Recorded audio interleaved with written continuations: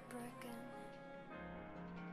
Yeah, I'm heartbroken, but I leave. And finally, the crown will come to me. Crown me hiding on this water, surrounded by burning floor, around here and there. Feel bad tears and cry. Time is always place I can feel the voice of God asking me.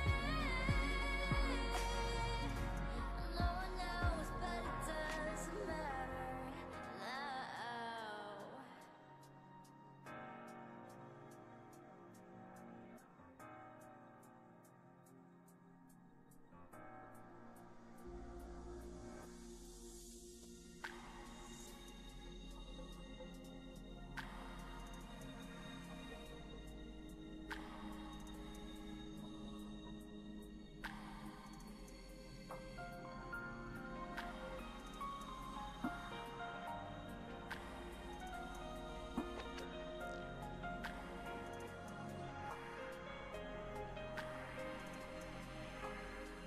It was my way of showing everything.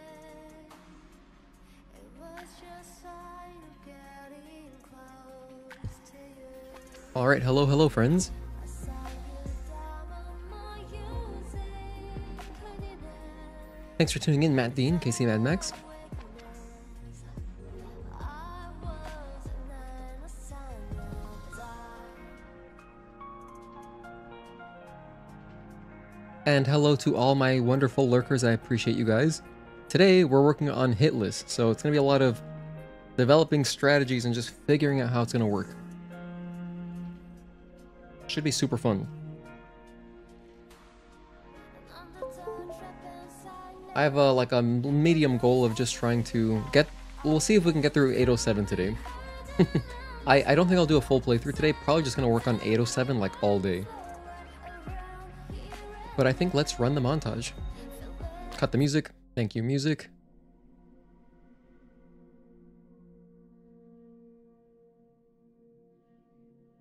So I'm going to play the montage and then we're going to jump into some gameplay. Also, hi Shinigami.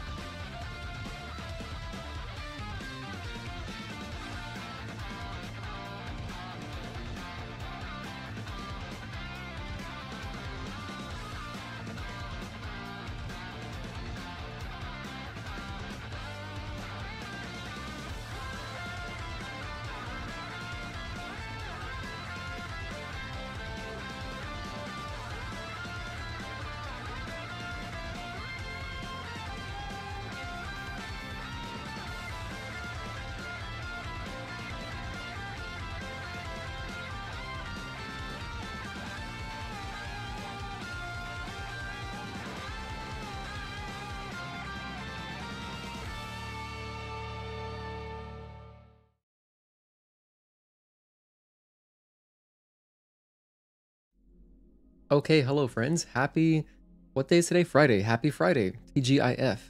I hope you guys are having, or had a good week, because we made it to the weekend. Congratulations. What are we doing today? Great question. First of all, thank you so much for tuning in. Matt Dean, KC Mad Max, Shinigami, thank you guys for being here. Today we're working on Stellar Blade Hitless. What does that mean? Okay, so you might think no damage is the same thing, but the difference is the reason that you hear Hitless sometimes, it started with Souls games, is because there are some damage sources that, you know, you don't really want to count as a hit. For example, like walking through lava or something like that. In Stellar Blade, we have stuff like that actually. We'll have... The main one that I think of is fire. So when you're running through the turrets in Spire, and when you're running through, like even just when you're fighting Juggernaut, there's a couple bits where you might step over fire. Stuff like that, I'm not going to count as a hit. So, or I'm not counting that as... If we were doing no damage, that would count as damage, but we're doing hitless, just so that we can basically walk through some fire sometimes. We'll see if there's any other stuff. Like, for example, immediately I think of the Cricket Slashers. The Cricket Slashers have their, you know, Poison Cloud attack, which you do take damage from if you're nearby, but, you know, is it a hit? I don't know, that's kind of sketchy. I don't know about that one. Hello, Gear, thank you for tuning in. I'll try not to take damage from that, though. I'm going to try playing as if that did count as a hit. But the ones I definitely don't want to count would be, of course, Fire, again, specifically Juggernaut, and during Spire. And, you know, as we practice, we might realize, okay, that probably shouldn't count either. And so, just for the fluidity of the run and to make it, you know, more enjoyable. Because, for example, like if you wanted to ignore the fire in Spire, like when you're running through the turrets, you'd have to go a really long way around. I guess you could, but... I mean, I guess we could. I mean, with Juggernaut, the Juggernaut one's kind of obnoxious because the fire during phase 2 could kind of be anywhere. And like if you lose a phase, like imagine if you're doing a full game run, hitless. If you lose your run because of like stepping through the fire in Juggernaut, that kind of sucks, right? And I feel like it's not part of like the spirit of the run is really to just essentially play perfectly. And accidentally stepping over fire, I feel like should be, you know, permissible. But anyway, let's go ahead and jump in, shall we? Oh yeah, by the way, if any of my wonderful channel members who caught the Final Fantasy VII stream last night, I was talking about how I love Red 13. I wasn't kidding. Here's like, this is an Emerald weapon. You can see my party there was Cloud, Tifa, Red 13. That was like my go-to party. Yeah, we were playing some Remake, trying to finish this game so I can start Rebirth, which is now out on PC. We did Chapter 9 last night, but that's of course members only. I'm probably going to do some more random spontaneous streams. Hello, Durade. Waleed, thank you for tuning in. Oh, we haven't played this game in a while, so I gotta re-download my old cloud save. So we haven't played since 1.16. Damn. Has it been that long? Yeah, I guess we've been working on Elden Ring. Which we beat Elden Ring now, so... You can never beat Raven. Durade, have I got a video for you. I literally have a video all about Raven. You can check it out. It's called How to Master Any Boss. So that's on my channel. If you go to my channel, go to the videos. Not the videos tab, but if you go to my channel and then scroll down to videos, that'll show you all my videos that are not OST, because the OST videos can kind of clog up the video feed. So I have a playlist, and there's one called, the thumbnail is just like Raven. It's like Raven reaching for you like this. If you click on that thumbnail, it's called How to Master Any Boss. It's like a no damage tutorial for Raven. That might help you. But you'll get it, don't worry. Wait, my controller layout working. By the way, I have a little like hit counter, but this hit counter is a very rudimentary hit counter. Once we're doing actual full game runs, I'll set up, because you can set up live split to essentially do hits as well, and you can track how many hits per section you take. But today we're basically just practicing 807. So that's the goal. It'd be incredible if I could get through 807 today.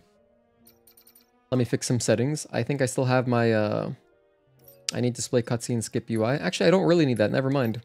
We're not speedrunning. But I don't want the radar.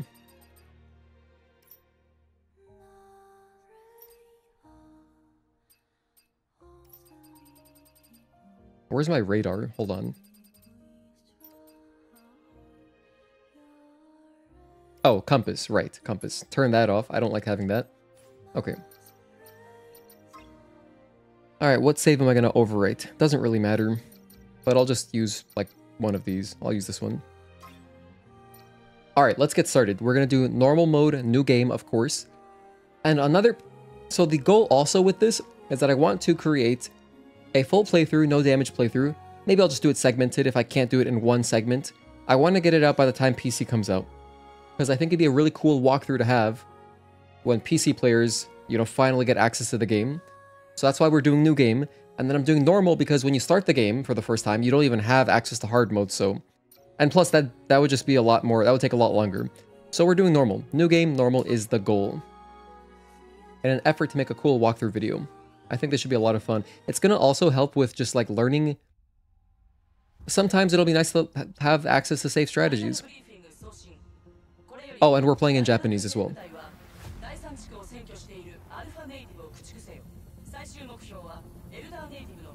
So expect a lot of stealth. I'm thinking a lot of stealth.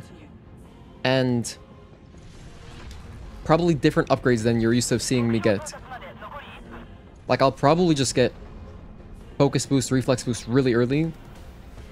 And I'll probably also kill some extra enemies that I normally don't. Just to get more experience early.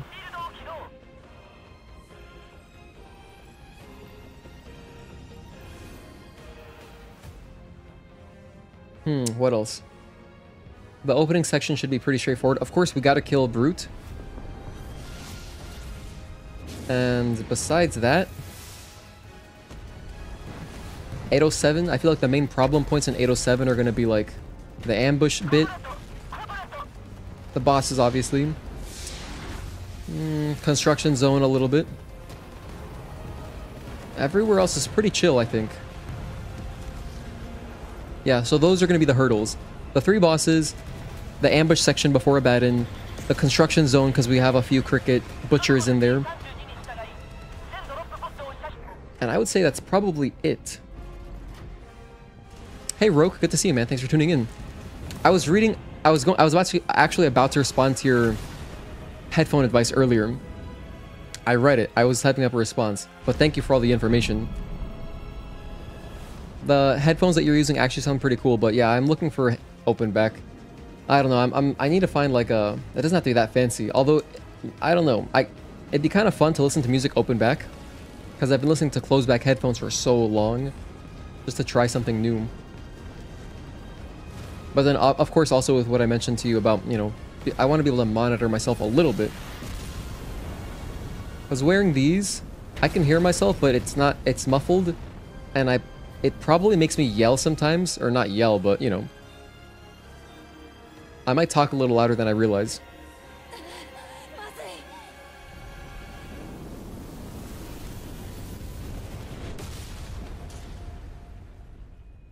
But what you were saying about the dual wireless connection, like you can have your headset connected to like your PS5 and PC, that's super cool. I have a Pulse Elite headset that I use to talk to my girlfriend when we're doing stuff on PS5. And it also has that double wireless connection. And it's nice. I can like play a game while listening to music from my phone. It's very nice. Yeah, it doesn't help with my open back research, but it's still cool information. So I appreciate it.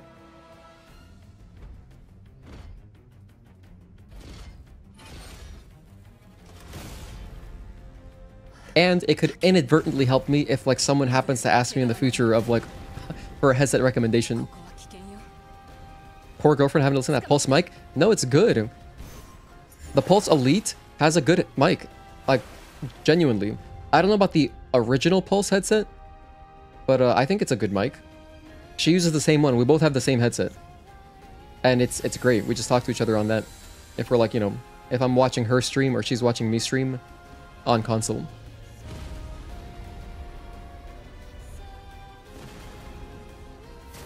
By the way, I'm playing with slightly louder audio than typical. So, if the game is slightly too loud, let me know, but it should be okay. Hello, Whitefoot Guitars. Thank you for tuning in. Yeah, thank you for being here. We're working on Hitless practice today. Like right here, I'm just not going to walk through the fire. I know in my rule set I'm not counting it as a hit, but since I need to kill Brute anyway, there's no point in taking the damage, I guess. I think it was the original Pulse that I'm thinking of. That one's atrocious. Also, hi, Matt. Whitefoot. Yeah. I've never used the original Pulse headset, but that thing looks cool.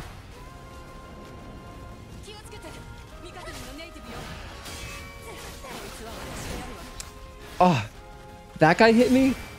You saw that? Taki's Beholder hit me. I'm gonna keep going though. This intro section I'm not worried about.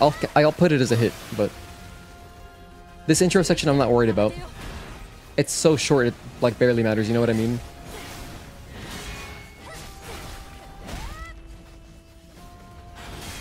Definitely just retribution these guys. Better than risking getting hit or something. Yeah, it would be a reset if we were doing full game runs. I mostly want to practice 807.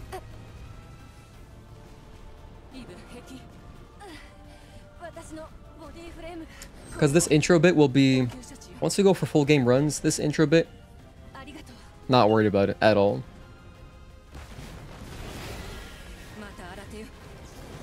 What's funny though is that it wasn't even like a...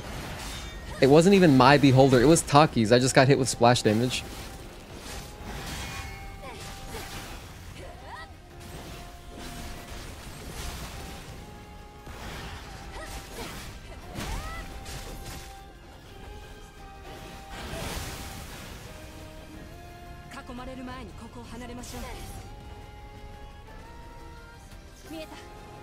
So the first real hurdle would be Brute.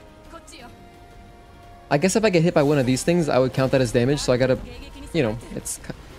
You can kind of see it coming from a mile away, but yeah. Don't get hit by these.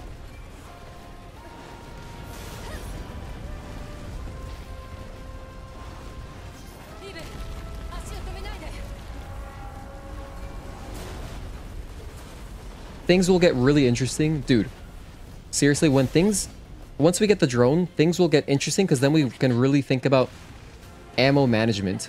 I feel like ammo will be, like, definitely really important for some bits. Mostly during Matrix. Crazy for going for a run like this? I don't know, the game's not that long. You know, if you think about like a speedrun being about 3 hours long.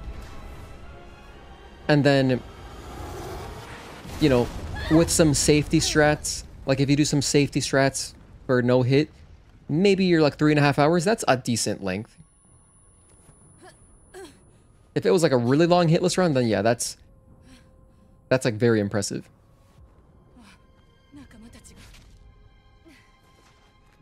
So anyway, our one hit wasn't even the enemy we were fighting. If I can get through Brute first try, no damage, that'd be cool. It will be cool. Once we... By the way, this could take months. It probably will take months to do. This is day one of practice, so like, I want to work on 807 today, and then maybe a separate day, we'll like spend all stream working on Matrix, for example. I think Altesse and Abyss shouldn't be too hard to get that. Like, we should be able to nail those pretty easily. Yeah, I would say so. Spire will probably be the hardest one. Or Matrix. Because of the scullings? Yeah, I don't know. We'll see.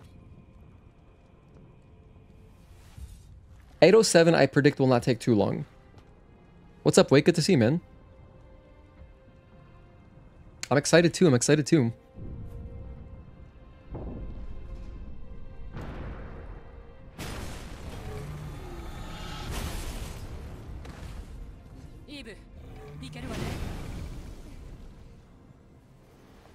All right, Brute.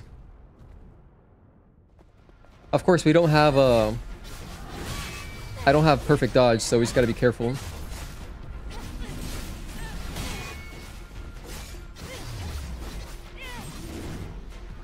One and two and three. Nope, interrupt that.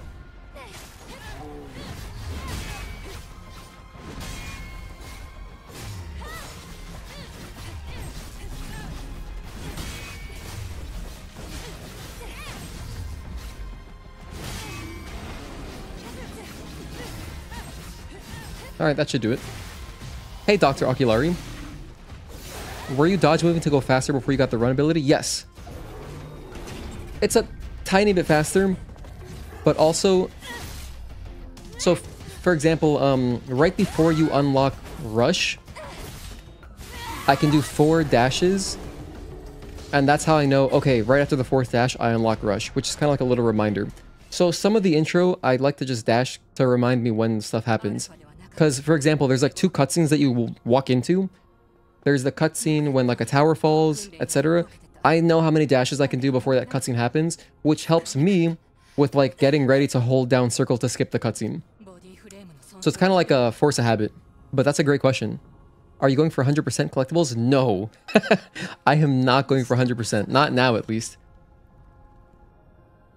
I'll definitely do some collectibles, but not 100%. But no, I mean, that's a great point. Since I do want it to be like a walkthrough, I'm gonna get some stuff. But just not everything. I'll have to think about it, because I think that, like... maybe I should at least get all cans.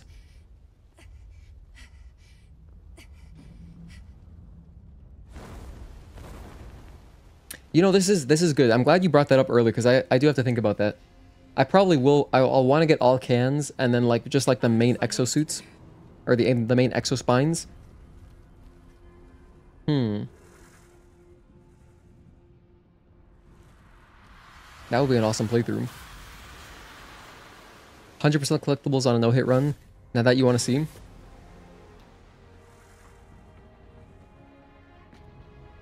Damn, dude, I don't even know. The thing is, I don't even like know by heart. I barely know any of the cans. I'd have to like look up where the cans are in 807. Let me look up a guide right now, see how hard this would be.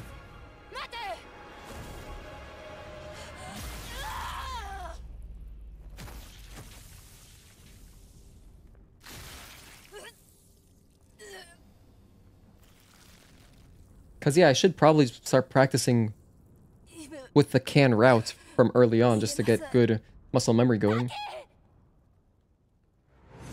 Alright, Zion, that's Zion. 807 looks to be pretty easy for cans.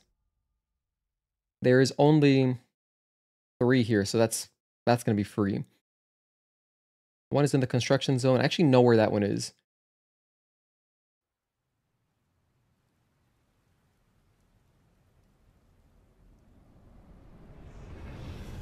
This one is around Corruptor, it seems like. Oh, no, it's flooded. Oh, never mind. There's one that's like once you drain the water, there's a can there.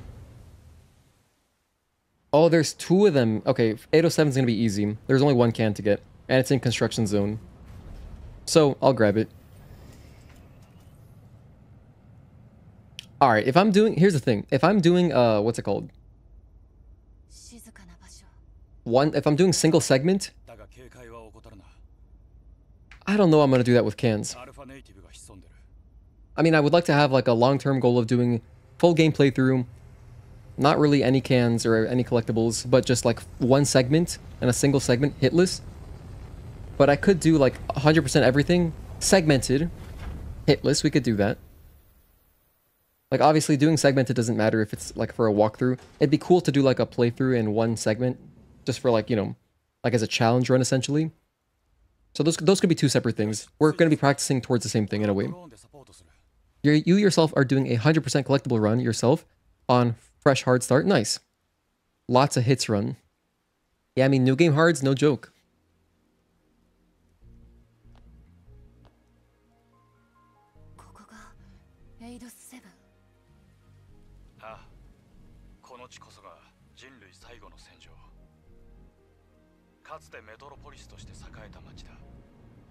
Honestly, they should just make hard mode available from the beginning.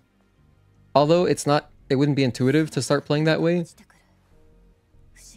It would be nice to be able to start from a fresh save file on hard, to be honest. Like, and if someone wants to, you know, whatever. Like CJ once said. Alright, first things first, spiders. Here's what I'll do. I'm gonna get these guys in a group. And just do that. These are no damage strategies, baby. Let's go. I'm actually gonna pick up as much stuff as I can. By the way, for anyone just tuning in, we're doing 807 practice today for the most part. We're gonna be working on developing new game normal, no damage strategies, hitless strategies. The difference being that I'm pretty much allowing myself to walk through fire sometimes, if there's like fire. And we'll see if there's any other stuff that matters, but I'm going to be grabbing more pickups and stuff.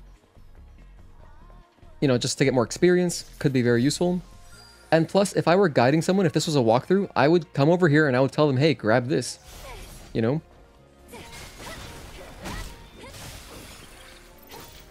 Because you're going to want this guy. I can't even remember the last time I got this robot. By the way, it does deal a little bit of damage to you. So you want to avoid that. And then I guess I would guide someone down here to get the chest. It honestly could end up mattering. We might need the materials for something. Plus, I feel like getting little things like this is kind of cool to show. Honestly, I should show stuff like this. It is cool. For like someone's first playthrough, you might not know to just jump down here. Of course, this is back from the demo days. I tell you, exploring this area for the very first time during the demo was, with this music playing, was wow. Magical.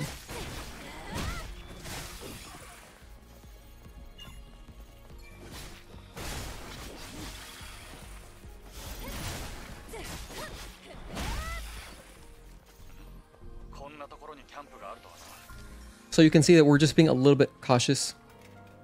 Not like a speedrun exactly. But yeah, our one hit so far was to a beholder, and it wasn't even my beholder. It was the freaking beholder that Taki was fighting off to the side. It just like sideswiped me. For you, the hardest part of New Game Hard are the grouped up regular enemies. Yeah, no. Groups of enemies can be really tricky. Until you get like... Until you unlock like Punishing Edge or Upgrade Slash. Yeah. And also, also on hard, they do have quite a bit of health. You want Shift Up to add a new difficulty? Same. I talked about it during my wishlist, but I'll talk about it again here. I would love a New Game Hard, or I would love a Hard Plus mode. My dream for Hard Plus is perfect parries only. So, like a regular parry, that doesn't work. It's invalid. It'll count as like a block. So you'll take some damage. And then also on top of that, enemies should have more balance. Kind of like a critical mode. You know, I've never played Kingdom Hearts 1 critical mode, but this is how, in my head, it works. You know, you're dealing less damage, but enemies also kind of take more damage in a way sometimes. I should actually just play Kingdom Hearts critical at some point. I'm going to save this one extra point that I have. Wait a minute. Yeah, I normally never have an extra point here, but because I got that one body and we killed the robot to get the tumbler upgrade, we have an extra point, which is kind of cool. So I guess I'll save it and I'll get focus boost later. Yeah. Seems good. Alright, let's kill this guy, I think. Or you know what? No, hold on. I'm a genius. Did that count as damage? I think I got hit there for a sec. See, like, should that count as a hit? It's one of the few attacks in the game, but... hang on a sec. I have my microphone on this. I should turn that off. I'll just mute my mic. That works. Hang on. Let me just mute the game real quick so you don't have to hear my audio twice. I'm going to stare at my health bar. Did I take damage from the poison cloud? I did. I did. So it's interesting. I'm just going to put it as a hit. I could just be more careful. You can get away from that if you're more careful. So these are little things that we're picking up from practicing. In this hard plus mode, imagine if Eve would also stagger a little bit when she blocks. Like if her stagger, like if her posture could break, that could also be a cool mechanic. Or like she can't block too long. Or like if your shield breaks, you kind of stumble. At that point, it's a death sentence. But it should be.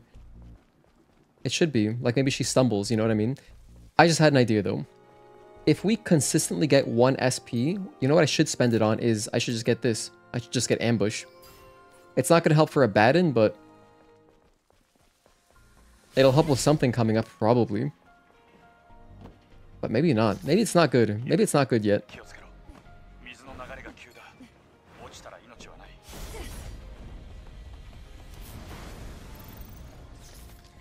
since I'm in kind of walkthrough mode, I'm going to be exploring the map a little bit more and grabbing stuff like this, which is fun to do. I haven't done this in a long time. But anyway, yeah, so I imagine in my hard plus mode, my imaginary difficulty mode, enemies have, like for example, Abaddon. He normally has like, I think 12 balance or 10 balance. But instead of 10 balance, make it like 20 balance or 24 balance. But to balance it a little bit, pun, instead of taking just like a little bit of damage from a retribution, the retribution would do a lot of damage. I'm thinking like ×4 or something like that. Or ×5 even.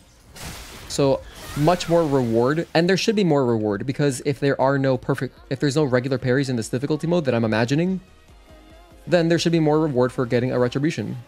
But just make it a bit harder to get. I think it'd be a really fun balance. That'd be a really cool game mode. I would love to do that. And in fact, that kind of game mode that I'm imagining shouldn't be hard to mod in.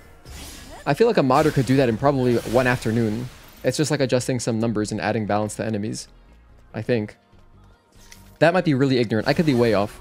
I've never modded a game, and I personally don't have any friends who like make mods for games, so I don't have, you know, even secondhand experience. But I'm hoping that once the game comes out on PC, we can make friends with some modders. That'd be awesome.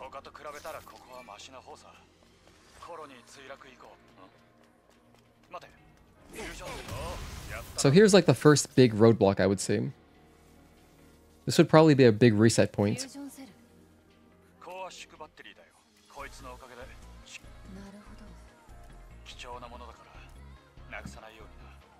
This ambush section is pretty sketchy.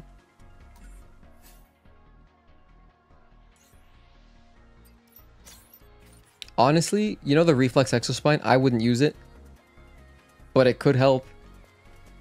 I don't like using it because I feel like it just creates bad habits, but for a hitless run, it probably would be good for that extra safety net. Yeah, ambush is going to be nasty.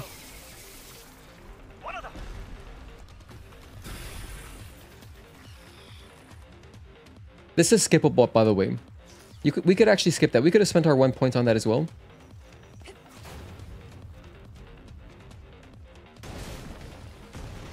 Damn, that didn't work out. Hang on. We have some more barrels over here. Check this out. Gotta lead them over here.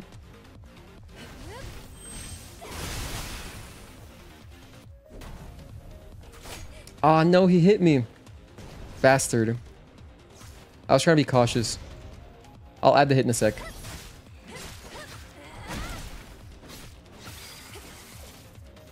That's a hit. We took one from the big spider.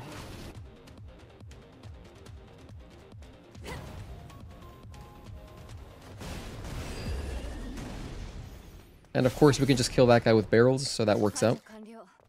Okay, so big spider. Yeah. Everything else, though, the nice thing that, since we're playing on normal, the nice thing is, my slash, as you can see, was very powerful. I took out literally like all the spiders, pretty much. I think maybe one of them survived. But if anything survived, it died from the remaining barrels. So there's, you know, it's going to be nice. It's going to be nice compared to playing on hard. There's a little bit of gold down there, by the way, but not even going to bother picking that up. Let's get this chest, actually.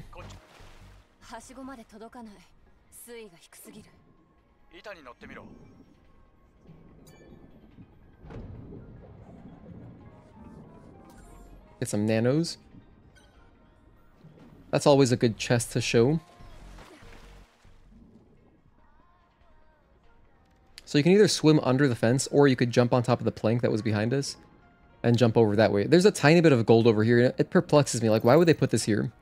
45 gold is basically nothing. But they put it there, you know, for some reason. What am I getting stuck on? I don't know. I'm going to go the long way. Just to grab the body, just so we can get a little bit of extra experience. These are no damage strats after all. Or no hit strats.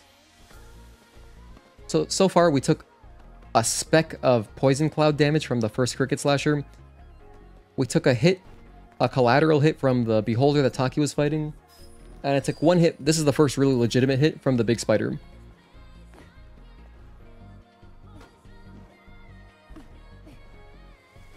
Alright, so I'm making mental notes.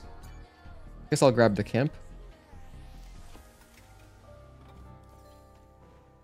Oh, you know what? Ambush could be useful right here. I think that in a walkthrough, I would show, hey, look, open the door. I would probably show that. So I'll show off, you know, shortcuts like that, although there's not many of them. Ambush is good for this guy. Because we don't have Blink yet. So barnacles are a tiny bit sketchy. I think that guy's optional. I'm going to avoid him. But I want to kill this Cricket Slasher because I want the chest. So what I'll do is I'll lead him out. I could have done that earlier.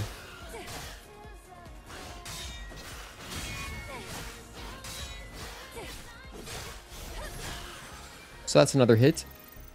I think it's worth coming over here. I would come over here in a walkthrough because I want to show this chest since I picked up the code for it.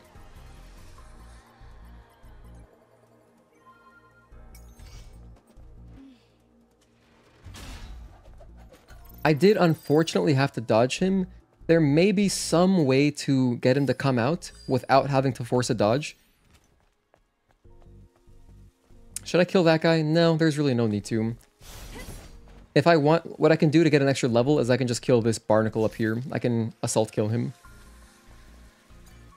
Hey Edgar, good to see you, man. Hello Jaber, AA, thank you for tuning in as well. I'm doing quite alright, how are you? Happy Friday, everybody. Is it true that if 7 Remake uses the same engine as Stellar Blade? Oh, Unreal Engine 4? I think so, I heard that was true. Honestly, I'm not entirely sure. I think this is an Unreal... I'm pretty sure this is Unreal Engine 4. And if it is, then yeah, because Final Fantasy Remake is also Unreal Engine 4.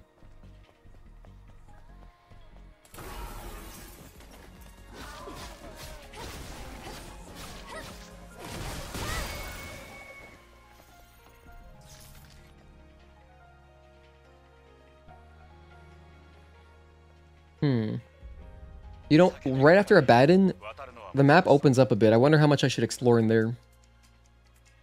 I'm gonna look around the map. I'm gonna use my scan. You know, I forget that scan is a mechanic in this game. You know, speedrunning, it's easy to forget. But yeah, if you click in the trackpad, you can scan and see enemies that are petrified. You can also see item locations. Like over here, there's a chest. Can I open something? That's a chest, isn't it? No, this is just a crate. Never mind. Which has a potion in it. Alright. There's nothing else over here, huh? Just the enemy. Which I don't need the enemy. As you can see, I have 1 SP already. So I'll have enough SP to get another upgrade.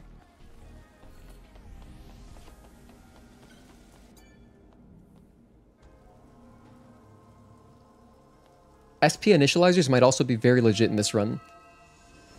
Possibly. We might want to... Here's the thing. Oh, dude, this is going to be so much fun.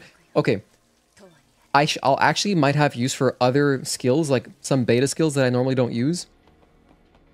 Like, honestly, maybe I should just get Shield Breaker. Shield Breaker could be, I think, probably the fastest way to kill Abaddon that is not using the barrels. Because in a walkthrough, I'm not going to show a barrel strategy. That's, like, so specific. It's not going to help anyone playing the game for the first time.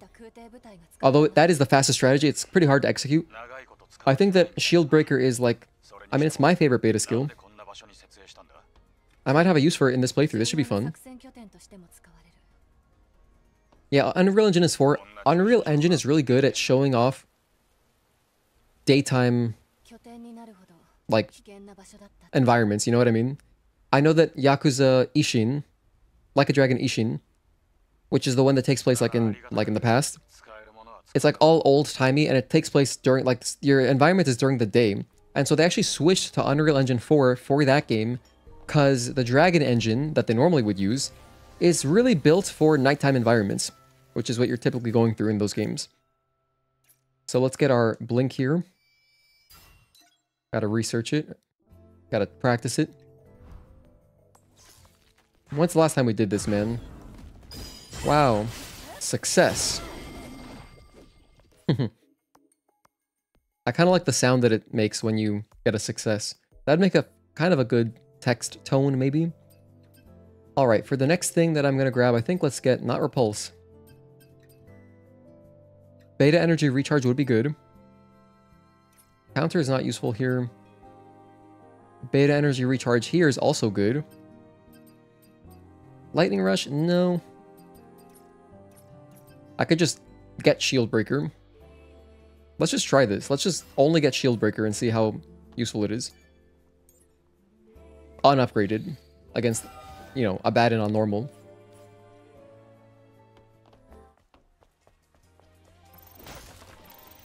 Just some more gold. Oh, and by the way, once I do, this is going to be well into the future, but once I do, like, feel like, okay, we're getting close. Once I've done enough hitless practice, I'll be recording the runs, no webcam, I feel like. Unless, maybe I can figure out a way to record the game just raw by itself while broadcasting, like streaming with my whole layout. Because when I eventually get that run, I want to capture it just without my face, without a layout, without a hit counter, nothing. Just really clean.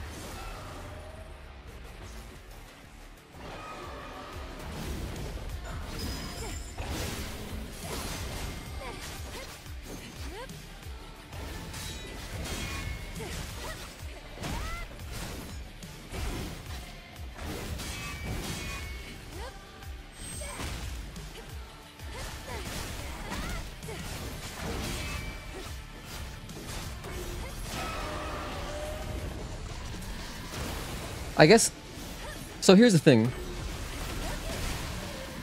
The, like, phase transitions technically don't count as damage, but they do in a way. Oh, I don't like that. Oh, thankfully it's just this.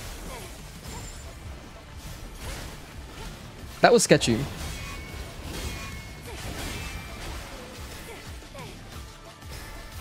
That was kind of sketchy.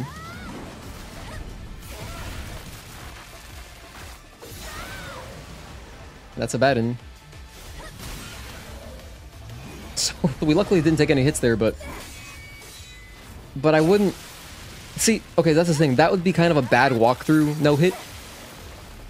Like, thinking about a walkthrough, I'd want to show consistent strategies. In fact, I probably should show lightning happening if I can.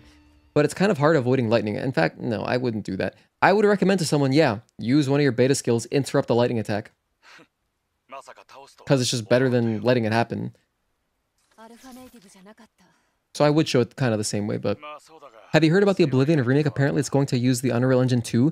No, I didn't know about that. Well, I knew about like you mean Elder Scrolls 4, right? My favorite Elder Scrolls game, Oblivion. But I knew that there's like a community project working on basically remastering that game.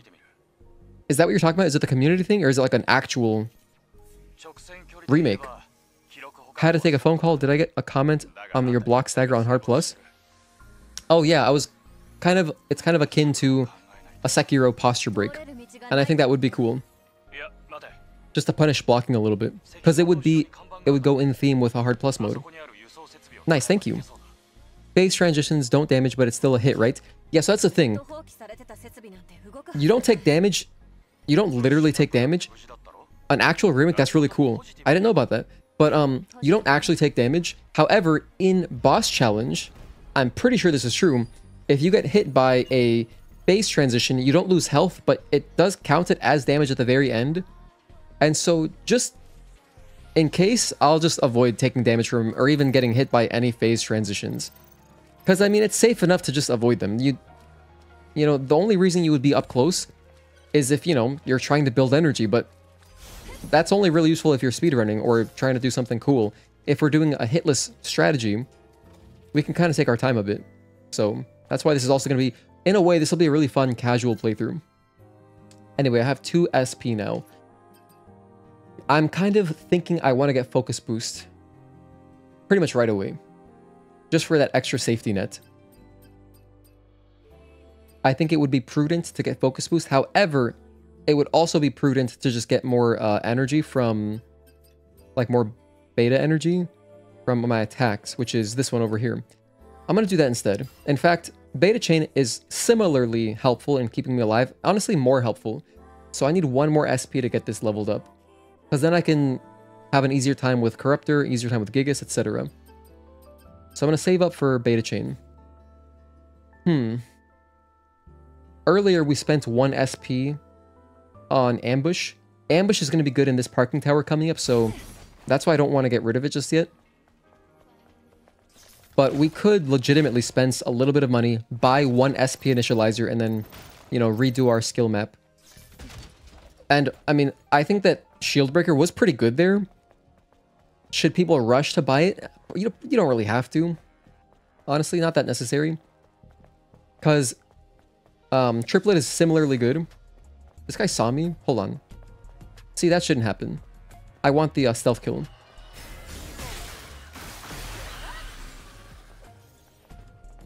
Don't chase me. If I was being more careful, I should have gotten a stealth kill on him. It doesn't count as damage on boss challenge. You've done that, ended with 0 damage taken. Oh, seriously? Okay. I feel like it's happened to me, mate. I don't know. At one point, I was practicing the Karakuri boss a little bit. Going for, like, leaderboard times. But I remember getting hit by her phase transition, and I'm pretty sure it counted as damage, but I could be remembering it wrong. Was that recent, though, Roke? I'm curious. I don't know if maybe they updated it. If what you're saying happened a while ago, it's possible. But you're probably right, and I'm just remembering wrong. Alright, now, Chain Type Extra Spine. Is this worth getting?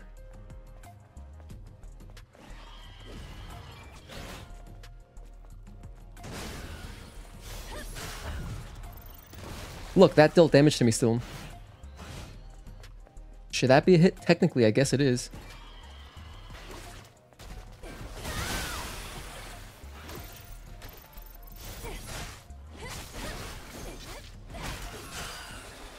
Technically, I guess I took a hit from the Poison Cloud. That's the second time we've gotten hit by a Poison Cloud. Honestly, it's kind of hard to outrun it. Like, you have to... I mean, it's not hard. You just have to be really... You have to anticipate it a lot. And it's clear, you know, it's kind of obvious when they're going to do it. But, like, if you're trying to get every last hit out, which is my muscle memory, you know, from speedrunning, if you're trying to get every last bit of damage in, I feel like it's pretty easy to just accidentally stay too close, you know? This guy saw me. How do I get a free stealth kill on him? I think that this particular Cricket Slasher is... You can see his patrol was very short. There's not really much room there. However, he's very optional. For this guy in particular, I could have just ignored him and ran past, which is what we would do in a speedrun. So he's not that important, but I'm looking through to see how many enemies should I really bother killing, because it could be useful doing no-hit strategies to get different skills, like more skills possibly. So in a speedrun, what you would normally do is ignore that guy up top that we just killed, run down here and ambush this dude. That's typical. If I'm careful, I could also ambush this guy if I just watch him for a little bit. As you can see. And then even the Cricket Boomer, I want to say, we could grab. But he has such little health, I don't care.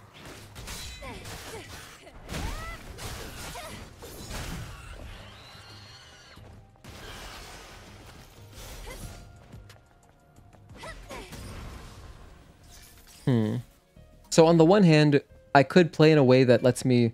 I could just stay farther. I could keep my distance a little bit better from the Cricket Slashers, but for fluidity, it's better to just keep attacking them. You know, it looks better on video, I feel like.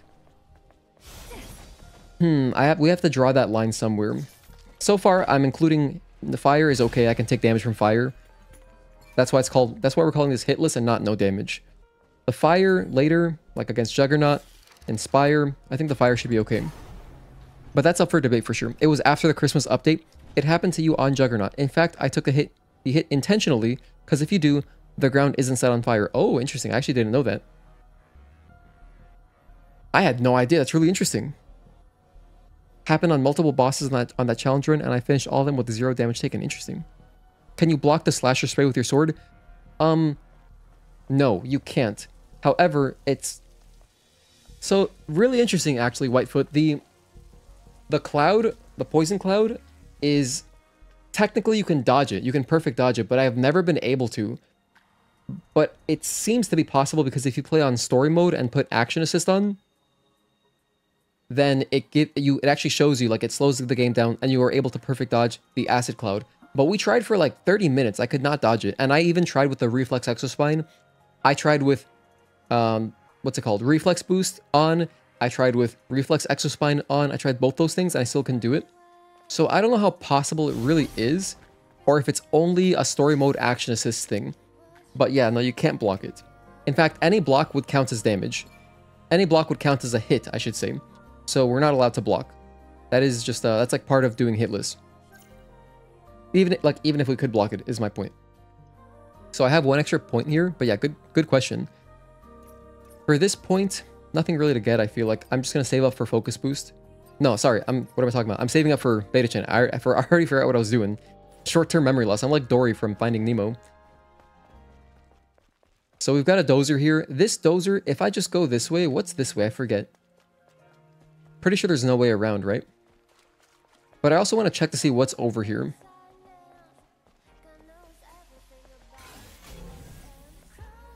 I can go up there. Yeah, there's a crate over there. There's a human. Honestly, do I want to potentially show this in a walkthrough video? Because this is part hitless, part walkthrough. So let me just see what's over here. I don't remember. If it's something a little bit useful, I would grab it, I think. Tempted to say skill issue, but I know that's not the case with this guy. Dude, try it. I could be a skill issue. I just couldn't do it. I don't know if it's... I really don't know if it's possible. Isn't one of these dudes awake? No, they're not. I remember one of these dudes being alive. I'd have to go back to my first playthrough and see if they changed it, but for some reason I remember getting grabbed there. This guy's definitely an enemy. Yeah, that's an enemy. He's red. So I'll just kill him.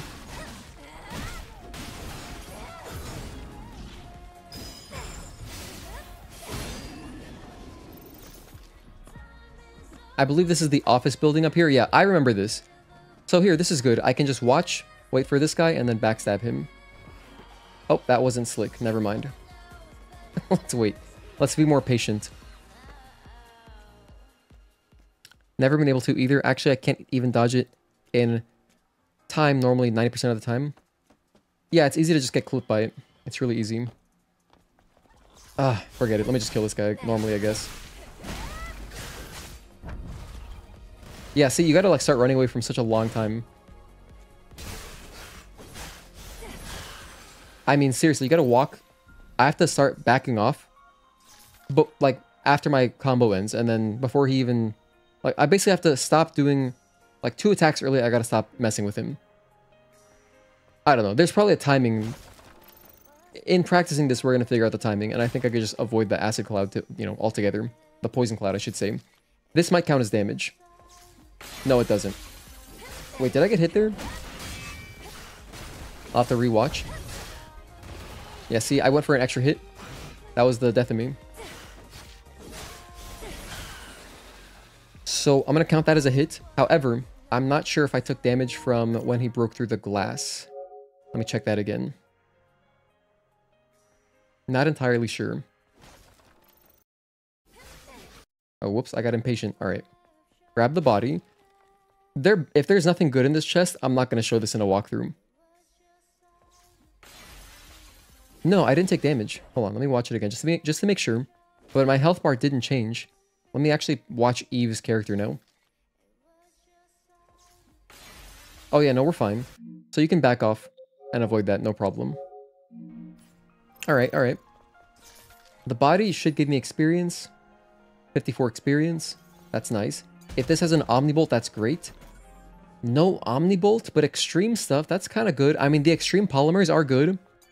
During someone's first playthrough, they're going to be unlocking costumes and stuff. You know, so then the polymers are relevant. Does this give me experience? No, it's a memo. I guess I should show memos too. I should show pickups, shouldn't I? Oh my goodness, that's going to be a lot of stuff to grab. But maybe not. It could be less than I think. It could be less than I think. I probably should show pickups. Okay, I have to figure out how in-depth I want to get. If we're doing every pickup, you know, this will be longer, a longer experience, but that's okay. Nothing over here, right? Let me see. I know we can go down. First of all, This is like a little Easter egg. This drops money. So I should definitely show that because that's cool. Everyone might not know that. And then another memo and some experience. The experience is honestly nice. By the way, that statue that we just hit for money, there's a similar one. What the hell? I don't remember this. There's enemies in here? Okay, so how would I deal with them? Just funnel them, actually. If they're in a funnel, they can't do anything to you. Unless they do that. Okay. Some of those guys do explode. By the way, if you didn't know, the creepers, right? You can see they're going to explode if they're the explosive type, if their body is glowing. So you can kind of look at, see if they're glowing. It's most obvious in Abyss and Altesse Lavoir, because those two areas are dark, and so naturally, if they're glowing, they stand out more, you know? Over here, there's a human and an upgrade. Okay. So yeah, this is another nice area to show.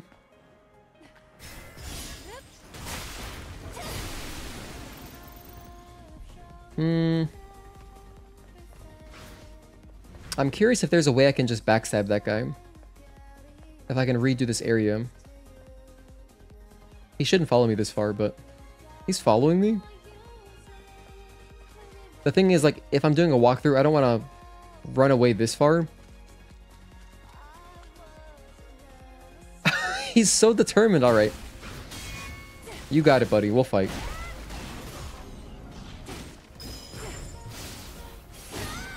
Why was he so determined? Anyway, I feel like for this room up here, I could probably get it in a way where I could, you know, get an assault kill and then get a backstab. Maybe I need a backstab first and then come back, jump on top of this, and then get the assault kill. Probably. I'm sure there's some way to do it. But yeah, health cores, like the body cores, beta cores, I'm going to want to show these for sure. That would help new players as well.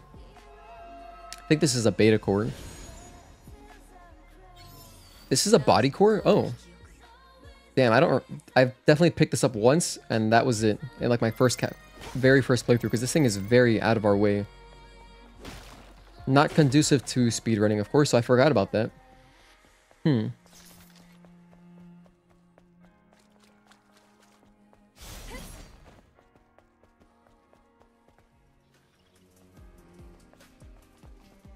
Alright, what else? What else? I think there's a body over here, actually. Underneath. There's an object. Oh, it's a newspaper. Well, the newspapers also count as, like, documents. They're following me?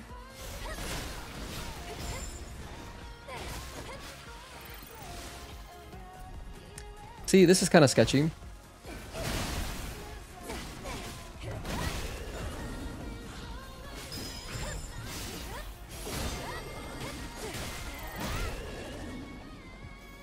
But for a newspaper, that's worth it. The Truth, Article 13. This is going to take quite a bit of studying. Drone upgrade robot nearby as well? Really? Hang on. In this area? Let me scan again for it. There's a crate that way.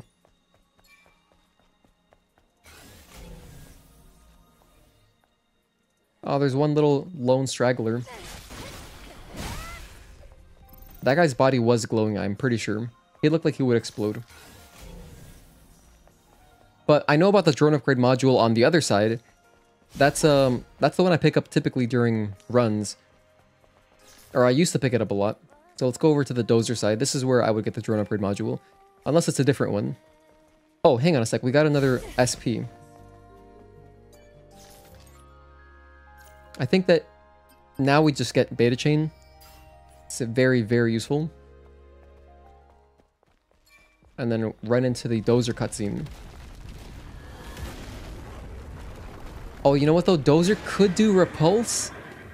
Ah, yeah, he could do repulse. It might be worth showing people to get that.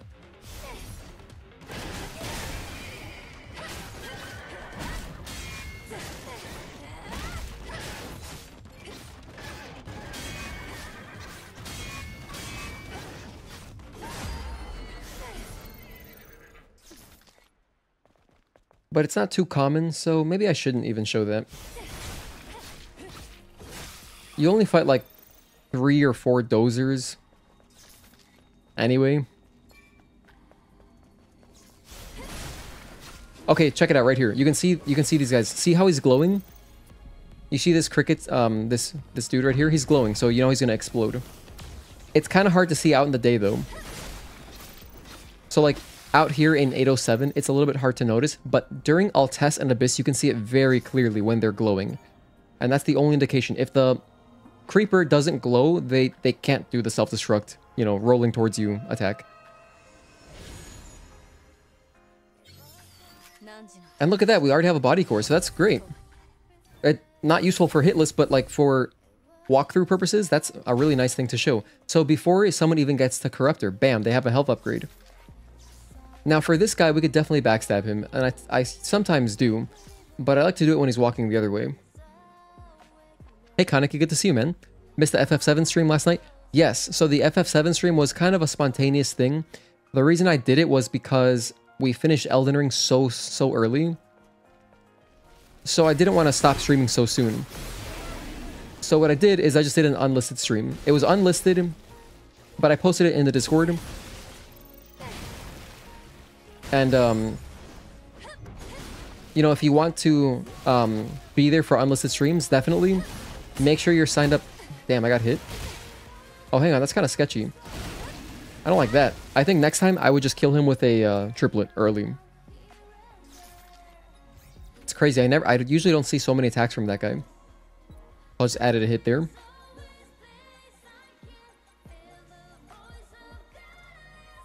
But probably what I'll do though, Kaneki, is I might start doing the random streams like that. I might just do them as member streams, because YouTube actually does allow me to broadcast just to channel members.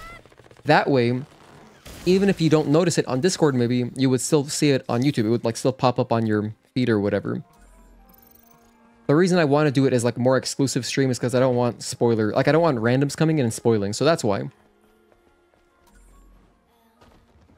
But yeah, I'm not going to be doing like FF7 the full playthrough on stream because I might be playing it offline sometimes. But for random streams, yes. We did Chapter 9, just for example. That was my first time streaming that game. We did all of Chapter 9, which was a hilarious chapter. All of Wall Market, basically. And it was awesome. Hey, Super 007, good to see you, man. Thank you for tuning in.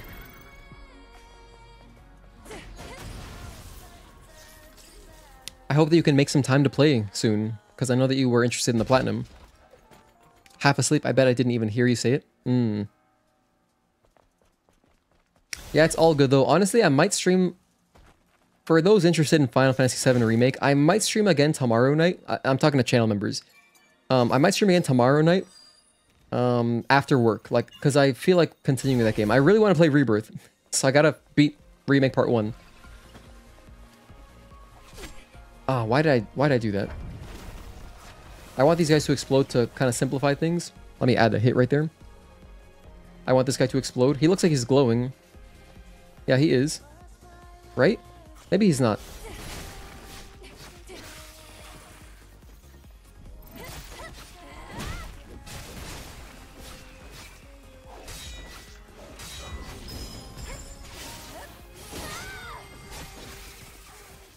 So that's another hit. Probably, I think the best way for that group is just spend a slash. Probably spend a slash early like I would in the speedrun. Spend a slash right away, kill the babies, and then the mama spider, fight her normally, and you know, usually after one blink, it's a wrap, so. Hello Lucifer, bonsoir to you. Don't have a lot of time to play just working, I feel that. I get burnt out too. Honestly, it's like... I used to be really overwhelmed, only since I started streaming. I used to be so overwhelmed by just playing video games, like it was so hard to just make time. So, you know, streaming has been a really fun way to play more games. Like last year, I don't think I've had a year where I played so many video games in a year since like, I don't know. Since like, literally since like middle school or high school. Since like back then. It's just too easy. It's just too easy to, you know, dissociate a little bit. You know what I mean? Sometimes you forget about your hobbies and stuff, so... If you want every pickup, like you said, you're looking at 832. Damn. When you put it that way with a number, like that's a lot of pickups, excluding only camps and weapon cores. So I'll have to figure out what the most important stuff is. I think that, okay, maybe I won't do the documents then. That's just too much. I think that the most important ones to show really would be weapon cores, not weapon cores. Well, weapon cores, yeah, that too, I guess. But beta cores, body cores, cans, exospines, those. And then maybe some costumes, I guess. Probably should do the costumes too. Yeah, I should do the costumes, but okay. I'm gonna upgrade this chain type exospine, by the way. The costumes are good because there's a... Oh wait, there's not a trophy tied to it, never mind. So it doesn't really matter, but I'm gonna want to show at least my favorite costumes. The thing is, it is nice that... no, it makes sense. So the thing is, like in a walkthrough video, if you're following a walkthrough, you know, I don't want someone to miss a costume because of me. So if I'm like showing like, hey, this is your walkthrough, of course I could advertise it as like, I could denote that like, hey, I'm not getting all the costumes. So then if they want to get all of them, they could, but then they have to look up a second guide, then my guide is less useful. No, so I should show the costumes too. The reason is because the costumes, oh, and the gears. Oh my gosh, the gears. The reason is because, for example, if you don't get one costume in your first playthrough, and then you find it in your second playthrough, now you're only picking up version 1 of that costume. And if you want to get all those separate versions, you got to do it like, you know, I might be costing someone an extra playthrough. The same is true for the gears. So the gears costumes are important to pick up, I feel like. Yeah. The documents are the only thing that like really don't matter that much. Anyone could just get those later. And also there's no trophy tied to them. There's a trophy tied to getting like X amount, but it's like, I don't know, probably like 60 or 70%. You just have to get like most of them, not all of them. So I think that's pretty fair. If I were to grab every document, that would just be a long playthrough. 49 cans, 20 cores, 20 body cores, 20 beta cores, 20 body cores, 15 tumblers. Oh, the tumblers too. Yes. The drone upgrades. Yeah. We'll get most of the drone upgrades. Suits, exospines, most importantly 25 fish. The fish? The fish? Should I put that in there too? That could add RNG to like... If I'm doing it segmented, it doesn't matter. In a single segment playthrough though, I wouldn't do fish. That's for sure. That could take 2 hours. You know, that could literally take 2 hours if I get like unlucky. Possibly. Which, I mean, if I do it at the end, it's like no big deal. But like imagine, it'll be really funny. Imagine like spending 2 hours fishing. And then you're like, okay, finally, now I can go to the final bosses. And you just take a hit instantly. That'd be kind of funny. Don't forget you can get an outfit for getting all the fish. Oh, that's right. I forgot about that.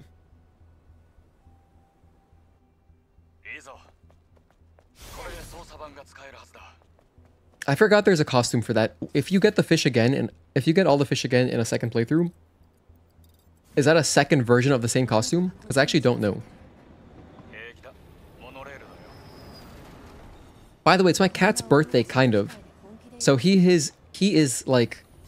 I got him in 22. So he's officially 3 years old under my care. But when I got him, when I picked him up off the streets, he was about 1. That's what the vet estimated. They estimated roughly 1 year old, so I'm putting him at 4 years old. So it's basically his 4th birthday, and he's taking a nap behind me, of course.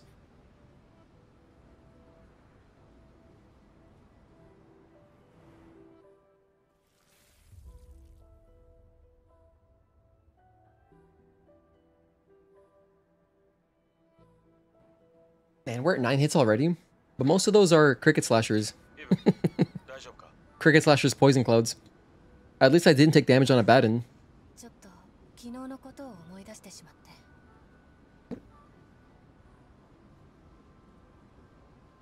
Don't think so. Pretty sure the fish data carries over to New Game Plus.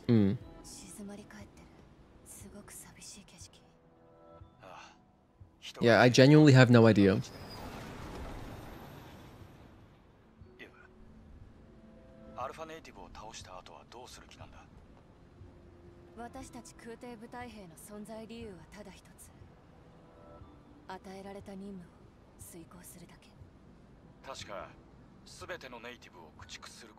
But yeah, so it's a delicate balance. If I were doing single segment, I'd be getting no pickups. I'd be getting just only what I need. For the walkthrough, I'll be doing more stuff, which will make the segments harder. So I think that the walkthrough, yeah, I'm just gonna do it segmented. That's if I'm gonna be picking up all this stuff, that adds so much extra risk. Yeah. So let's work on getting here's our goal. How about let's try to get this done by the end of hang on a sec, I missed something. Just for 807, I mean. For 807 specifically, let's try to get a perfect 807 walkthrough segment done by the end of January 24th, by the end of February. So by February 28th. That'll be my little short-term goal. So the goal, it being a perfect Eidos 7 segment from the opening of the game until we find Lily, grab all the stuff, exospines, gears, body cores, beta cores. There's one can that we can get right now. And it's coming up in construction zone. Drone upgrade modules, tumbler upgrades, all that. I want to do that by the end of February. Well, we can try anyway. Okay, so let's explore flooded commercial sector. I haven't explored here in a long time. And the camps. We got to touch all the camps as well. Because that's definitely one that'll be... That could help some people. I know that finding your very last camp can be kind of like... Ugh, you know what I mean? It can be kind of frustrating, so... Alright, for this area, we have one enemy. That's it. Okay. He opens up with an attack. He can do that. He can do that. That's a hit. Okay, gotta be mindful of that then. You made it a point to collect every outfit so you would know if there's an extra outfit for that? Okay. That's good to know then. Yeah, I wasn't sure on the fishing one. So here is a beta core, surely. If this were a body core, I would have picked this up in a speedrun. This is too convenient. It's right there. This would be faster to get than some other ones, so... Beta cores, unfortunately, are not very useful.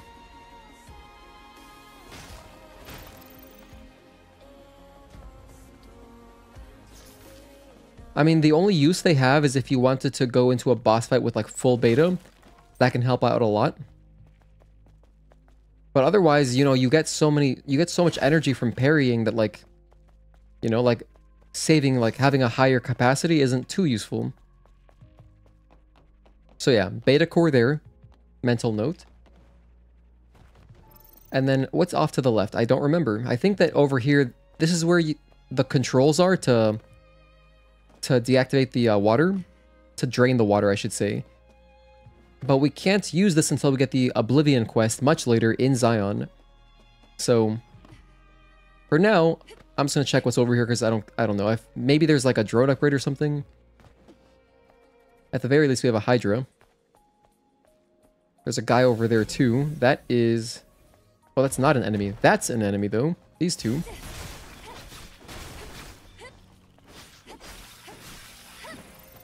This might be an exospine, which is definitely worth picking up. Grenadier. Not the most useful, but I want to show it to people so that they can grab it if they want to. And in fact, it's kind of nice to show, hey, this is where you would drain the water later. I could make a little annotation. Or I might do commentary. I'd probably do 2 videos, one with commentary, one with no commentary. Because, you know, sometimes commentary can be annoying if you're just trying to scrub through for one thing. But if someone's watching the entire thing, I think commentary is good. Oh, you know what I didn't do? I didn't go into the, I didn't go into bar 99. Oh well. Next time, next time. Alright, how about this group? Let's kill the little spiders first.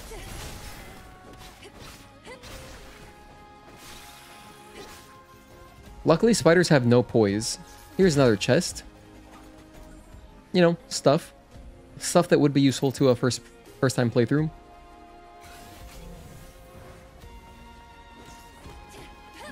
Does this one drop money? No, it doesn't. Okay. Only the lion statue underwater does. Nothing over there. Okay. There's an enemy there, but otherwise, nothing really. Okay. We could backstab this guy, though. We could backstab him just for the experience, because I'm at 94%, so probably worth it. You would definitely like the commentary? Okay. Yeah, I think 2 versions is good. That way everyone wins, you know?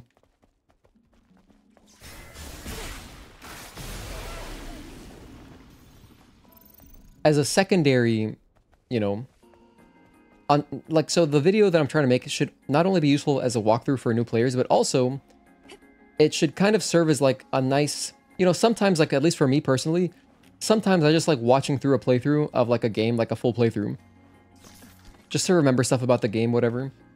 One of my favorite YouTube channels to watch is Eidos.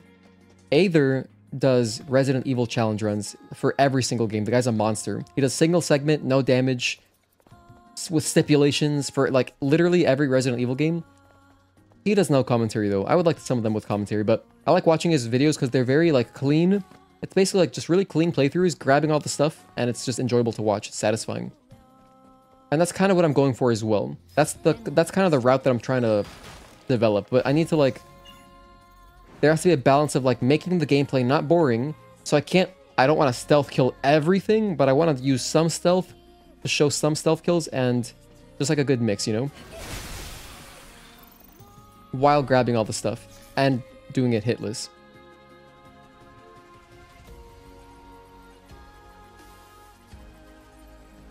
Oh, okay, hold on. Oh my gosh, I did every mistake possible.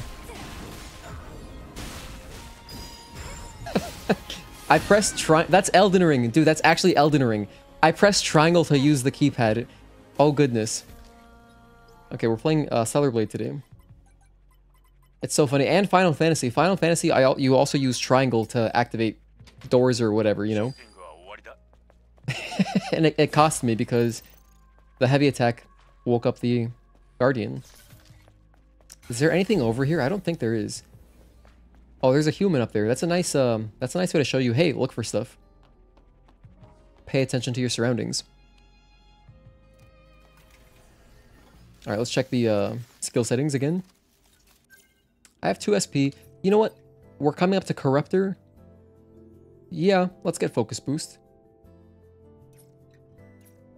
Let's get Focus Boost, yeah. It'll be a nice precaution. I think that if we're doing Hitless, I probably want to get Focus Boost as early as possible, at least for Gigas. At least for Gigas.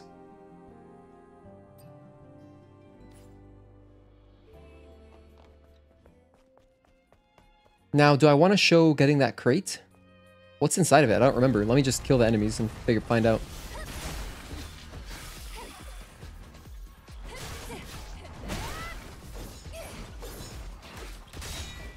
Wait, I'm stuck? Okay, hold on. I was caught up on a rock there for a sec.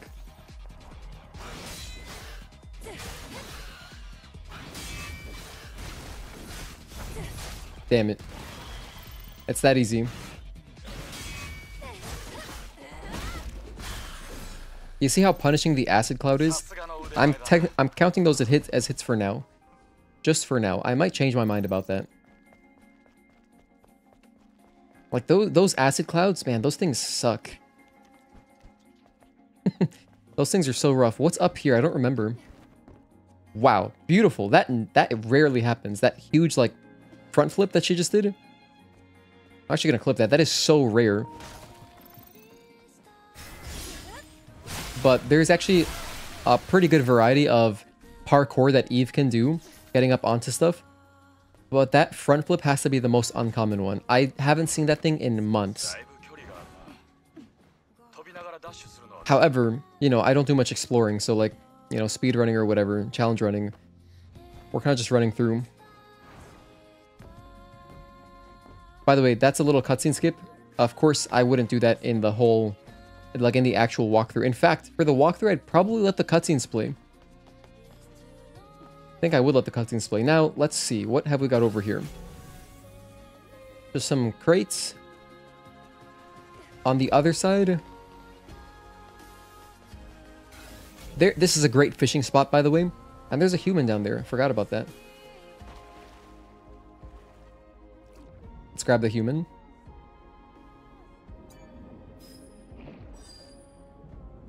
So a little experience as well as the memo.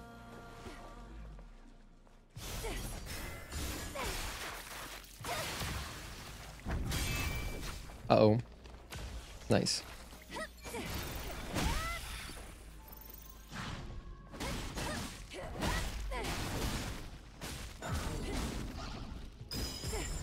You have to be careful with these dudes. So I attacked him straight up there, but when you wake them up from their petrified state, there's a chance that, because it happened earlier a second ago, there's a chance that he wakes up with a slash, which can be kind of hard to see coming, I think.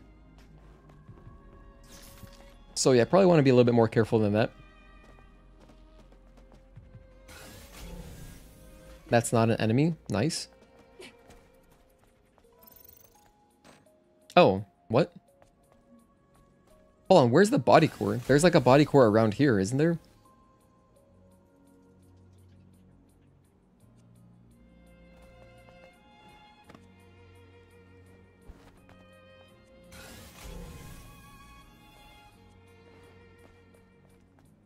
Wait a minute, where's this body core? I gotta scan again. The human is over there. Hold on, so I'm just missing it. Not this way. Oh, I think I need to jump up on top of stuff. I might have to, you know what I might have to do? I might have to go like up and around. Alright, hang on a sec. I don't remember how to get that. Wouldn't it be possible to make a platinum guide? Yeah, this will serve in a way as a platinum guide too, because it'll be getting most everything that you would need for the platinum trophy. Because I want to run through getting the body cores, beta cores, you know, costumes, stuff like that, drone upgrades, all that.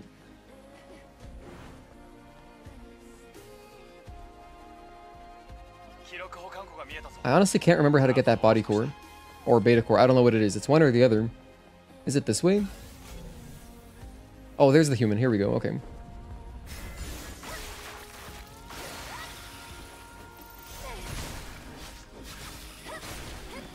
Luckily, creepers have no poise whatsoever.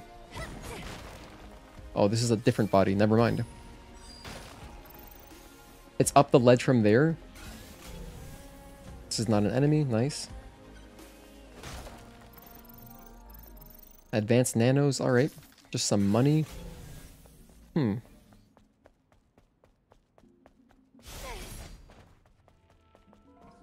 First, let me just touch this camp.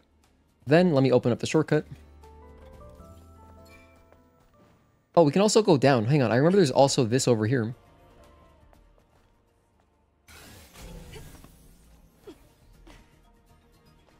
I think that over here is the... There's something good over here. It's like a relevant exospine or some kind of... It might be a gear. Something good.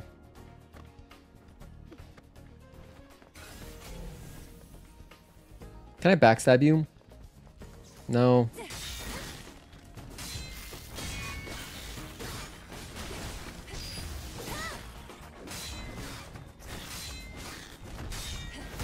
Oh, he has 3 attacks there, right. My bad. That's another hit.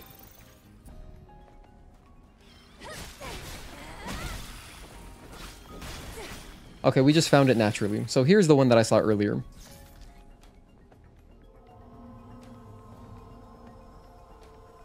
I thought there was something else good here.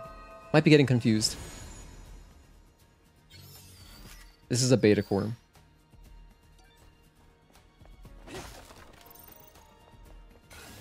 Oh, this thing right here. Is this a costume then? Armored pack. Oh, okay, it's for your drone. What was I thinking of? I'm thinking of a different area. Completely different area.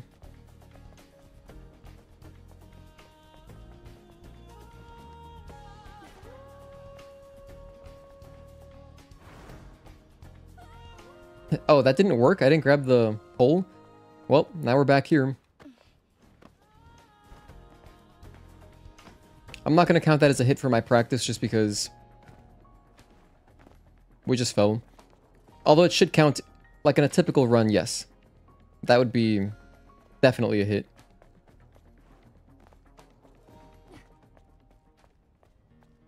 Who needs the armor pack when you can have Rudolph? I love Rudolph. However, you wouldn't unlock Rudolph until you get to Zion, right? Yeah. Yeah, it's a pickup. Alright.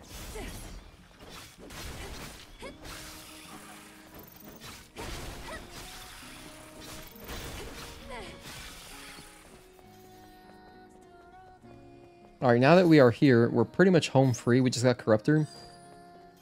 I mean, this is a free backstab. For this enemy over here, you don't have to fight him, necessarily. Well, gonna fight him now.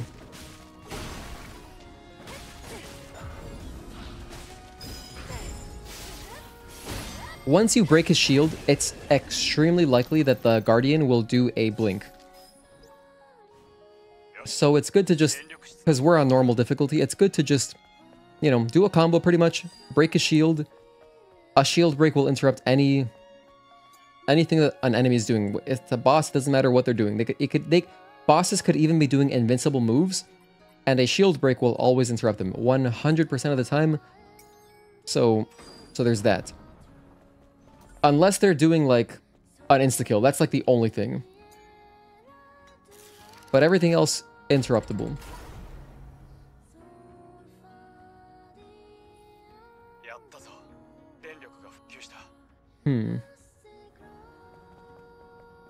But anyway, so yeah, since you get Blink early on, the Guardians become, you know, not scary. Oh, hang on, there's also this over here. Forgot about this. I believe we just have some materials. Yeah, we got a crate, or a box. That chest had a shock grenade in it, nice. Vitcoin? 3 Vitcoins, okay. The chests are good to show as well because you gotta open 200 of them for a trophy. Alright, let's do Corruptor. Of course, once we go down into the memory hall, or the Hall of Records, here at the memory tower, you get a free heal. So you're going to notice that my health will go back up to full. And if I had no tumblers, for example, I would get all my tumblers back. Eidos, Cybernetics Industrial.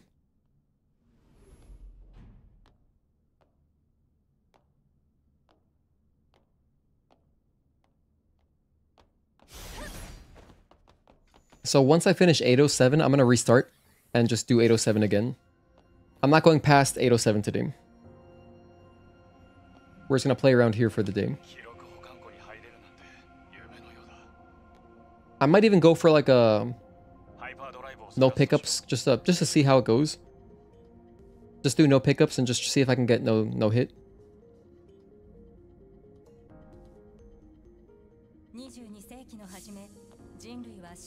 So really today we're practicing 2 things, not just Hitless. I'm practicing Hitless plus my walkthrough Hitless video.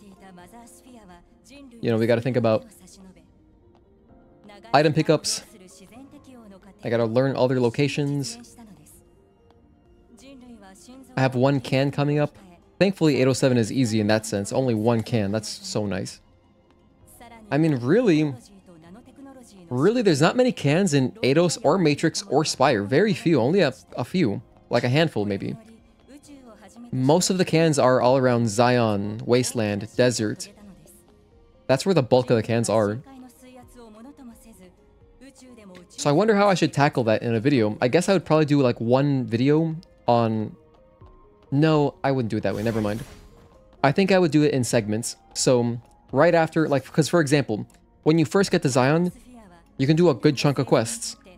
So I'll just do all the quests that are available at that time, and then progress in the video, Matrix 11, whatever, progression. Wasteland Part 2, you know, Desert Part 2, all that. Would it be possible to do a no parry run? And obviously not just eating the hits, but dodging everything instead? Yes, absolutely. No, that's actually... Rogue, that's a run that I plan on doing. I do have that planned. It's going to be a dodge only, so no parries allowed. Dodge only, and I can only deal damage with burst abilities. We'll do that one day when I just have like a random open day. Sometimes we do those like just on a Tuesday, for example. It depends. Like, here's what's gonna happen probably. Honestly, when I go to play Jedi Fallen Order, that'll be the kind of game that I want to get through kind of fast. So I'll probably stream it like a Thursday, Friday, so I can just do back to back and get through a good chunk of it. And then maybe beat it on Sunday. I'm hoping it takes like about 3 streams. I know it's not that long. And for a week like that, I would do like 1 day Stellar Blade on Tuesday and just do like a 1-day challenge run type thing. But yeah, it's planned. It's coming. That should be a cool one. I have a couple other like 1-day challenge runs, like in a single stream. The other one that I have planned currently is drone only. And then dodge only, yeah, those two. Dodge only, burst only together in one run. Because they kind of go hand in hand, you know? So yeah, my health is back. Let me check. Oh, I never put on the chain type exospine. Gotta remember to do that. Alright. Corruptor. Jedi Fallen Order Toddler's first Souls-like. Have you played it?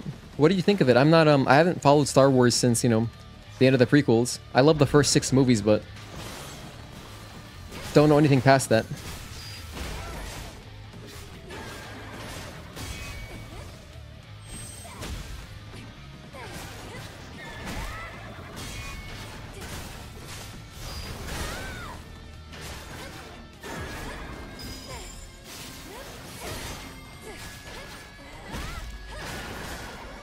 Oh, don't like that. If that happens, just walk away.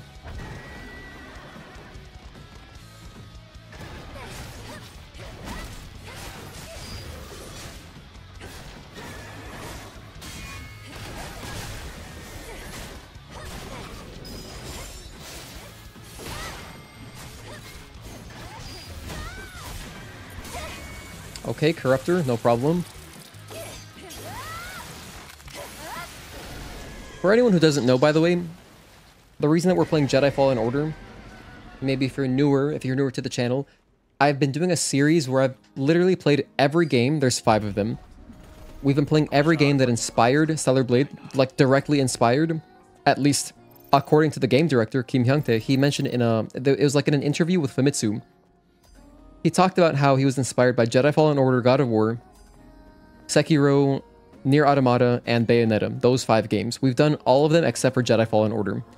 So all the others we've done full playthroughs on stream. You know, it's all there in my playlists and stuff, but yeah. I think my cat's done napping. Wait, what was that about? Did you see that delay on picking up the beta core? Gonna clip that and watch it later. I should kill this guy. Actually, no, I'm not gonna kill that guy. There's no point. Because, like, what is even around here to pick up? Nothing, right? Wait, I should double check. Yeah, there's nothing here. There's no point. I'm out. I'm going to count that as a hit, though. I did get hit right there. So, in a walkthrough, just run through there. There's nothing to pick up anyway. Oh, there's an enemy here. Wow, I didn't know about this guy.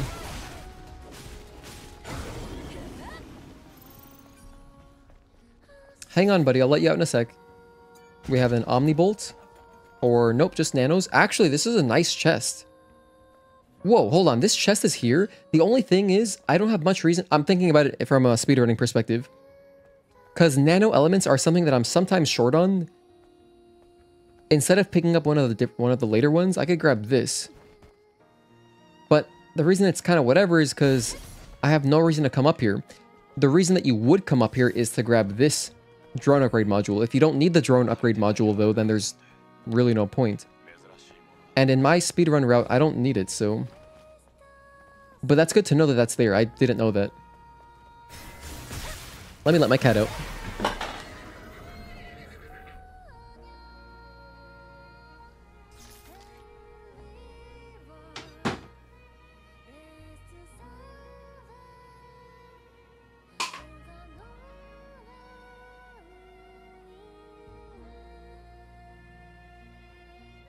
Okay, now that my cat's gone,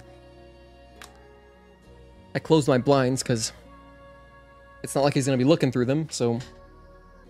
You haven't played it? Just know that's the general consensus. Also, I haven't watched a Star Wars movie. You haven't watched a Star Wars movie?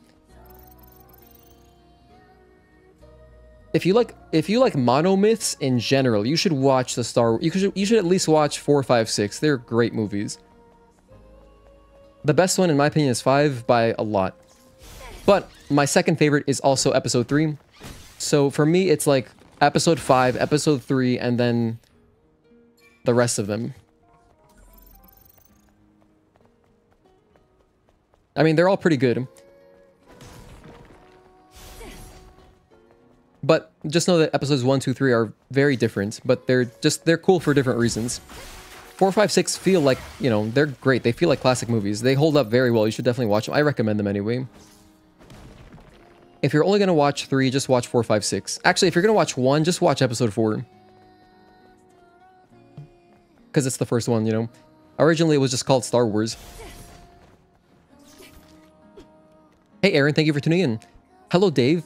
Thank you for tuning in. Currently watching your playthrough accordingly on the telly, but I thought I'd pass by momentarily to let you know that even though I don't show up often, when I do, I could watch these forever. Thank you so much, Dave. I appreciate that. And I appreciate, you know, if you just lurk sometimes, hanging out, watching on your TV. That's awesome, dude.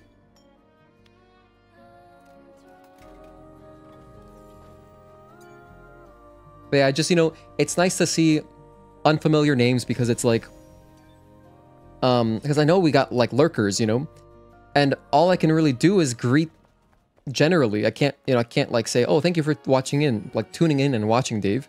So it's always cool to greet more people. Star Wars is amazing. It's great. Have no particular reason for not watching them, but at this point, I'm kind of proud of the fact everyone always bullies you for not knowing Star Wars. Well, if you ever feel like you're in the mood for a monomyth, you know, check them out. I haven't watched Lord of the Rings, you know. I'm just saving those movies for, I guess, like postpartum days, I guess. Honestly, I don't know. I feel like when I eventually have a kid and I'm just like watching over, you know, my future kid, my girlfriend's like passed out, my wife at that point, we should probably be married at that stage. I'll just have so much free time. I'm just gonna be like watching stuff. I'm just gonna like actually watch Breaking Bad maybe. I'll probably, here's what'll happen. I'm gonna be like, all right, I'm gonna watch Breaking Bad. I'm gonna do it. I'm gonna get past season 1. I'm gonna start watching it and then I'm just gonna like give up and I'm gonna rewatch Sopranos. That's probably what'll happen. Although I want to watch Breaking Bad, dude. Like from what I've seen, it's really good. It's just so long. I have trouble with TV shows. I'm not the most dedicated individual. I don't have that kind of commitment available to like watch a whole series. I think it's so impressive. People that can like binge watch shows, I think that's so impressive, dude. And you know, there's shows I'd like to watch. Basically Breaking Bad though. And you know, I'd like to watch more of Walking Dead. Ooh, no wait, keep that guy alive. What am I doing? I've only ever watched season 1 and 2 of Walking Dead. That's a hit. I should have dodged that. Why didn't I do that? And I don't know what it was, but that's it. I'm gonna add that hit. After season 2, I kind of just like fell off. However, Tekken 7 actually gave me renewed, like, a renewed inspiration and reason to watch Walking Dead. So if you played Tekken 7, you know there's a DLC character called Negan, and Negan is a villain from Walking Dead, and he's cool as hell. And I was like, I love this character so much, I had to start watching. So I basically watched season 1 and 2 of Walking Dead, and then I started watching from like season 7, because I wanted to see all the stuff with Negan, and he's awesome. Like, literally, totally worth it. Even though I don't have full context, all the scenes he's in and his dialogue, it's so good that it's still really enjoyable. Easily my favorite character.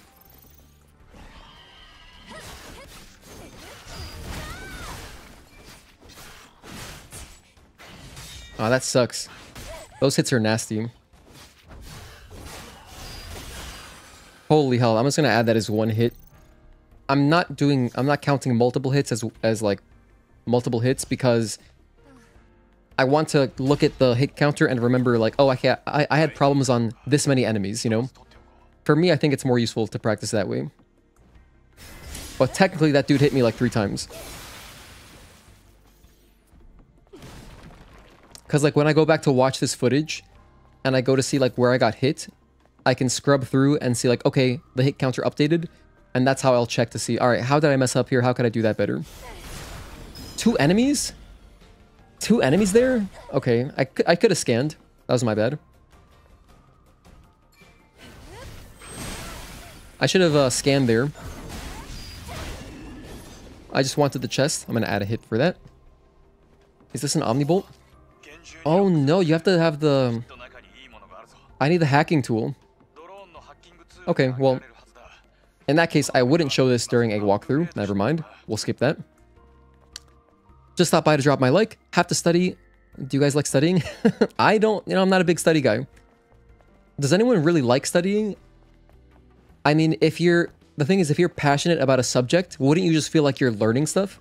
If you're studying, it's because, like, you're studying for a test, right? And if that's the case, you know, good luck to you on your test, Aaron. And I appreciate, you know, for tuning in. Your studying days are behind you, thankfully. Yeah, Roke, I feel that. I haven't been to a learning establishment since I was like... I don't know, dude. It's been so long now. I think I was like 24 last time I was in school. That, for reference, I'm 30, so... You like studying if it's interesting?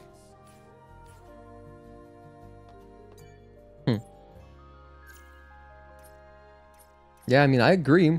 I like learning about stuff I'm interested in, of course. Like, I had a lot of fun learning about... Recently, I went on kind of like a binge learning about audio-video equipment. Since I got a new mic. And, you know, I've been watching just like so much... I've been just randomly learning from like... mixing engineers and audio engineers. Even though I have no plans to produce music. It's just really fun to listen to. And, you know, at the same time, learn about different microphones. Okay, what's coming up? What would I need here?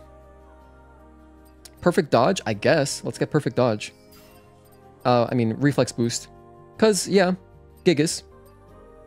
And then... I would say probably just... Do I really need Lightning Rush? Yeah, I kind of do. I need Lightning... Yeah, and Infinite Rush. I need both of them. It'll make the Gigas fight easier. Legitimately. Oh, I would probably drop down here and show this. This is a great one to show. Before I leave, can you guess the song you're singing? I'll give you a hint. Alright, I'll try. Oh, that reminds me, I should make a poll. What should I make today's poll about?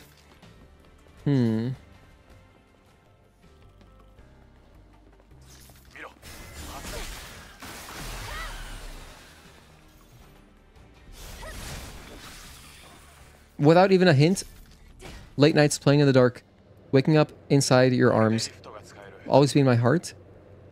Are those Stellar Blade lyrics?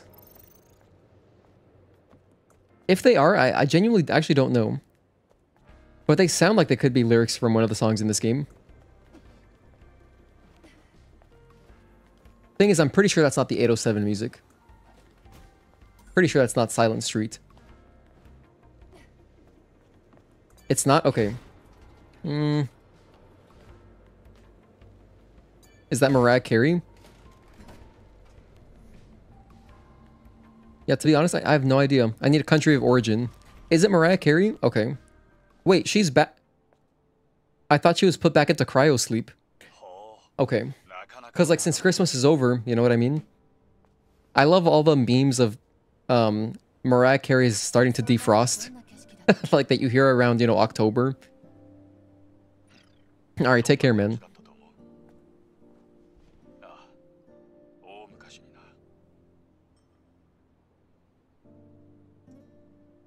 Oh, we also have some stuff up here. Like, right there, there's a chest. I could grab this, that's for sure. Oh, by the way, since we finished Elden Ring, you know, I put Shadow of the Erdtree on my wish list, of course. And Mark was telling me that it's about 35, 36 hours, maybe 40 at the most. Which I think is going to be an awesome length. That's like going to be a 5 to 6 stream endeavor, which should be fun. That's about like the sweet spot for me, I feel like. We've done a few games, that have been 5 to 6 streams. Like, for example, Silent Hill 2, Sekiro, Bloodborne. Those games all took 5 to 6 streams. So it's kind of like a nice amount. You know, it's not too long. I think Elden Ring was very fun, but damn, it was long. I assume that Lies of P, because that's another game I plan to play at some point. When we do Lies of P, I figure it'll be about the same. 5 to 6 streams. I think that in a walkthrough, I would just show running past these guys. There's not much reason to stop. Oh, there's a human down there, though. Ooh, that's kind of maybe worth getting. Yeah, maybe not. Maybe not. It's just one human.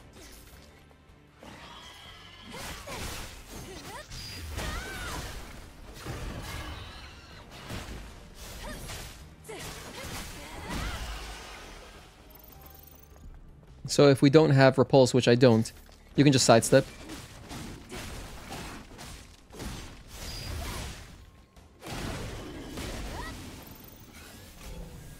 Nothing over here.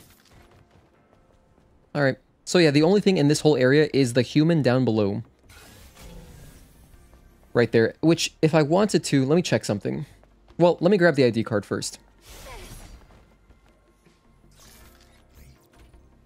Just in case. Like, okay, if someone wanted to grab the body, you could come up here, kill the enemies, and then go down. And probably get away with just picking up the body, I think.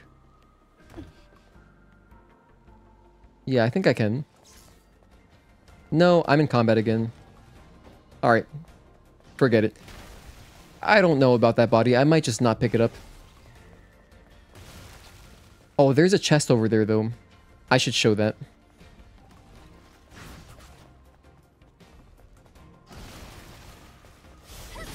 Oh, damn. Didn't mean to wake you up. Sorry, guy.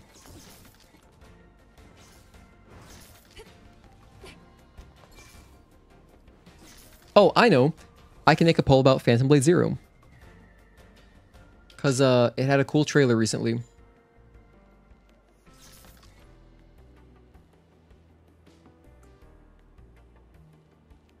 Are you looking forward to?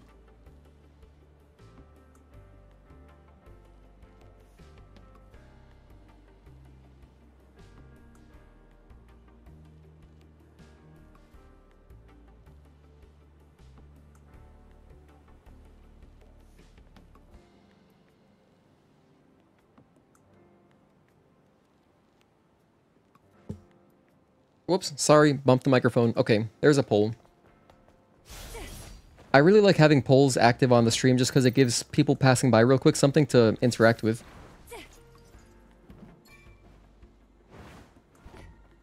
So here... Oh, wait, not here? I thought there was a... I swear, I thought there was a chest around here. What am I thinking of?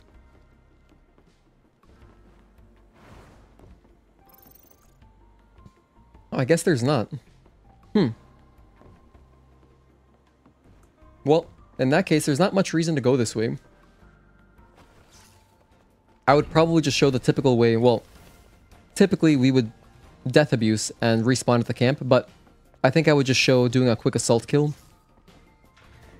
Now, as far as other stuff in construction zone, we have our one can around here. I could grab that. Let's just start by activating the crane.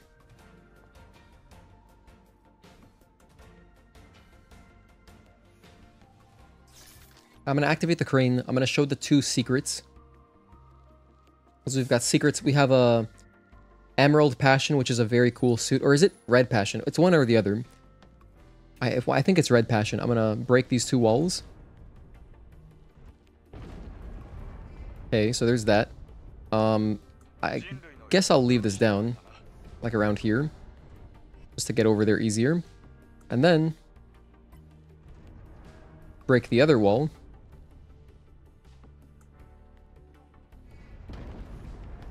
And I'll put this down around here, roughly.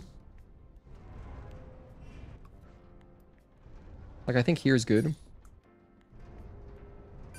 That should work.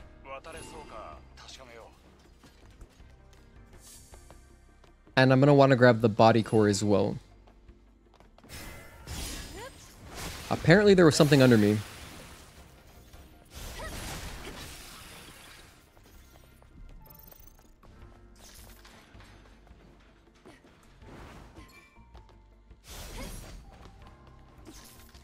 Yeah, so this is our emerald. This is our red passion. Red passion, yeah. Alright, nice. Red passion. Oh, hey, Obama Orb. Good to see you, man. Thanks for tuning in. Did you get the tumbler here? New camp inside building? Near the camp inside the building?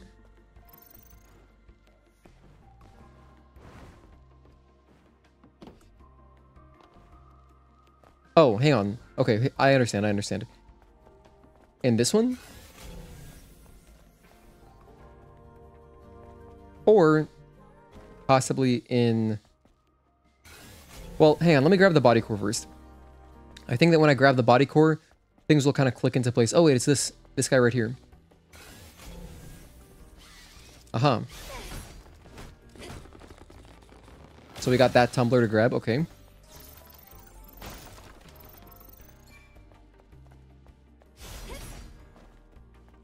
And then there's just the first ID card. Alright, alright. So we got that. Thank you for reminding me. I'm gonna grab the body core now. And the chest. Did it just try to lock onto that guy over there? Did you see that? I did a rush and it tried to auto-target something on a completely different plane as me. But yeah, I love Red Passion. Big fan. Love the sneaky jump you can do here to grab the upper platform you're supposed to need to double jump for. Wait. Which, are you talking about this? Are you supposed to need double jump for this thing? Because I don't think I've ever done that. Unless you're talking about something else. But I'm going to wait for this guy to de-aggro.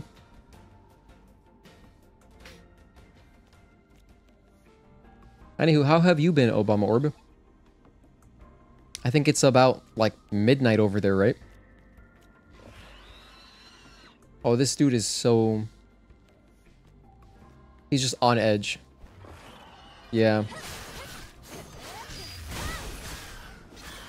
Okay. Anyway, there's our body core. Grab that.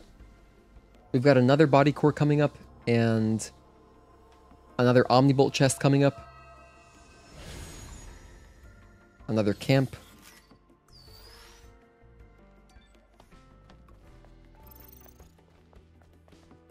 Anything over here? Oh, I can keep going up. Oh. Is there anything over here? Like, is there a reason to go in here? Let's check. Oh, we have a crate. Guess I should grab that then.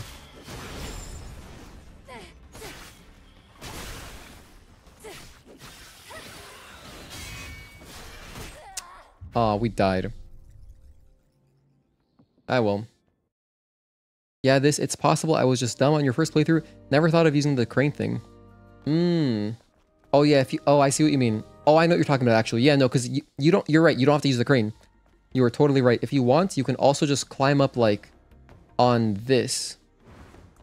And then from here, you can make it to the same... You can do the same jump, essentially.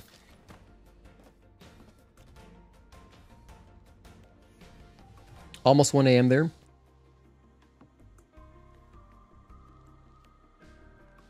Yeah, I don't suspect I could ever backstab this guy.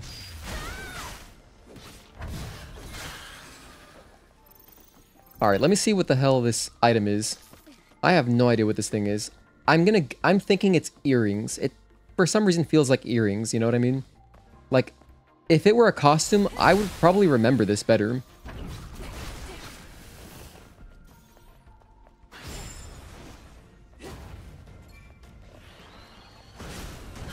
Nice. It went flying. That was awesome. Okay.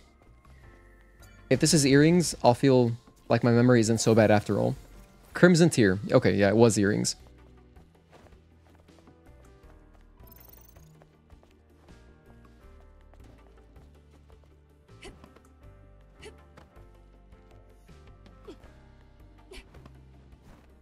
You can also walk over into this building, jump over here.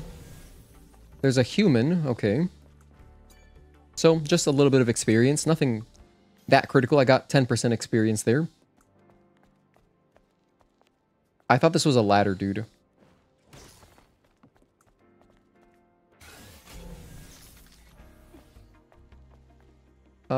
I'm not sure what this is, but I'll grab it. Advanced Nano. All right. Just some little crates. No, nothing important. Really, no big deal. I don't have to explore here. I'm checking around this area just to make sure there's nothing else really good that I'd want to highlight in a walkthrough video. But I think that we're pretty much good. We got the main things are tumbler, body core, and... Excuse me? I'm not even going to put that one as a hit because... Whatever. Okay, I'll put it as a hit. Fine. Tumbler, body core, and... There was the Omnibolt chest as well. Those are the 3 things. Yeah, no, that's it. Okay. Now let's actually move on and do the sewers. So yeah, now that we're about to finish our kind of run through of 807, I'm going to reset after Gigas and do another playthrough. This time though, I'll go for just straight hitless. I won't be grabbing so much stuff.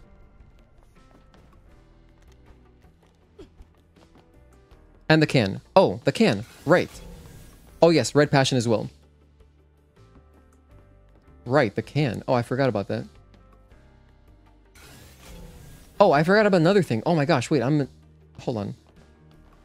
I'm being absent-minded. Don't be absent-minded. Stay hydrated. Okay. I forgot about this exospine. I even ran past it. Why didn't I grab it? Oh, wait, I did grab it.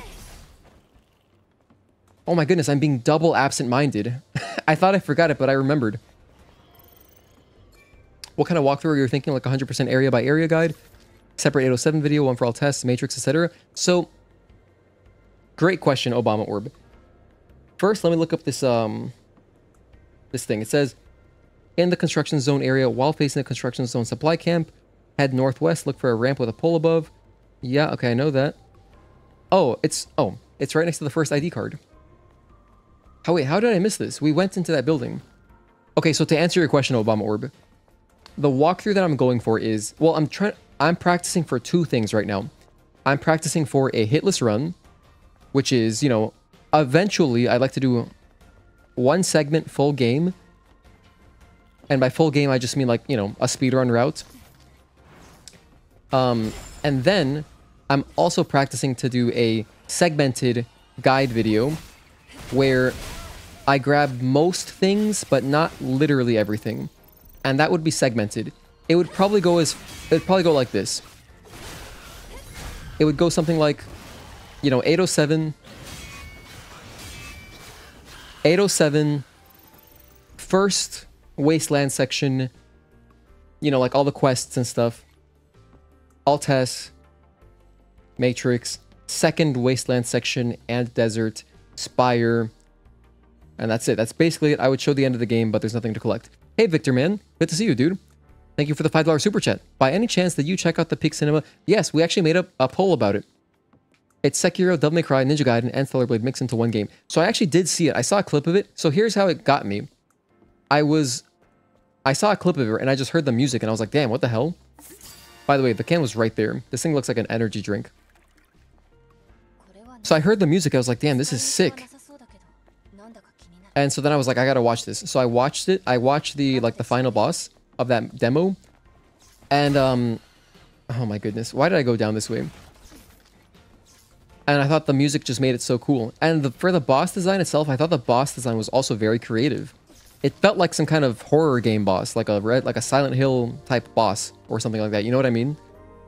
So I thought it looked cool. But the music is what got me interested. If they have like a lot of music like that throughout the game, I would probably check that game out. Hey Agatoki, thanks for tuning in. But yeah, Obama Orb. I'm pretty sure I fully answered your question. That's what we're going for. I'm practicing for Hitless while also practicing for an in-depth full walkthrough video. So they would end up being 2 separate videos. Because like, for example, and like different vibe. Because for the Hitless video, I would do it with my webcam, my controller layout, you know, as usual. But for the walkthrough video, I would do it with no webcam, no controller layout. That way, it just serves as like a good gameplay, like general gameplay, kind of long play type of video as well. but just a perfect playthrough with no damage. That's what I'm going for. So 2 separate things. Did I finish upgrading? I have 1 more SP. I could buy something else, I suppose. But we don't really need anything else. Like, I could get beta energy recharge would be good because we're going to be pairing a lot versus Gigas. That's probably the best. Or alternatively, I could make the fight easier with upgrades on Shield Breaker.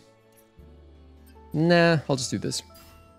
Yeah, the puppets were so cool. It also reminded you of Metal Gear Revengeance from Platinum Games Konami. No, it looks cool. And it looked really pretty as well. It had very good lighting. Sounds nice. Could come out to be a cool community resource. Hitless runs are always impressive too. Love watching that kind of stuff. Yeah, it should be just a good gameplay video. Because like for me personally, I just like watching like a... I mentioned him earlier, but can't shout this guy out enough. If you're interested in Resident Evil at all, you probably know Aether. And if not, you should watch Aether's videos. He does full game, no damage, no save, single segment playthroughs of literally every Resident Evil game. And some of them with stipulations. It's so fun to watch. It's kind of sketchy, huh? I don't like this. I'm hoping that the guy in the background will leave me alone. Yes, he de-aggroed. Perfect. Alright. Cool. That's what I wanted. That guy chased me now? Okay, no, now he gave up. Alright, so this is a weird one because what I would recommend, and probably for the walkthrough video I will show it this way, what I would normally recommend is just jump off. Because if you jump off, you take a tiny bit of fall damage, but then you de-aggro the enemies, so then you could pick this up a lot sooner. Because otherwise you gotta fight those guys and, yeah. I'm not trying to do all of that. Oh, you don't see the Phantom Blade Zero poll anymore in the comments? Oh, no, it's still active though. It's there. That's weird.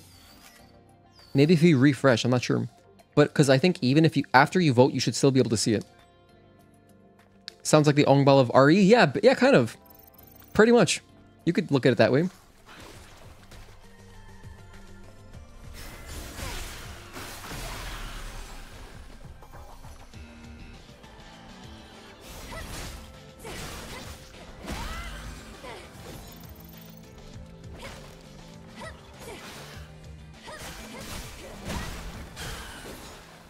Okay, what is this chest? Haven't opened this in an extremely long time. No idea what's in here. Oh, it's a puzzle. Okay.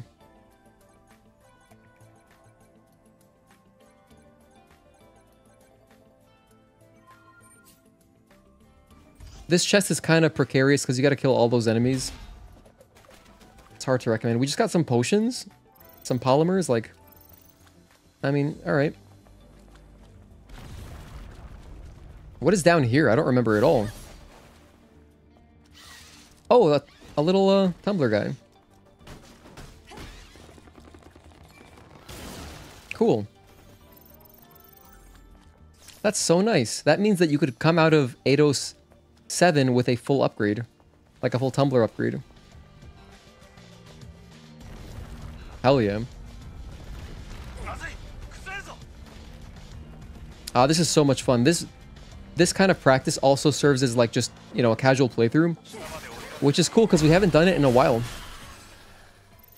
Like in my exploring, I'm going to be, you know, looking for relevant pickups that I'd want to showcase. And all of that, so it's good. It's good stuff. This game is fun. This game is so fun casually.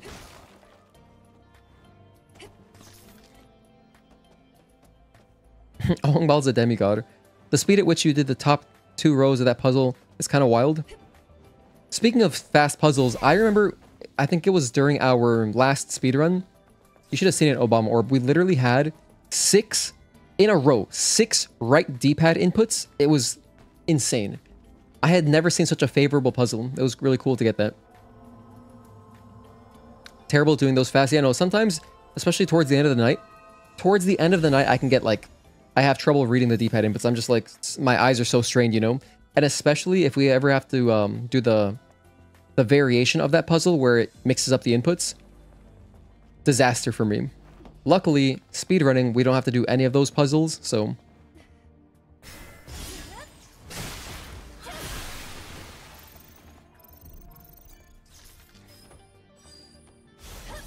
Lament of the Disappointed. Okay, what's down here? I know there's some enemies down here, but is there a chest or something? Omnibolt chest. 2 enemies. 4 enemies? 4 enemies, dude? Let's see, how many do I have to fight? Let's try to just go over here. Oh wait, no, it's only 3. It's just 3 guys. I'm pretty sure the other guys are optional. It's not an Omnibolt either. It's just nanos, which is good though. It's good. And we get a body for more experience. Yeah, so there is a body right there. How worth it is it to grab this? Not that worth it.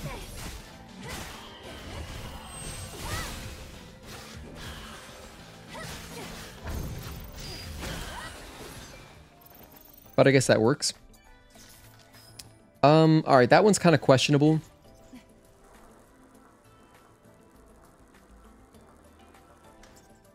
Probably grab it anyway. It doesn't actually take that long. It doesn't take that long if I have a little bit of beta energy. If I'm for some reason starved on beta energy, then doing that room becomes more like a hassle a little bit. Also, bro, speaking of peak games, will you stream or play the new Ninja Gaiden 2 Black remaster that came out yesterday on PC? So I actually saw a little bit of that game and I thought it looked really pretty. I didn't realize it was like just a remaster of an old game. When I saw it originally, I was just watching Maximilian Dude randomly. He was playing it and it looked really pretty. I was like, damn, that looks good.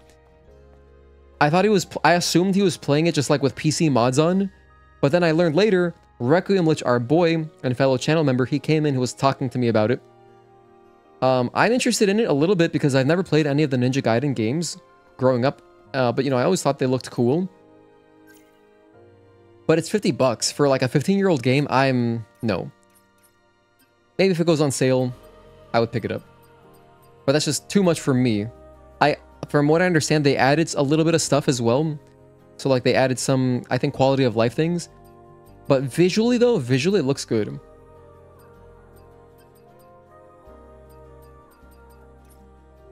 I think we're good on stuff here. I mean, the only thing that would be cool to grab is Rush Chain, but you know, we don't need Rush Chain. Yeah. Rush Chain would of course be awesome for Gigas. It'd be one of the most ideal things to get. By the way, I'm experimenting. Like I researched, as you can see in my bottom right, I have Shield Breaker. I normally don't ever have that, but I thought it'd be good, so I picked it up for Abaddon, and yeah, it was good. I liked it actually. I think Shield Breaker is a really good like early game strategy to show people, just because it's very strong. You know, good at knocking down shields, stuff like that. Wait for a sale, but highly recommended too. Have you played it already?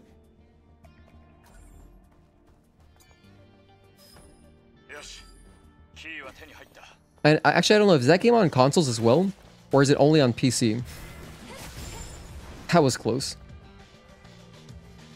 I'm gonna hide here. I'm starting to think I should just count fall. I should not count fall damage. Because like if I don't count fall damage, it makes some really good strategies no longer doable.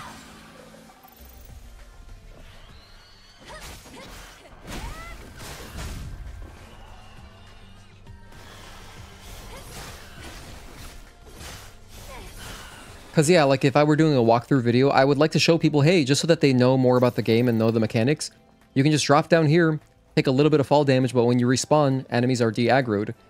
I think that's worth showing. So, because it could randomly help someone when they're exploring like the wasteland or something, you know, they might want to do that. But if we're counting like that kind of fall damage as a hit, then I guess I wouldn't do it. So, you know what I might do instead? I might do like a separate kind of rule set for the walkthrough video and then a separate rule set for my actual Hitless run whenever I get it eventually. Cause like, yeah, I just want to de-aggro those guys. Plus, it's not like this is an official. So you know what's interesting? I learned that Hitless is a team. I thought Hitless was just a terminology, but Hitless it's like a team name. And so like people that do Hitless runs, they have like a team. It's called Team Hitless, and I see it like in some Twitch people's like in their Twitch profiles. And like, so I went to the website and they have like a whole list of games. It's not like this is actually an official Hitless game. So the rule set, there's no official rule set anyway, so it doesn't even matter. I'm essentially making my own arbitrary rule set. And since it's my walkthrough, I'm gonna do, you know, essentially whatever. Oh, hey Juan, thanks for tuning in, man. Happy Friday. Did you upgrade Shieldbreaker? Do you get the extra flip with just 2 SP, or do you have to spend more?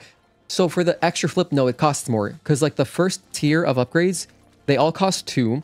It's like, do you want more attack power, more shield damage, or more damage to enemies that have just been hit with a shield breaker? Those are the 3 separate upgrades. And it might be worth upgrading one of those. But in order to get the second flip, I'd have to spend like a lot more SP. And to be honest, I think it's a good one to... Like, if I were recommending like a strategy for a new player, I like Shieldbreaker. Or actually, I might want to mix in the projectile one as well. I mean, Dark Souls hitless players take fall damage on purpose, so I think taking falls and environmental damage is fair game. Right, exactly. No, yeah, because... Exactly, Obama, or because they call it hitless so that they can leave some wiggle room for taking damage, especially for places like Lost Izalith or whatever, where you're like, you know, running through lava, or like if you're taking damage in like the swamp at the bottom of Blighttown. When you're taking damage from that kind of stuff, they don't count as a hit, because otherwise the playthrough would just be so annoying, you know. So, and that's why I'm calling it hitless as well. I talked about it a little bit earlier, but basically the main things that I was thinking of were, number 1, the fires. Like during Juggernaut and during Spire, like the fires that you might run through sometimes, I don't want to have to worry about that, so that's why I'm counting them as not a hit. So we're calling it hitless, we're allowing damage from that, that's why it's not called no damage. I'm going to upgrade Chain Type. Yeah, I think this is nice to upgrade. Since we've picked up so much stuff, we can actually upgrade this in 807, that's amazing.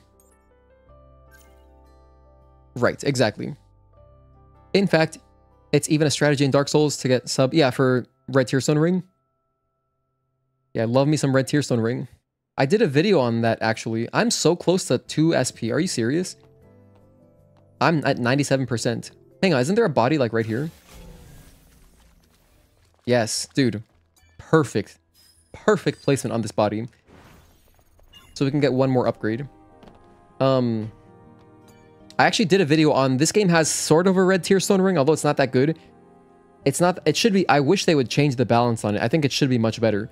But, you know, since there is a double edge gear, that thing is just way stronger. There's not much reason to use the risk-taking gear. But I did do a video back during the demo on, like, a damage setups for Stalker using the Red Tearstone Ring. So, yeah, I'm all about that. Love me some Red Tearstone Ring. I'm going to upgrade one of these. I'll upgrade... how much damage it does to shields. Let's just try this out. I think it'll be pretty good. So hopefully we get through with under 20 hits. And then we're going to restart, do this again, not picking up much stuff, and just trying to go for actual hitless. Hey Mozomas, thank you for tuning in, Sam. Juggernaut no damage is absolute pain because of the fire. I wanted to eat your controller. Oh yeah, since I went basically straight to bed, what ending did you do in Elden Ring? We did the Ronnie ending. We did it has stars in the title. I know because I got it was called like the achievement name is called something stars. It's not Sea of Stars. That's an indie game. But it was the Ronnie ending. It was good. I liked it. You bought it for your PS5 Pro and that shit looks so good. Oh, on Ninja Gaiden? Hell yeah.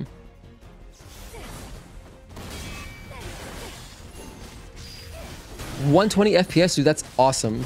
That's actually so cool.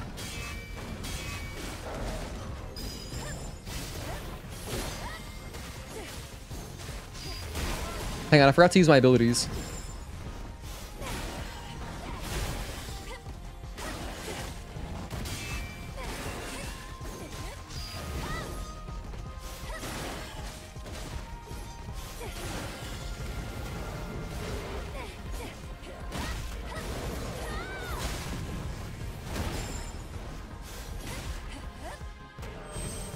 No!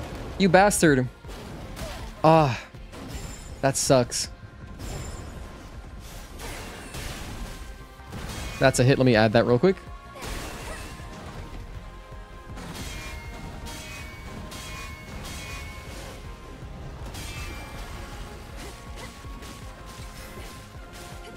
I forgot to use my shield breaker early on. I'm a fool. Oh well, it's okay. I'll just use it here. Even though he's about to die, but... And we're not dealing much damage now to his shield because he doesn't have a shield.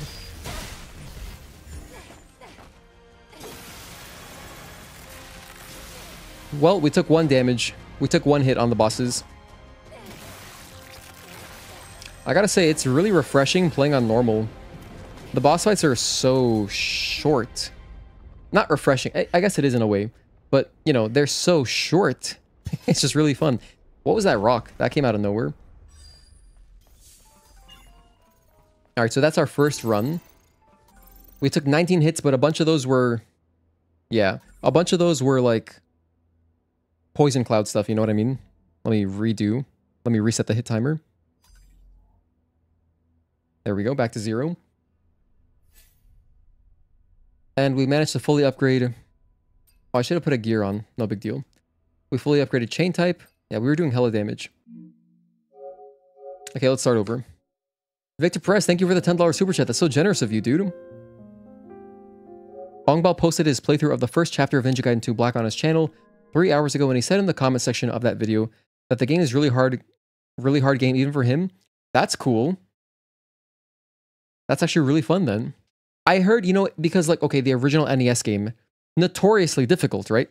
Notoriously difficult. Thank you for the GGs, by the way, Roke. And so it's cool that like even in 3D, the newer Ninja Gaiden games have some difficulties. That's cool. That sounds like fun. I mean, just like watching them, because like I've watched bits of speedruns randomly over the past several years, and they look like fun games, but that's cool, man. They remade one. I'll pick it up someday, probably, to be honest, when it goes on sale. I already know. When it goes on sale someday, I'll just buy it, add it to the backlog, play it someday. So let's restart. Oh, good night, Roke. Hope you get some rest, man. Thank you for tuning in as always. It's good to see you again. Mommy Ronnie ending? Not buying any more games after Monster Hunter Wilds, because now you're saving up for the Nintendo Switch 2. You know, it's fun to predict how much the Switch 2 is going to cost, right? Part of me is thinking like, man, Nintendo they're gonna kill it, dude. I know it. These guys are dogs. They're gonna make this thing as cheap as possible because you know how much they sold in software? It's crazy. I mean, for a long time, people would just buy anything. That's why there's so much just nonsense on the eShop, because like some folks are just looking for a new game to buy all the time. Like the install base was so huge, it really makes sense to subsidize the hardware in that way, just with the eShop sales. Which is what all console makers do, but I feel like Nintendo has more reason to be aggressive with it. So I'm hoping it's not more than $350. In some magical world, I can honestly see it still being $300, which sounds crazy, but if they cut the price on the original Switch by a lot, then it would kind of fit. It would make sense. Although I'm not really expecting 300, that's the dream. I think 350 is reasonable. 37 years from now, halfway till Bliss will be in a retirement home. Ah, finally time to get my backlog of games. Dude, it could take me into the afterlife. I have enough games to play for eternity. I think that even if I found the Fountain of Youth, I wouldn't finish all my games. Well, okay, maybe if I found the Fountain of Youth.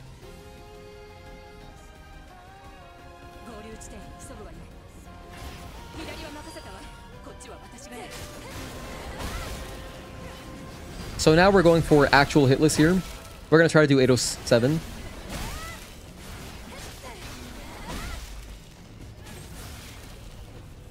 And I'm not going to count fire as damage, so I'm going to walk through the fire just to show you. Doesn't count. That's not a hit in my book. Switch 2 could be so good if the hardware is as good as predicted. Yeah, man, I really hope so. I hope it is good. I hope that Switch 1 games get nice boosts. I'd replay all the Xenoblade games in a heartbeat on good hardware that can actually hit and keep 60 FPS at 1080p. Exactly. I'd love to play through Zelda again. You know, I'd love to... Just so much. There's so much. It'd be so much fun.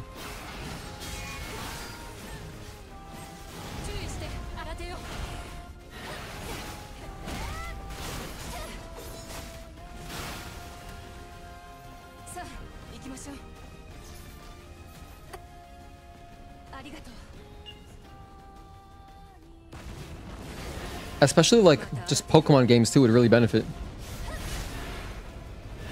Wait, what the hell? Why did I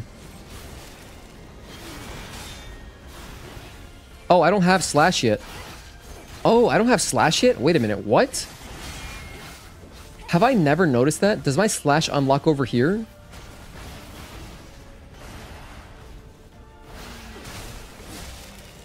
Slash just unlocked. For some reason, I really thought it was available right away, but no. They drip feed you Triplet and then Slash. Wow. Okay, let's do that again. Hold on. I think we can actually kind of maybe no-hit this right now. I'm gonna try again. How did I never notice that? We're at 2 hours 26.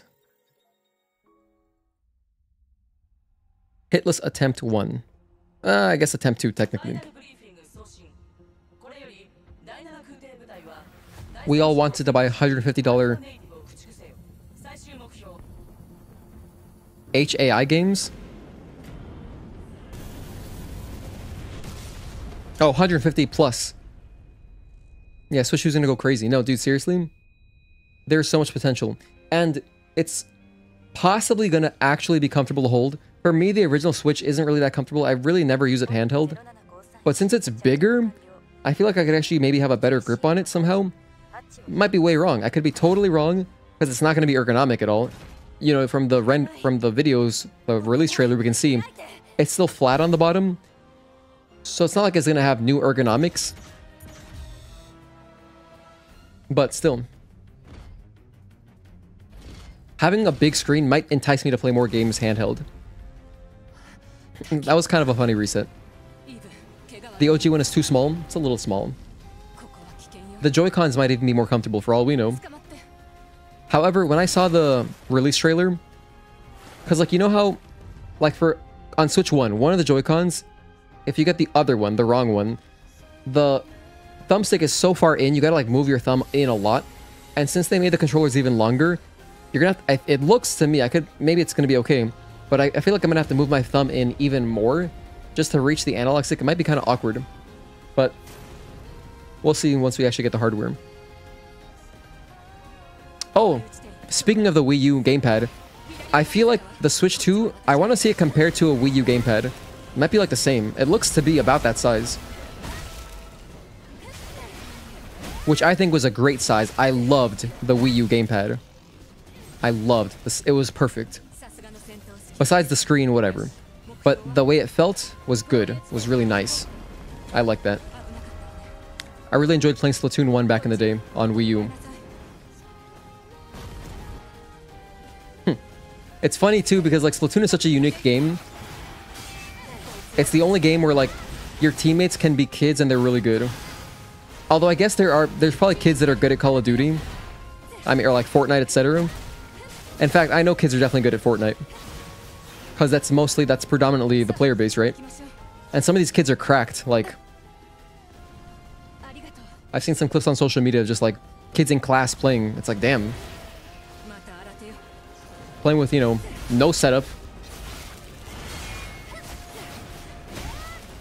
Just making it work, you know?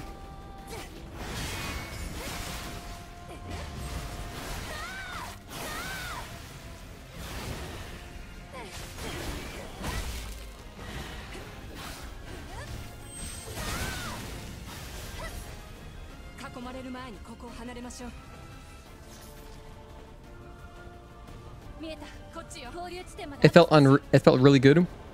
Having the extra screen in your hand feels like it was ahead of its time. I agree. I mean, there were some games where it was very cool, the integration. You know, it just... I feel like the Wii U could have been really cool. I think it was really cool, but it could have caught on better if they didn't call it the Wii U. That was the biggest problem with it. Of course, I feel like this has been discussed to hell, right? They just completely botched. They somehow... Going through so many people, no one thought to say, hey, you know what, that's confusing. No one said that apparently, or no one listened. There probably were voices of reason within Nintendo that were like, hey, we should just call it like maybe the Wii 2. If it was called the Wii 2, double the sales. So speaking of which, it makes me very happy that they didn't screw up the Switch title. Switch 2. Perfect. You know exactly what it is. Parents buying it for their kids know exactly what it is. Oh, this is the better one. This is the new one, you know? Alright. Brute.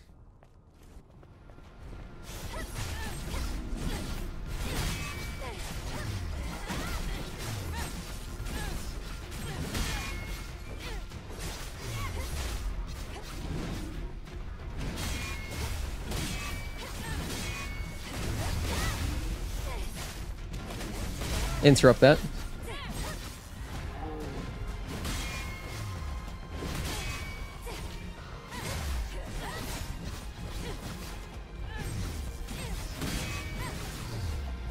One more combo. And that'll finish him. Don't even have to do any extra attacks. Yep. It's crazy, man. We deal a lot of damage here. We deal a lot of damage. Well, no. They don't have a lot of health, so it feels like we deal a lot of damage. Definitely learned their lesson for Switch 2, and I'm glad for it. This would be the first hitless run for Stellar Blade so far. I don't know. I would guess so. I don't really think, from what I understand, you guys like our boy Pope in chat has said that he's looked out like for other challenge type run content. No one's doing it, so I would think so. Usually the predecessor doesn't sell as well as the original console when it comes to Nintendo. Did the 3DS sell like a bajillion times better than the original DS? Did the GBA sell a lot better than the original, like, well, I guess more like, I should say, did the Game Boy Color sell a lot better than the original DMG Game Boy? I've never looked at those sales figures, but I'm actually curious to check it out now.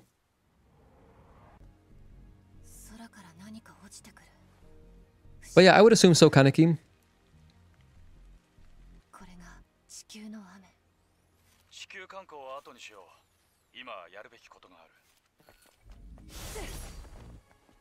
However, today we're just doing... I'm just going for 807. That's what we're practicing right now. Earlier, for anyone just tuning in, by the way, earlier we did a hitless type of practice. But I was focusing on exploring the map, because at the same time... I'll just recap. So I'm working on doing a hitless playthrough, of course, but then I'm also working on doing a hitless type of walkthrough. It'll be hitless also, but at the same time collecting stuff, like collecting a lot of stuff that a first-time playthrough person might find beneficial. Like, for example, I would go over there to the side and I would grab... I'll just go over there and grab it anyway, because I kind of want the experience, to be honest. Like, I would go through... I'd grab, you know, this body, I would show, hey, look, this is some experience. I'd be like, hey, come over here, grab the tumbler upgrade, you know, whatever. And then coming out of 807, players would be prepared with a full health upgrade, so... Or like a full tumbler upgrade and a full health upgrade, all that. And beta upgrade, so... So that's what I'm going for like a full playthrough, walkthrough, collecting most things. Not literally everything, but most things, all the important stuff. I would drop down there, collect the chest in the water. I'm not going to grab it right now, though, because I don't need it at the moment. But, you know, I'd go down there and get that chest, which you can see sparkling down there. All that.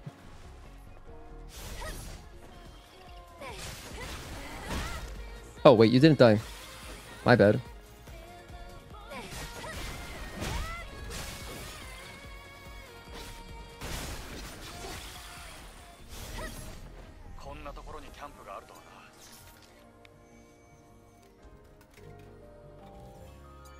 Time to rest. After that no camps run, you've definitely got the skill and more importantly, patience. Yeah, I think we got patience down. Plus, I think this is just very fun content. In my opinion, it's fun to stream, and I think it's fun to watch. To, you know, watch a journey like going towards like this, what seems like an impossible goal, and then eventually one day getting it, you know?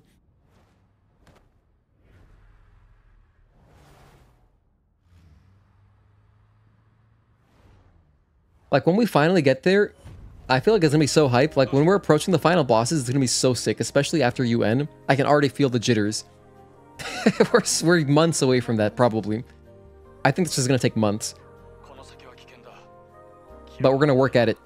I'm saying it's gonna take months for the single segment hitless run. Single segment hitless is gonna take a long time. But for segmented, for my walkthrough video, I'm going to do that segmented. And that shouldn't take that long. I think I'll get that done before the PC version comes out. You know, if we're just working on it consistently. Because it's just segmented. Like, you know, I could even segment it like per boss if it's like too hard. So that should be pretty easy to get done. Hello, Amon Ra. Thank you for tuning in. Elden Ring was missing that double jump like Stellar Blade. Oh, well, at least we had Torrent. Torrent was an absolute house and could double jump all day for us. I'm going to grab Ambush here. Do I want to kill this guy? I think I do. Back up. He didn't do the acid attack. That's weird. I was expecting the acid attack, so that's why I backed up. Or like his poison cloud. He didn't feel like doing it, but I'm not going to complain. I think it's because I didn't finish my combo. Maybe the AI is smart enough to realize like, hey, you know what? This guy's committed to a combo. I'm going to go ahead and do acid. Or poison cloud. Acid cloud, poison cloud. I kind of say those things to mean the same thing. What makes Bliss this good is that he's confident in his gameplay and knows how to handle bad situations. You know, I do think there's a lot of value. It's because I embrace a lot of RNG. This is why I don't like resetting.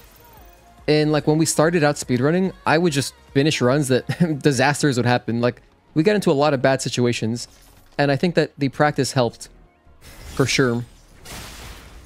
Can't imagine the heart pumping during the post-UN cutscene. You know what, Obama Orb? That's a great idea. I should get one of those heartbeat things, the heartbeat sensors that I see sometimes when people play horror games. They wear these heartbeat sensors. That'd be perfect for a hitless run. That'd be perfect. I should get one of those. How expensive are they? They can't be that much money, right? I feel like it's pretty common. Okay, Google. Remind me in 4 hours to search up heartbeat sensor on Amazon.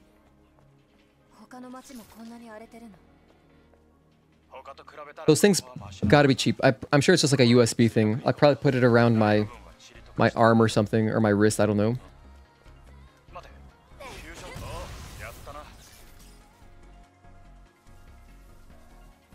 Yeah, I think it'd make it very exciting, because like if I'm about to choke, or like if I clutch something out, you might see a spike in my heart rate. That'd be so funny. Godfrey is your favorite boss enemy? Couldn't tell you that until you met him. Also, his grab attack in phase 2 is your favorite attack? Godfrey. Was that the guy before Radigan?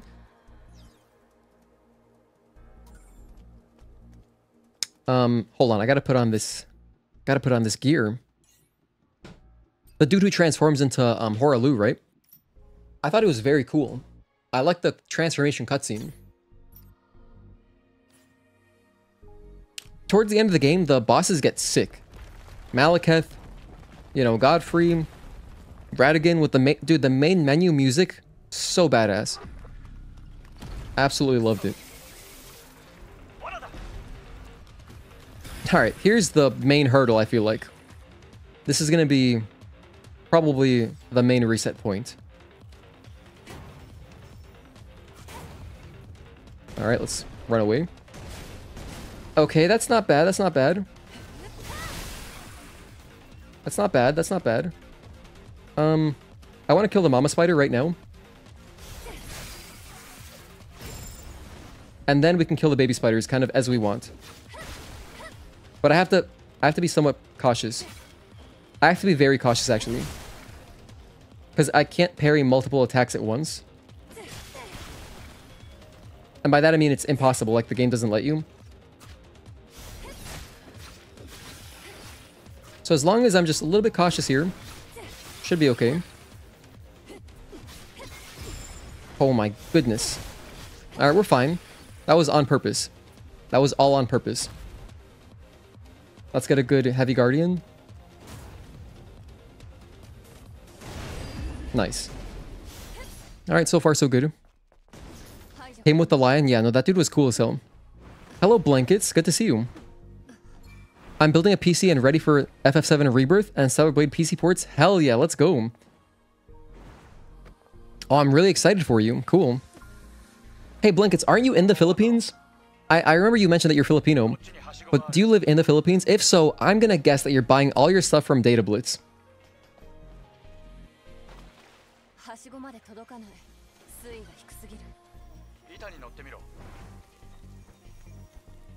You know, I just thought a huge bonus of allowing fire damage is the skip in the spire turret room. Skip in the spire turret room? Oh, no, yeah, exactly. That was one of the things I was thinking of. You mean the whole outdoor turret area, right? Or do you mean the indoor one? There's no fire there, is there? Oh, you're buying it from PC Part Picker? Got ya. PC Part Picker, great website. I used the same thing when I built mine. I built my PC back in 2021.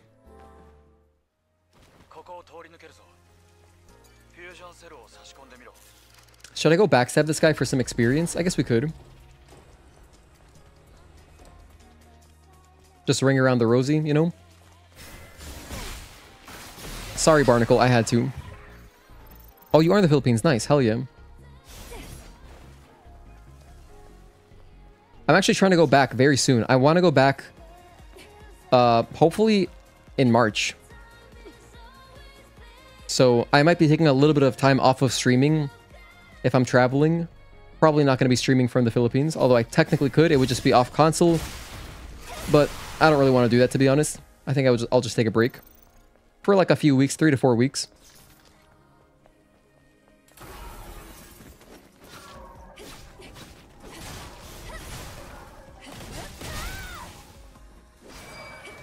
But I want to go back because me and my girlfriend want to go to a concert.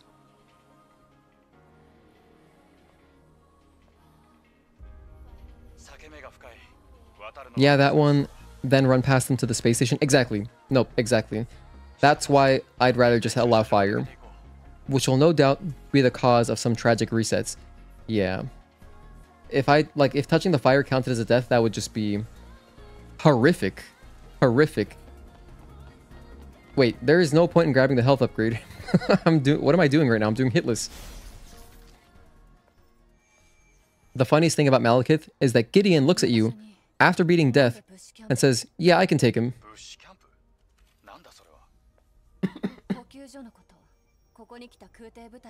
Is Gideon not strong enough to take down Malekith himself? Take a break. The Philippines is too humid and crowded to focus on streaming? Yeah. Yeah, it do be humid.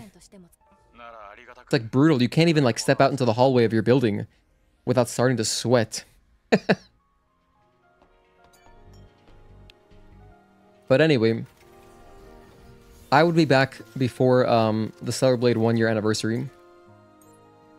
So if I'm able to go, it would be during March. End of March, basically.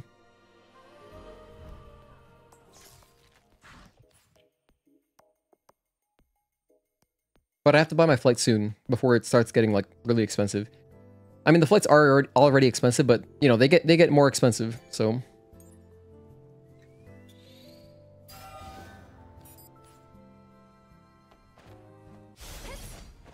Let's see, what was this again? Just money, right? Yeah. Alright, Abaddon time.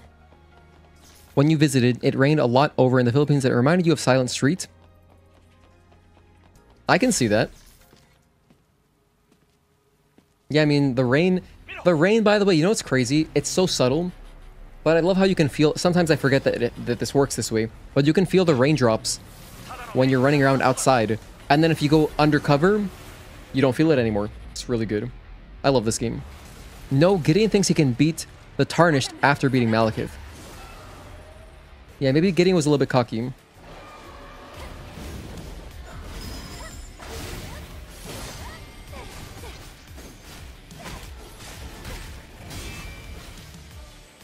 That's a hit. I was thinking I don't know why I autopiloted, and I thought I had beta chain. But I don't have beta chain. Oh well.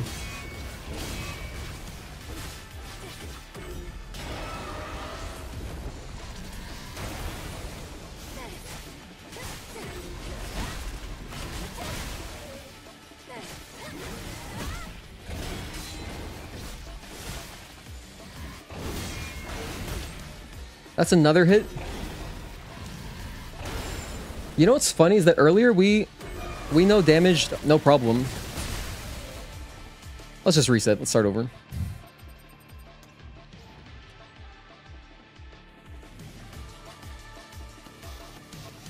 Okay.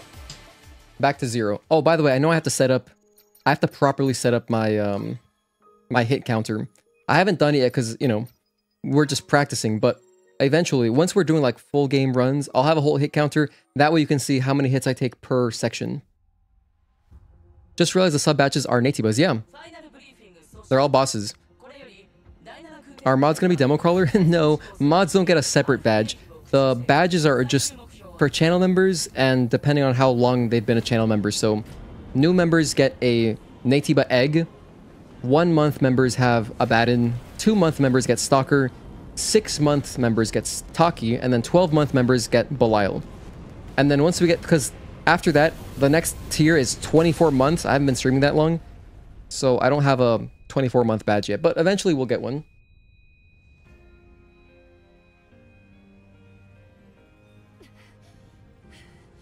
Random question, could you always beta chain incursion N? Yes, since the demo. Yeah, no, it's been in there since the demo.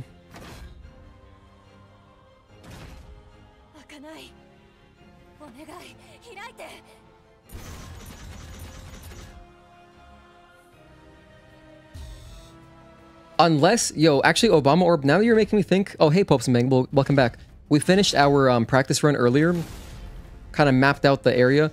I'm doing kind of attempts now, basically. But, different from our first run, which was practice, where we were picking up a lot of things. We're not picking up all the things anymore. We're picking up just the necessary. But I was going to say Obama Orb. I feel like maybe, could it be like a Mandela effect type thing? I remember being able to beta chain incursion N, like square, square, square, hold square on the ground. And the aerial one too, of course, but I remember all of them working, yeah. What would be the 24-month badge? 24-month badge is going to be either UN or Raven. It's going to be one of those. It just depends what I feel like is going to look better. So I don't actually know yet. You know, we'll cross that bridge when we get to it because it's kind of far away at the moment.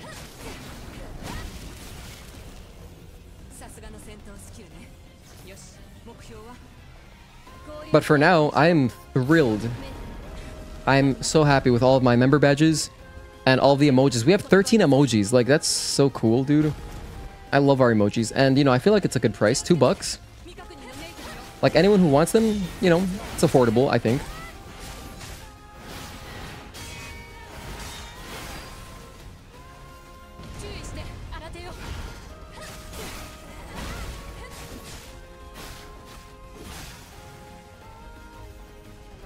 How long have you been streaming? Do you know? Yeah, I've been streaming since this game came out. So, technically, my first streams were like middle of March last year. So, almost a year now. But I didn't start my schedule until May. Like, after the full game came out, after my first playthrough, which I did stream my first blind playthrough. That's when I started streaming consistently 3 days a week. So, since May, we've been on 3 days a week, every single week. And I took a hit. So let me just restart again. Honestly, you know what I should do? I should load up a save of just 807 and just redo that over and over. But that would mean that I have to sacrifice one of my save files. Oh, I don't really want to do that. Yeah, I don't really want to sack a save file. So we're just going to keep redoing the intro when I mess up. I remember I joined during Matrix and the No Camps run. Oh, yes. Yes. I think it was Stalker. Well, if you joined during Stalker, that was day 1 of the No Camps run. Because day 1, we got up to Juggernaut. Little did I know, it would end up taking 16 separate parts. That challenge run, dude, that ended up taking so long. So worth it, though.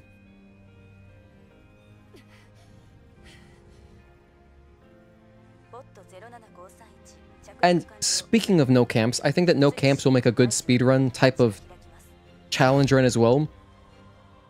At least, like, I want to do it in one day. I think we can. The one huge roadblock will be Karakuri again. I remember watching your leaked demo videos, and oh yeah, that's how it all started. タキイブ怪我はないここは危険よ捕まって I would have made, you know what's funny though, Agatoki, is that I would have made so many more demo videos, but I lost my voice at one point during the demo days in March, and I lost my voice for like over a week. It was like really bad. So, I mean, I just got a cold, but it was like horrible. So that really set me back, which is fine. But yeah, I had like a whole whiteboard of ideas. Whole entire full whiteboard of ideas to do for the demo that I ended up not doing. And, you know, after the demo was out, then it's like, there's not really much point.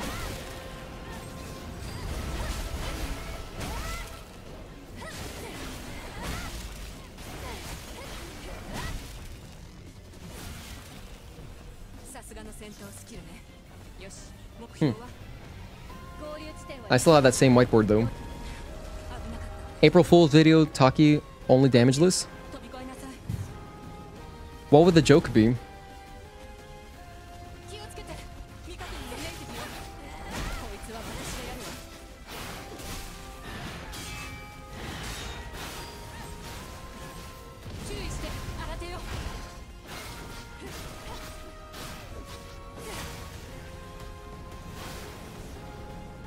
I mean, like, if I make a video titled that, what do you think the video content should be?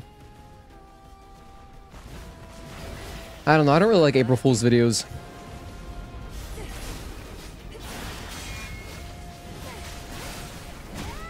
My April Fool's joke would be doing a serious video. Like, I think that'd be a great April Fool's joke. Like, okay, here's my idea of an April Fool's joke. Call it something ridiculous, obviously. The title has to be nonsensical. It seems unbelievable. And then the video is actually that thing. And then that's the joke. The demo was really sold me on the game. It always looked cool, but as soon as you played the demo and the soccer boss pre-ordered instantly... Oh my goodness, we just took damage from... I'm just gonna keep going. We got hit by the projectile. It's so funny. I'm not gonna count that because for my practice purposes, I'm just gonna count, like, you know, actual hits, you know what I mean? But yeah, I don't have a funny idea for an April Fool's type video that I could do, but I should start thinking of something, maybe. Maybe it should be like some dumbass challenge run, like something really weird. Like that you would think, like, why would you do that? And then just do it.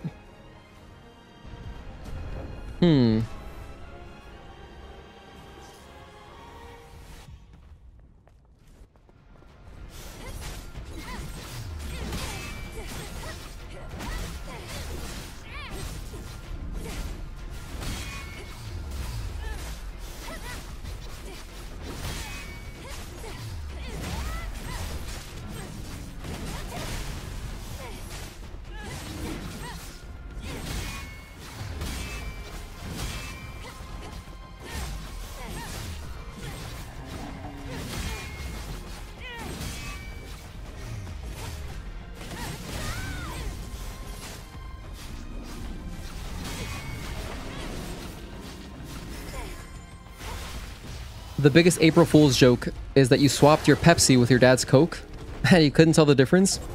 Got him. Back when it was Project Eve. Oh, you were sold on this game when you saw the first teaser at the 2018 Video Game Awards? Is that when they first teased this? Damn. Took 6 years from the tease? Wow, that's crazy.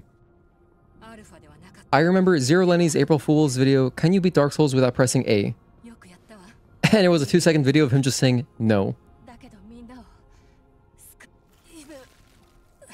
Yeah, I mean, I guess. But yeah, I would like to do some dumbass challenge run. So it has to be something really, really wacky. And then actually do a full challenge run and make it a whole video. How much time do I have? It's almost February. Damn, this year has been going fast already. So I'd have 2 months to plan and figure that out. I have February, March, huh? Okay, okay.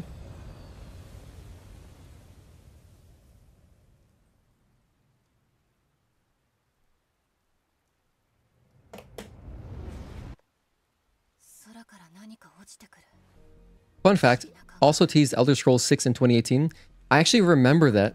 地球の雨 地球観光は後にしよう。 Yeah, who knows when that's gonna happen. この街の地形は日々変わる。 You know what? Elder Scrolls 6, it's almost like releasing Half-Life 3. Like, how are you gonna live up to the expectations, you know what I mean? 排除できたんだ。最終 How are you gonna do that? レギオン兵だな。 メモリースティックにコードが I mean, Skyrim was such a popular game. コードを入れてみろ。 Really, really popular game, right? So, like, it's tough to follow that kind of act. よし。建物が崩れてる街の地盤が不安定なんだ。 2018, I saw it in 2022 and thought you had a Founder's Pass? Wait, which one? Elder Scrolls? Or Stellar Blade? Or, I mean, Project Eve, you know, quote-unquote. Elder Scrolls 6, GTA 6, Half-Life 3, Portal 3. Wait, has Valve ever mentioned the idea of doing Portal 3? I mean, Portal 2 is already really good. The original is an incredible game. That's also a great speed game. Oh, Stellar Blade, okay. Yeah, for me personally, I didn't learn about Stellar Blade until the end of 2023. Around sometime, I don't remember, whenever I got my PS5, which would have been, actually no, it would have been like November, October, November, around there. And then I was just looking for like upcoming games and I found it and I was like, damn, this looks cool as hell.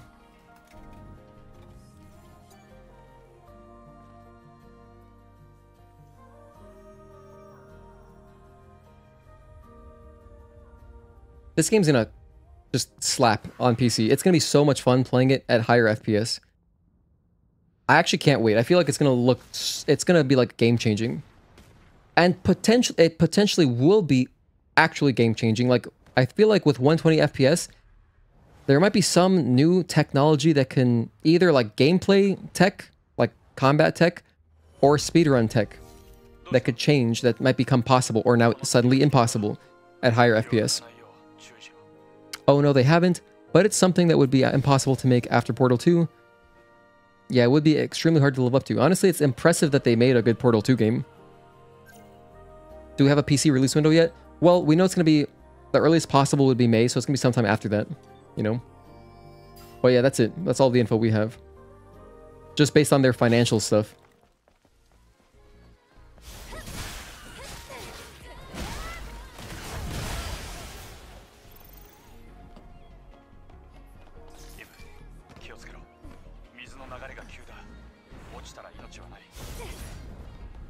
I'm gonna grab this chest over here. Performance-wise, can't wait, but the modders are going to ruin the perception of this game. While I'm hoping that the modders will add a ton of longevity to the game, I feel like with just a few simple mods, most importantly, randomizer, new difficulty modes, stuff like that, it can breathe a ton of life into it, and, you know, I'm gonna be covering that kind of stuff. And stuff like that, in my opinion, always helps to extend the interest in a game. You know, if you can, like, if someone can come in here and watch me playing randomizer and it looks really fun, they'll think, oh, I want to try that. And then, you know, that's just sales. That's just more chatter. If you're talking like degeneracy, then of course, degeneracy is like unavoidable, but, you know, whatever, just ignore it. Hello, Catatonic Silent. Thank you for tuning in. Good to see you again. I'm in combat? What the hell? This guy noticed me? I must have messed up my run. I don't want to fight him, so I'm going to run away. I mean, we could just fight him, but there's really no need to. In fact, I could probably get a backstab now.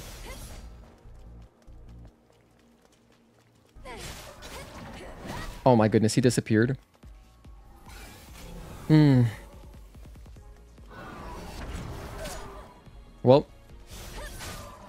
I'm going to count that as a hit, of course, because that's a hit, but I just wasn't paying attention. I took 2 hits now. Alright. Let's add our 2 hits. I'm going to count the hits individually now.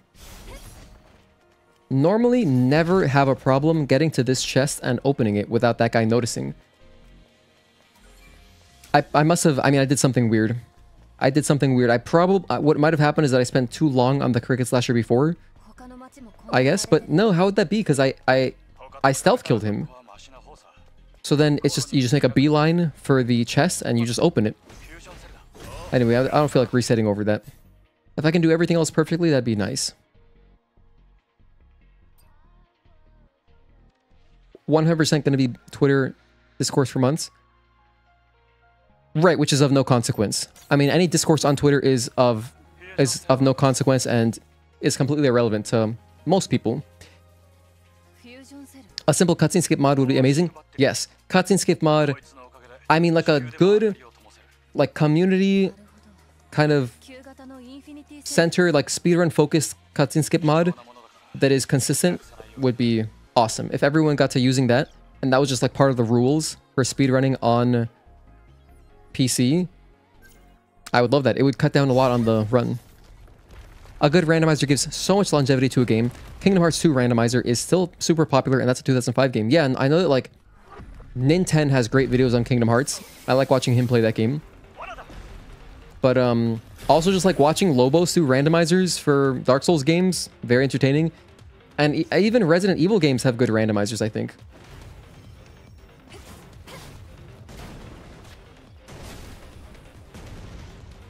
I think that was all right. Let's see. Can I get a good slash on this guy? All right, that works for me. Hang on.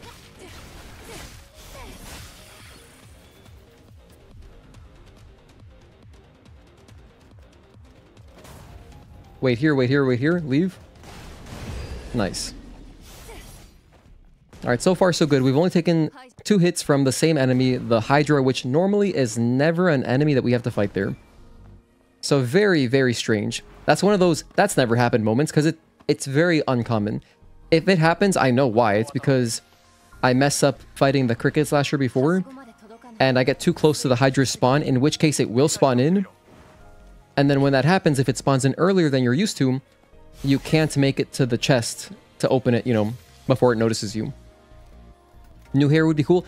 New hair would be cool if it animates well. Yeah, I agree. Oh, hang on. I actually do want to touch this camp. And I want to use it. I want to check my skill shop. Because I don't want to go into the next... This is perfect.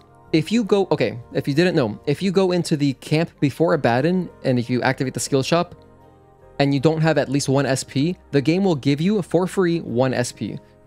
And so that's why I want to spend this here, so that I can get a free SP pretty much. So I'm going to grab Ambush right now. And while I'm at it, let's go get a free ambush kill on the Hydra right there. He has no idea what's coming. No idea.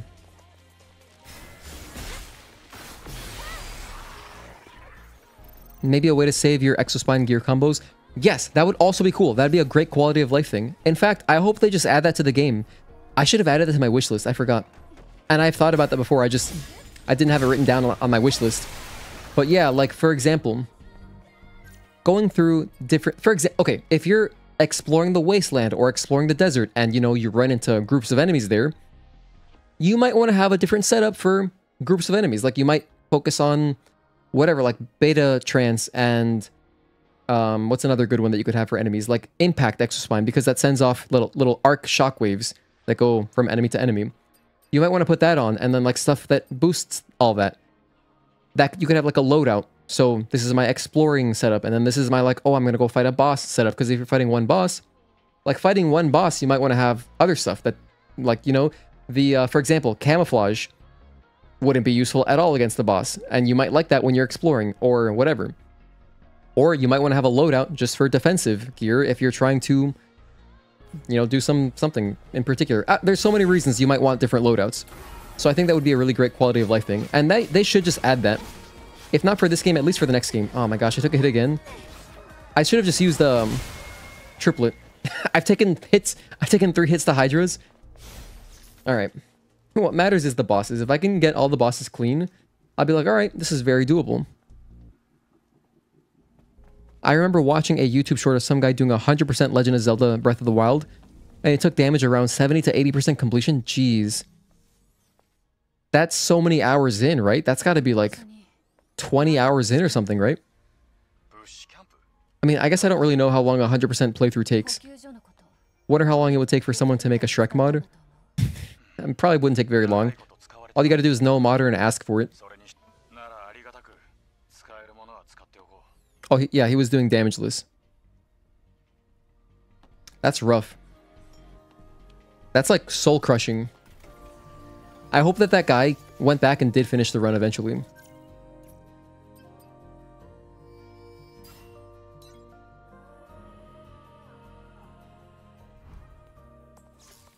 Hang on a second. Am I wrong? Am I lying right now? Dude, I'm wrong. Earlier when I said about getting the free SP, I think I was lying. I think that if you just open up this shop, you always get a free SP no matter what. Now I'm second guessing myself. Because yeah, in a speedrun, I don't... Yeah, speedrunning, I come here and I have 2 SP because I buy Ambush and I buy Blink. Yeah, never mind. What I said earlier was completely false. I retract my statement. Whoops. I didn't mean to, like, spread disinformation. Or I guess I should say, I didn't mean to spread misinformation. I'm not trying to disinform. Trust me, my stream is not a disinformation campaign. But yeah, that was false, what I said earlier. So if you walk into the camp before Abaddon, if you just walk in there, you'll always get 1 SP so that you're able to buy Blink no matter what.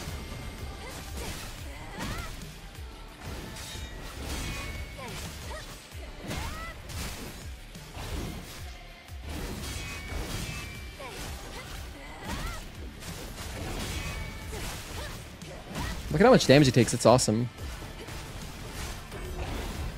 Why is he doing this?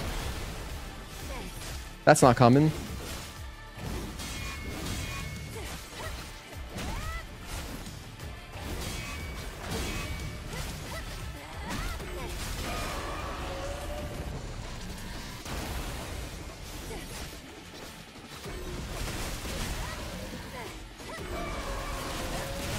Interrupt him again.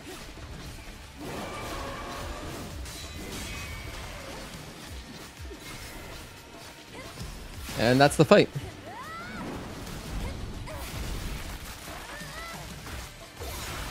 Oh, okay. Where's a little bit more? I'll do like 1 rush.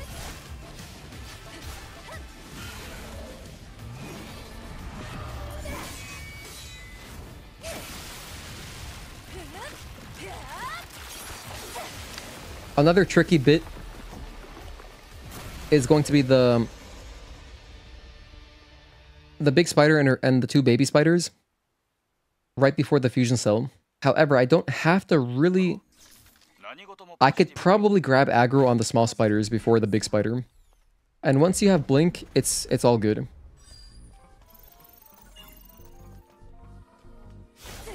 Now the question is, do I want to get chain type here? I think I do.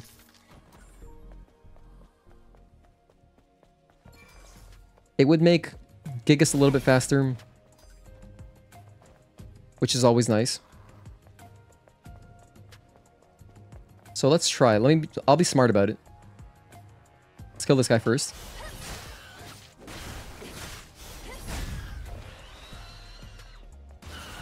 Then I'll go around here. Perfect. That was an awesome barrel. That was actually so perfect. Then...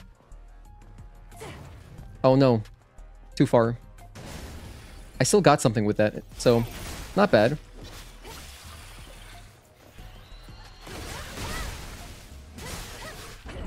No.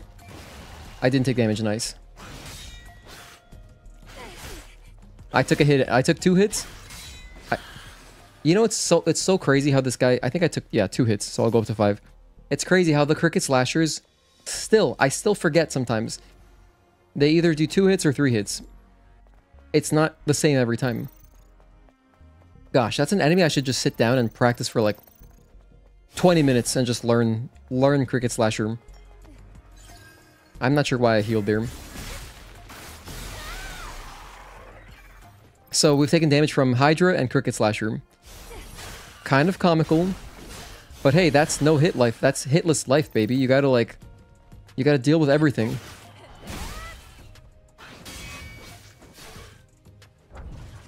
Run away. 1, Just one. One and just... Okay, so there he kind of planted it in... He took his little talon and planted it in the ground. And that's always going to be a one hit. One. Okay, so right hand or left hand. That makes a difference too. Left hand, right hand. Left hand again. Or some kind of backhand attack. Left hand. Right hand. I know it's technically his left. Left. Right. Left. I see it now. No, I totally see it now. You know there's a follow-up attack if you can see its back. So when the Cricket Slasher turns its back, like right there, that's a single attack. Single attack. But sometimes, right here, you can see his back, notice? That's how you know it's a full combo. I'll add the hit, by the way, but... Okay. So I'll make sure to always look for that. Alright, alright. That's good. I know I said 20 minutes, but... 2 minutes is also pretty good. Hello, single player enthusiast. The only boss you've done no hit is Abaddon. Love Abaddon. One of my favorites as well. Some of the coolest music in the game. Abaddon is an OG. Abaddon's a double OG because he's been here since the demo. Oh yeah, Bliss, I retired as a guide. I'll take your last paycheck in awesome celebrated runs. Thank you. Thank you, Juan, for your help in Elden Ring. So is this no hit or no damage? Because no hit means you can fall off ledges. Yes. So I haven't fully defined the exact rule set just yet, Kaneki. But pretty much, no hit is going to be... I'm going to allow fire, damage from like walking through fire. And then I'm going to allow damage sometimes from like... what's another good example? Yeah, like if I take fall damage to speed something up, I'm not going to count that as a hit. I'll add a hit there. Oh, that was kind of silly.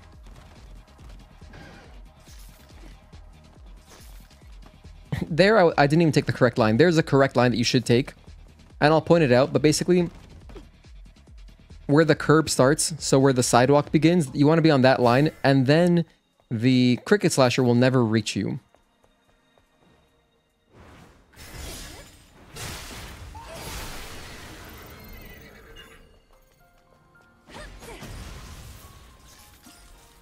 Okay, guys, how do you like Eve horse feet mode or human feet mode? Are you talking about her, the heels?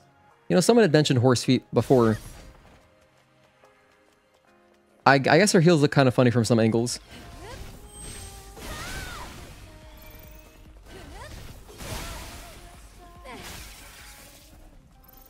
Yeah, so instead of dealing with that big spider with her kids around, Mama Spider can just go down to 2 slashes.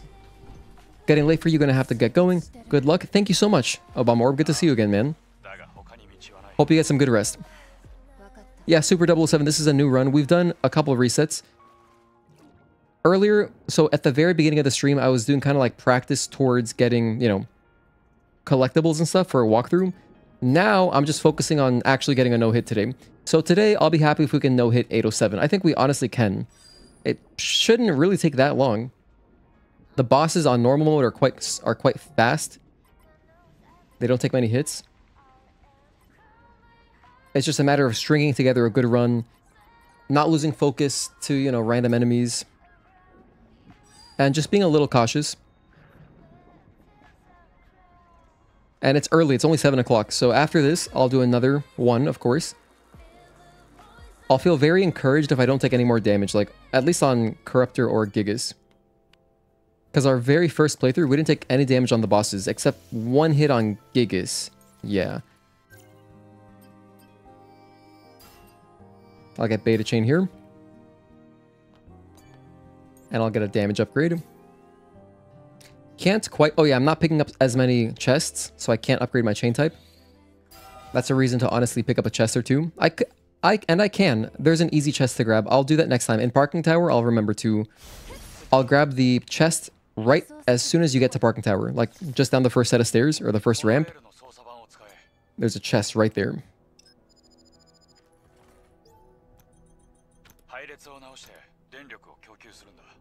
Wait, what? Oh, here we go.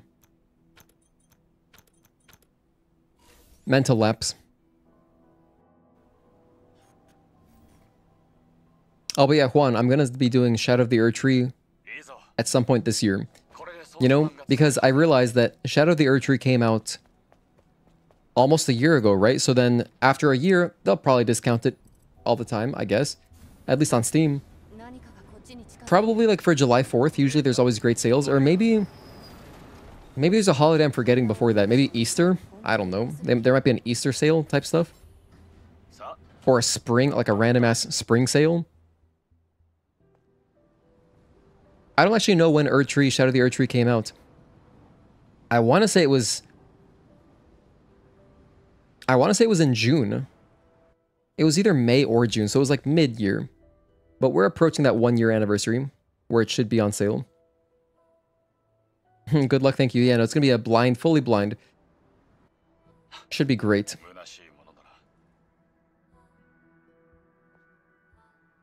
Same thing with the Bloodborne DLC. I'm going to get back to that at some point.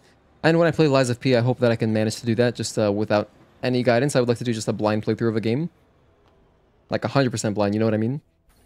So not just not knowing what's going to happen, but also going in completely at a loss.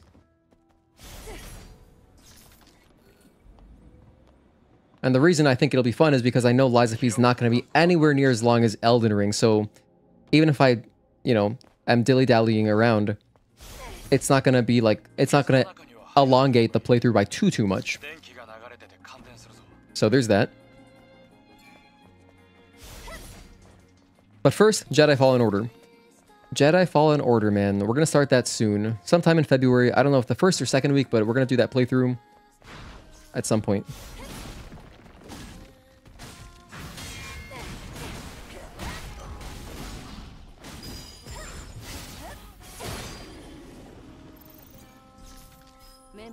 Lies of P story is absolutely amazing. Short and sweet. Perfect.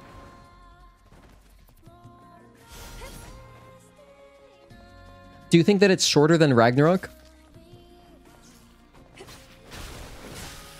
If you were to arbitrarily, you know, if you were to judge the length of the game?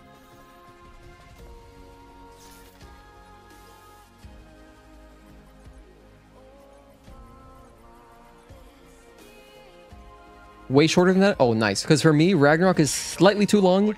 Just a little bit. And so if it's a little bit shorter, that's great. That'll be a really nice, just like, you know, maybe like a 2-week kind of, like a 4-stream game kind of thing, maybe. We could probably do it in 2 weeks. Definitely nice. It's pretty short, especially for a Souls-like. Okay. Oh, so it's gonna be like a Demon Souls length game. Probably one. I think probably the shortest Souls game, Demon Souls, right? So.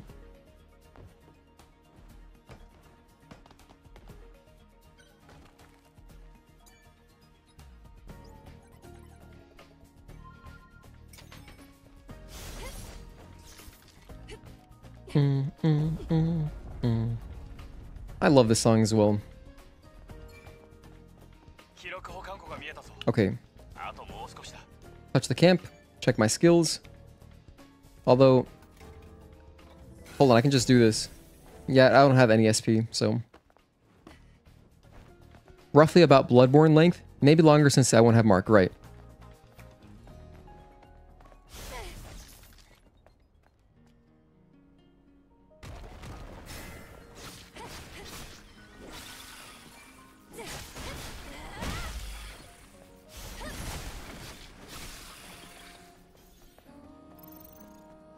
Alright, so we just gotta grab this body. Required body.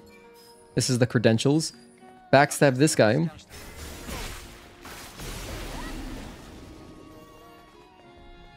just gonna kill this guy. I got stuck. Ouch. Kind of unfortunate. That's a hit. Add that.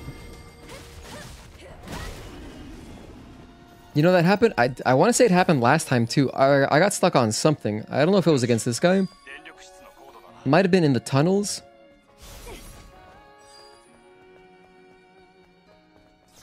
Yeah, gotta be mindful of that. Pay attention to your surroundings.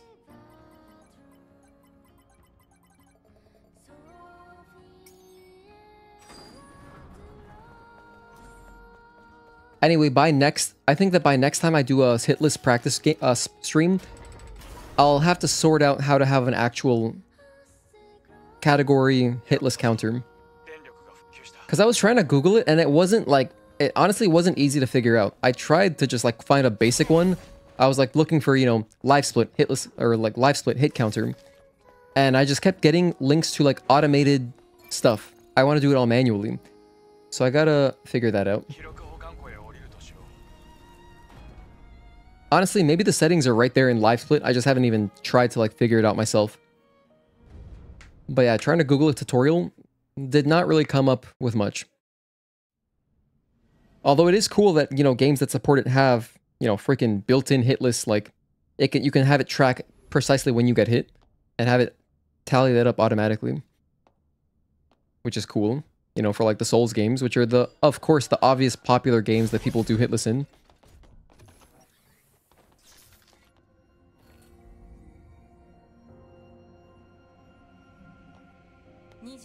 What time is it? We've been live for 3 hours. I'm gonna have my snack. Perfect snack time. Which I already have on my desk, ready to go.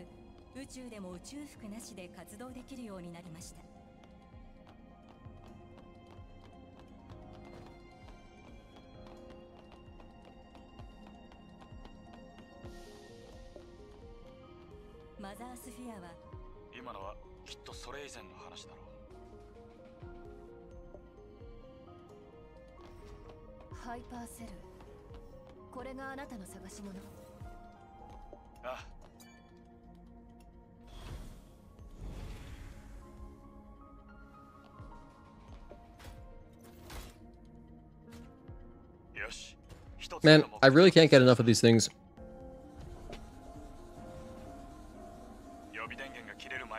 I have one of these every day. It's like the perfect quick snack to eat during a stream. Takes no time at all. And they're delicious.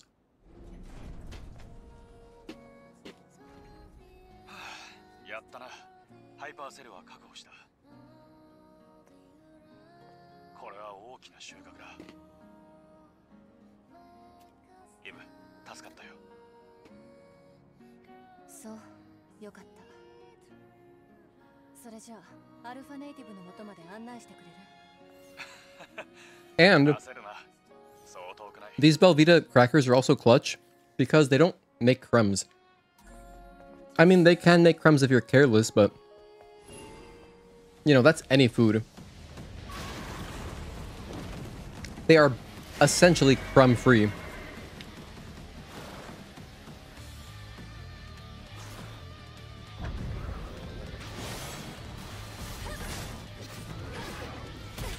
Oh my gosh, right off the bat.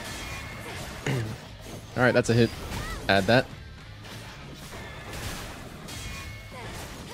Yeah, my first playthrough was pretty good. My first playthrough when I was barely carrying was not bad.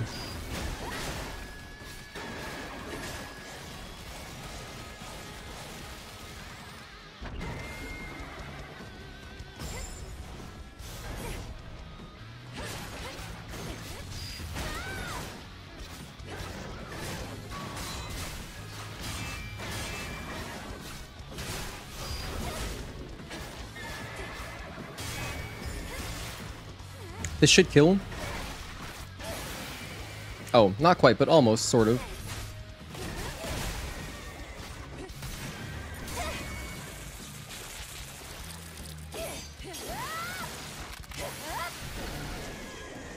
Although,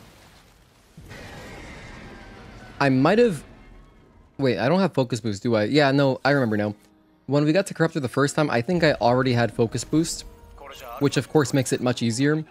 But even so, we don't really need focus boost, to be honest. I was grabbing it just like... That's probably what I would do during a full walkthrough, you know, comprehensive walkthrough with Hitless at the same time, but...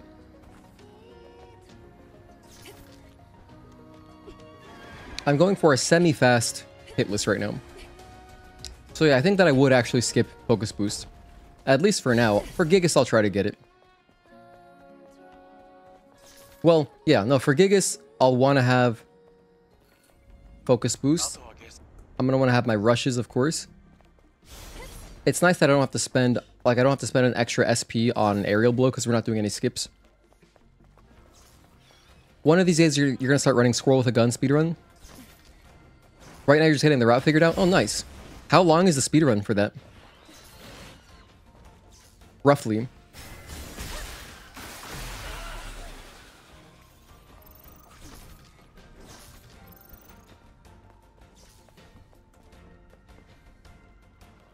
I'll wait.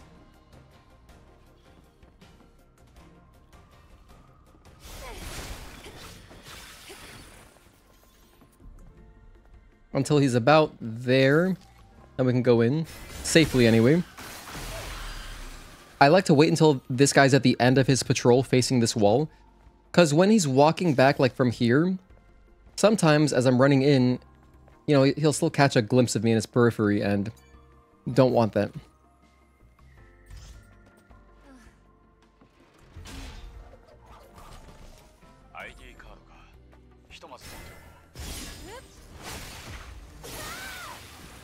Alright, so pretty straightforward stuff now. We spent a while exploring Construction Zone earlier, during the, you know, the beginning of the stream. But now, we're not doing any of that extra stuff.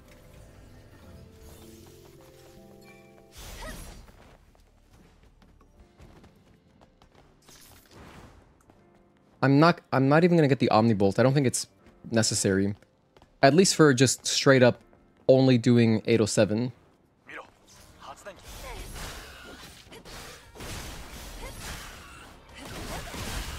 Did I get hit there?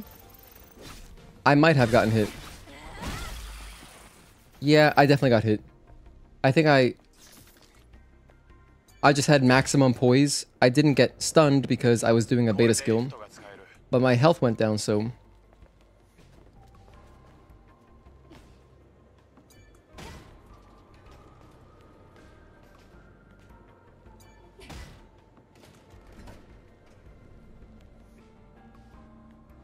It is a little bit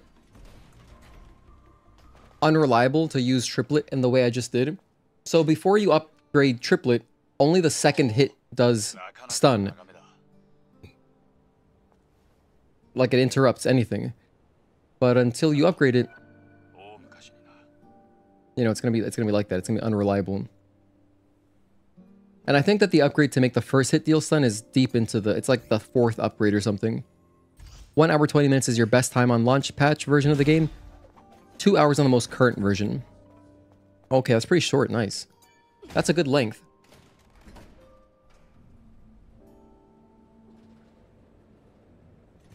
I like that. It must be... That's like the perfect length, in my opinion, for a run is just under 2 hours. Basically, the length of a movie.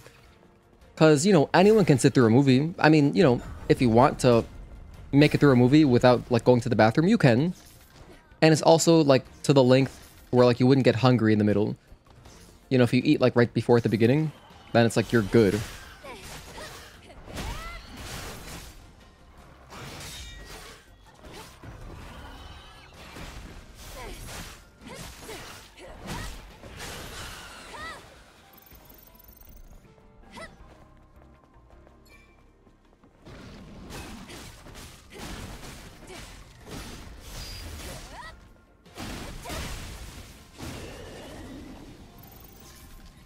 Yeah, Elden Ring runs when you were doing them were just under 2 hours. It's perfect.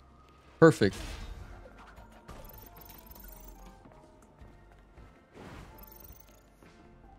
That's why I feel like this game could actually benefit from... I was going for... Should I count that as a hit? I was actually going for an assault kill. I'll just count it as a hit. But, I mean, this works out, I guess. That's what you would normally do in a speedrun. I was conscious there. I wasn't autopiloting. I was going for a stealth kill.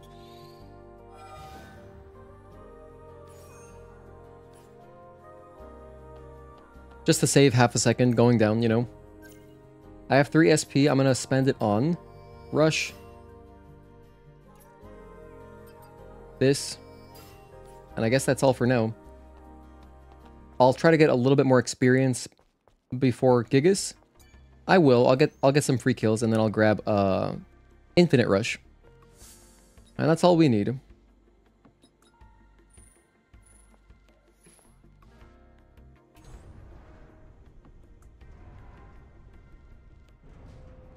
Oh, by the way, you know, so for anyone who's been around for a while, you might remember the last giveaway I did. Oh goodness, this is great. I meant to bring this up the other day as well. I've only talked about it on the Discord, really. I mentioned it like once last stream, but I'm planning to do another giveaway for a DualSense controller. It's going to be the Chroma Teal one. If you've seen it, it looks like Eve's default costume. It's like that same kind of green. It looks really pretty. Anyway, I want to do a giveaway for that. You know, I'll just have the controller shipped to your house or wherever. I think that we can even do global because even if you're like, whatever, anywhere, I can just buy it on like Play Asia and have it sent to you that way. Unless there's like Amazon in Europe and stuff. Wait, do you guys have Amazon in the UK? They probably have Amazon everywhere. So, anyway. I think that we'll do global. And then we can just have it mailed straight to your house. But what I need to figure out is what kind of contest I'm going to do. So last time, our last contest, we did a speedrun, like mini contest. It was Eidos 7 only. So it was from the beginning of the game to Eidos 7. You know, about a 40-minute run. And that was a lot of fun. I don't know if that's really too much to ask people to do, like a 40-minute, you know, playthrough. The thing is, we could have given away a lot more prizes, but we didn't get enough submissions. So we just gave away 6 prizes to the 6 people who actually did the whole run. And so I'm thinking maybe I should do something a little bit easier, or like at least shorter, I guess, because I would just like more people to try out playing this game in weird ways. In unusual ways that you might not think to. But I don't know what to do yet. Maybe I should do something with boss challenge. I don't know. If anyone has any ideas for a good contest, I'm open to suggestions. Never doing Pokemon Stadium 1 speedruns. It's about 19 hours and has heavy RNG. Some battles are impossible if certain Pokemon are used. That sounds... 19 hours of RNG? Dude, that's too much for me. Damn, dude, even like 6 hours, a third of that RNG would be too much for me.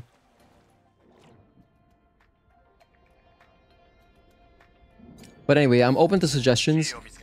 I could maybe try to come up with something kind of creative in boss challenge.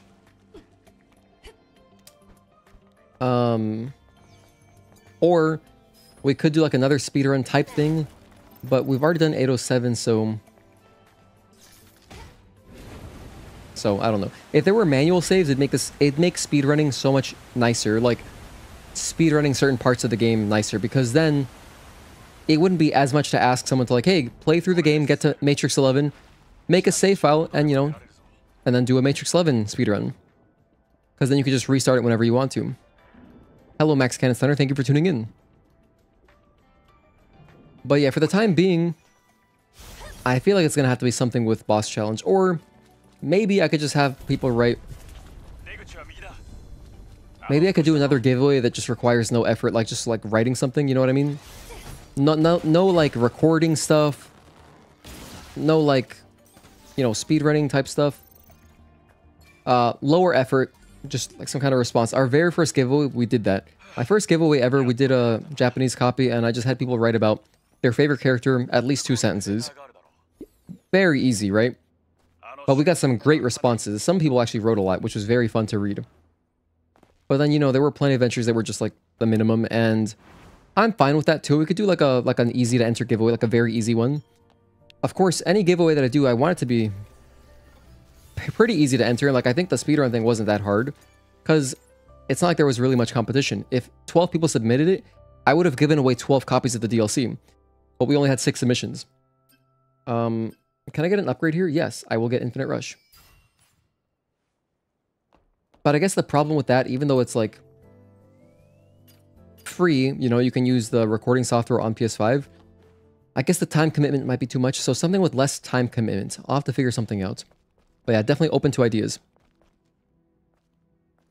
Hello, Yoshitaka. Love Stellar Blade's a great game. We like it a lot here. Or they can just add mission selection. That would also be cool. But, I mean, I really want manual saves. Oh, I forgot to put on chain type again. Whoops. Manual saves would be just fantastic. Biggest fish captured? Ooh. RNG though?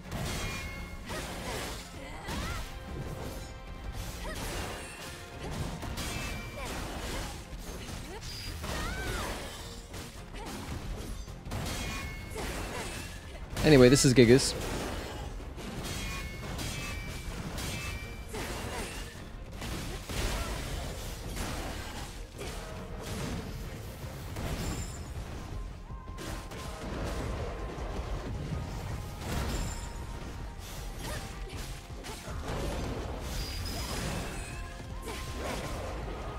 One, 2, and 3.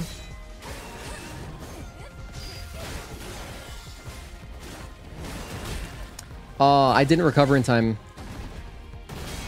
Let me add a hit there. 12. 1, 2.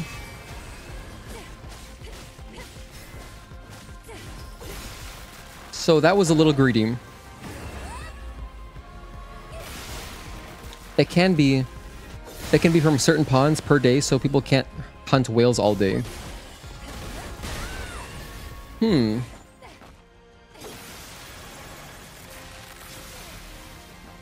Fishing, huh?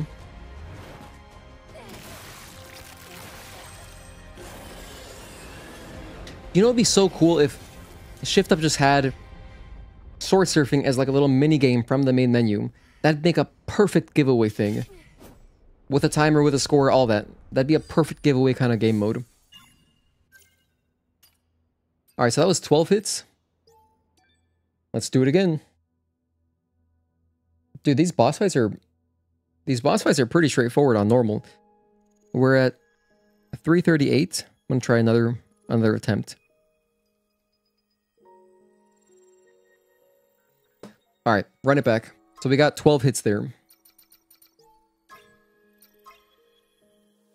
It can be from certain ponds per day, so people can't hunt whales all day. Yeah, I guess like...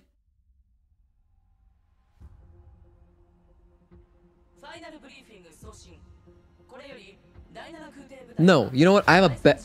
I just don't want to have people fishing like just trying to like the RNG part of it. I'd feel bad if I'm wasting someone's time that hard, you know?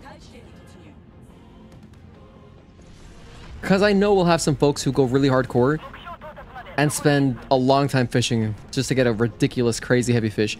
I have an idea. We could do like a like the first giveaway. All you gotta do is type something up, but it'll be, you basically gotta write like a really short story about whatever characters you want. Maybe we'll have a prompt. So I might come up with like a writing prompt. And then we could do a stream where we read everyone's stories. I think it'd be so much fun. I just had this idea right now for some reason. Basically like doing like fan fiction. Maybe like, I don't know, like a page, nothing long, just like a short story. Because I know we've got a lot of creative people, and I think it'd be fun. And we'll do two, should I do 2 controller giveaways? That's 140 bucks. Maybe I'll just, well, I was thinking it'd be cool to do 2 because then I could do 1 giveaway for like, I'll choose my favorite. I'll just like choose a winner, and then we'll do a random as well, so that as long as you write a story, as long as you write anything and submit something, and you like meet the word requirement, bam, you're entered. I don't think that's a lot to ask. I think it's a lot less to ask than doing a speedrun of 807. I'd love that. You write a lot as is? Hell yeah. Because I just think it'd be fun to read people's stories, dude. I want to do that. That'd be a fun stream. But I have to come up with a prompt. I need a good writing prompt. I could probably do a prompt where like something, these characters are in this scenario and they need to accomplish this. How do they reach this solution? And then I'll let you choose the characters that you want to include, because that way there's room for people to be creative with like the characters, because different characters might approach things different ways, right? So yeah, I think this could be fun. How about your vote as a winner and a community vote for a second winner? Oh, I like that too. That's another good idea.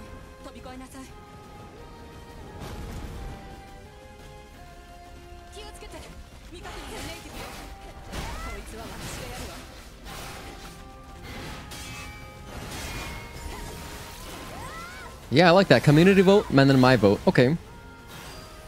But yeah, then if I'm committing to 2 prizes, 140 bucks? I legitimately can't afford that at the moment. I could do 1 controller, yes. Like, I'll do 1 controller for the giveaway, for the community. By the way, anyone lurking who wants to be part of the giveaway, just make sure you're in the Discord. I only do this stuff on Discord. I don't want to advertise this stuff on YouTube.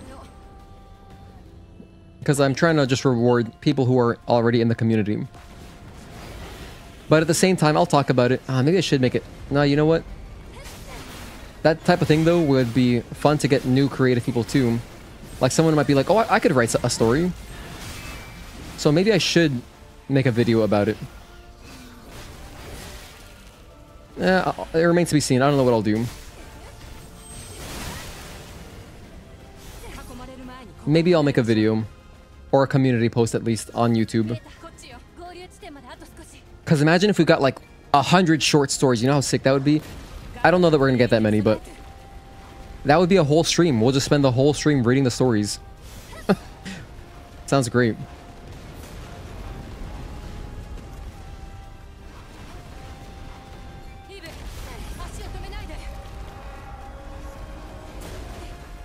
Oh, by the way, our last attempt right before this, we actually got hit by one of these pieces of falling debris. Great idea. Thank you, Gear. I think short stories will be good. I'll make the word count like nothing crazy, maybe 500 to 1,000 words, just like a page, basically. A short story, right? I gotta look up how long short stories generally are.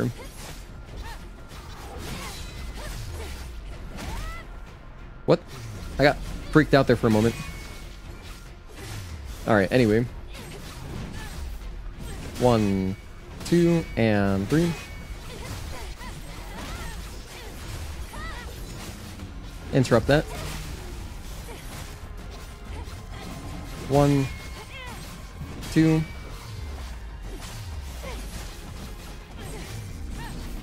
1. 1. 1. Oh. Let's just restart. Run it back.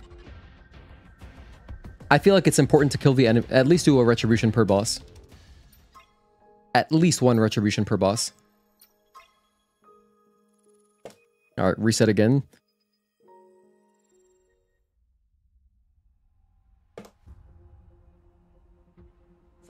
So that's the plan.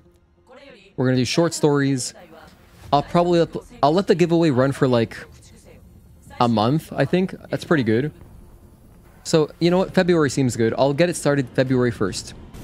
I'm gonna figure out the rules over the next couple days. Like the exact prompt and the exact, whatever, requirements, the word count and all that. And I'll post it on Discord. Should be fun. Should be really fun. I'm excited, dude. Eve sits Lily down, tells her she's beautiful and everyone dies. The end. Sounds like a story that SpongeBob would write. Like that one episode where he spends, you know, like 30 seconds writing the, and it looks beautiful with all these little details. And it's very ornate. It's a very ornate the. He spends all day, 1 sentence story. Thank you, SpongeBob.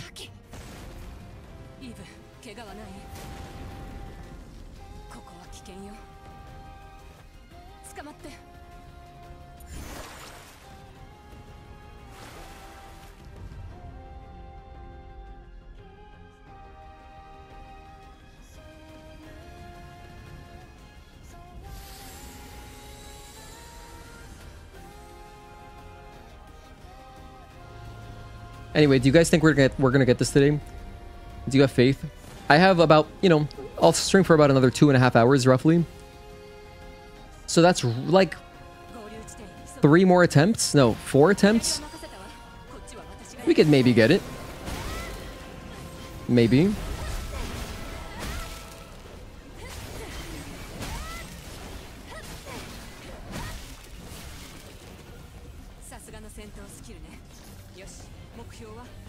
I wouldn't expect to though, to be honest. Because, you know, Hitless, you gotta play a little differently. It's not just like speedrunning. Speedrunning, you don't give a damn about anything. Just get through as fast as possible.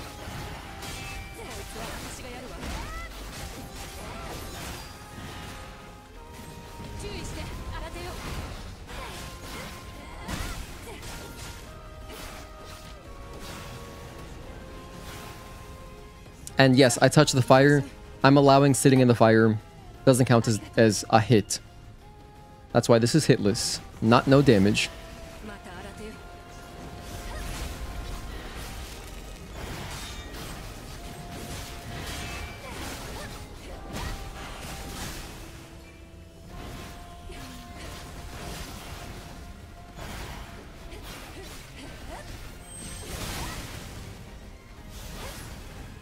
Gotta go talk. She just one-shotted that guy. Did you see that?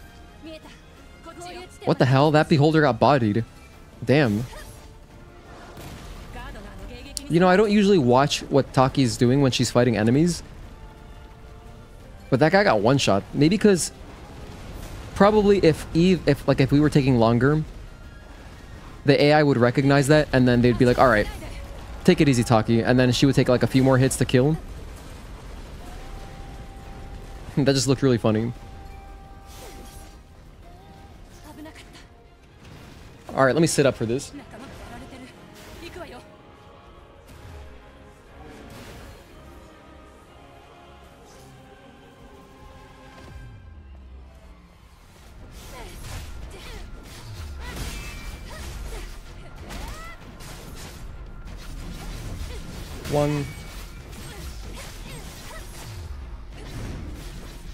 One and 2 and 3. I actually got hit. I didn't even get a regular parry. I blocked.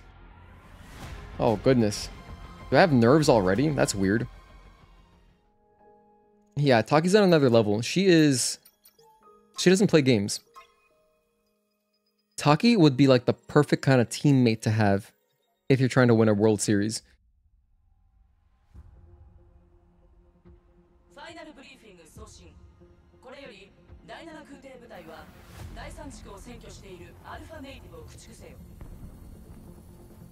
You know what else is gonna be cool?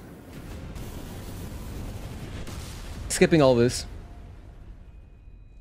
I would love to skip this cutscene. I love this cutscene, trust me, I love this intro.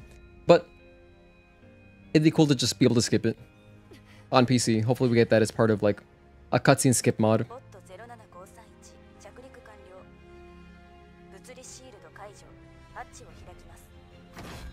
But of course, I understand why you wouldn't be able to skip it. If you could skip it, the music wouldn't... It's not the same. It wouldn't hit as hard because it's synced up to kind of get hyped as soon as you're exiting, so... Like, when you get pulled out, the way they sync this up, it's so cinematic. It's amazing.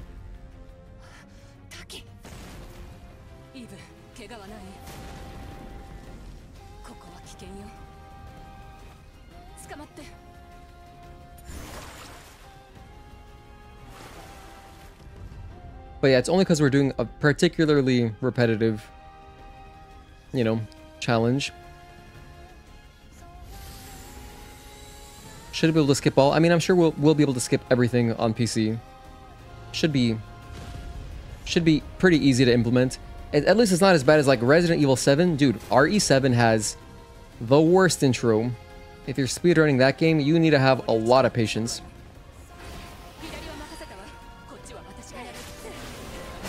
The intro is such a long walking portion where it's just dialogue. It is like, to do that over and over and reset through that, it must be brutal. Not that I personally have ever reset it, but just watching it, I'm like, oh my goodness. Hi, Mia. You know, you gotta go through the whole thing over and over. It's rough. But then once the game gets going, it's great, of course. こっちよ飛び越えなさい気をつけて味方にはネイティブよこいつは私がやるわ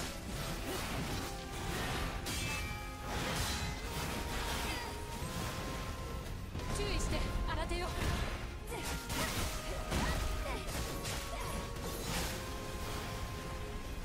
さあ行きましょう Nice. ありがとうまた新手よ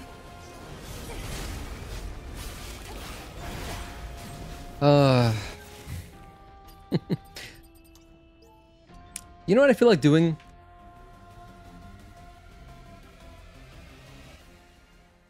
I kind of feel like just practicing the bosses. Oh, but I don't have a proper save file to do that. Never mind, I can't do that. I was gonna say maybe I should just jump in here and like just do the first few bosses a few times. You know, just to do them. But I can't do that. Ah, man. Boss challenge, as great as it is, there could be a lot more customization. The closest thing I could do is like I could just play through this until I get to 807 and then at least unlock perfect dodge and then I can practice pretty much. Nah, I'll just keep restarting. Try speedrunning Pokemon Sun and Moon. It's a practice cutscene simulator. Is it really? That must suck. Like, what percentage would you say is gameplay to cutscene in an average speedrun? Is it like 40% cutscenes, 60% gameplay? If so, that's already a crazy spread or a crazy ratio. If it's more than that, that seems unplayable. Isn't Sun and Moon when they started giving like too many tutorials? And that's why it's so many cutscenes? I've never played it. I want to say it is. Like there's tutorials for everything. Like an unholy amount. But I don't know any, I don't know a single thing about those games. All I know is that they are Hawaii. Basically.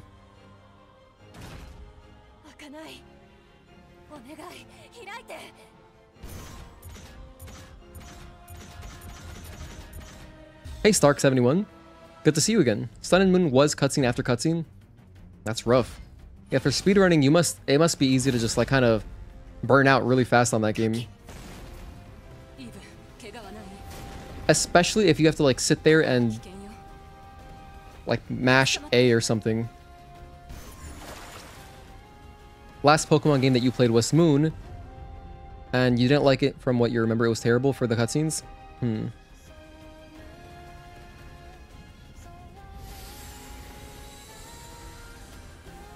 Yeah, last one that I played was Shield. Didn't like that game at all. Last one that you played was Moon. Oh wait, yeah, cutscenes, I see. I mean, every time you see someone that looks different from a regular NPC, then you get a cutscene. Wow, Juan. Everyone gets their own intro.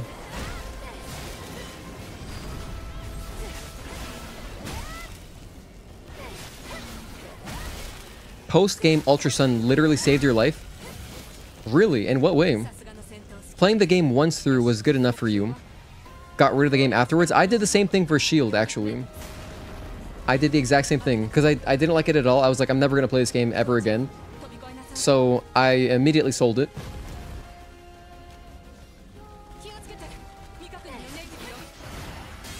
Yeah. Good decision. My problem with that game was just like, you know, just when I saw the lack of ambition and just how, like the rival in that game is the most uninteresting rival ever, dude. And I don't know why it was like they made it easier that I know it's a kid's game, but like your rival chooses the Pokemon that's worse against your Pokemon. They have never done that before. Why would they suddenly start doing that? Because it's on Switch? I mean, there were already plenty of kids who had DSs and Game Boys, you know? I don't know the logic. I don't understand it.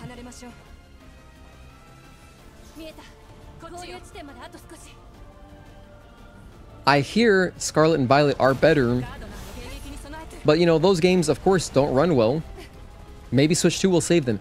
Maybe Switch 2 will be so good and it'll retroactively improve performance. Maybe I'll play Scarlet Violet because I'll be like, oh, cool, now this game is good. I mean, like, I hear the game itself is good. Or, like, at least better. I don't know, you know. But, like, relatively speaking, relative to Sword and Shield, it's better. Super boring game. Yeah, Scarlet and Violet were good. So, there you go. Felt like nothingness in the last couple. Just because something's for kids doesn't mean it has to be substanceless. The Adventure Time or Courage the Cowardly Dog. Oh, substanceless like Adventure Time or Courage? Wait. You don't like Courage the Cowardly Dog? Wait, you don't like Ratchet and Clank? Or are you saying that those games are great examples of things that are for kids that have substance? I think that's what you mean. Dude, by the way, Courage has some of the craziest music ever. They went really hard on some of these soundtracks.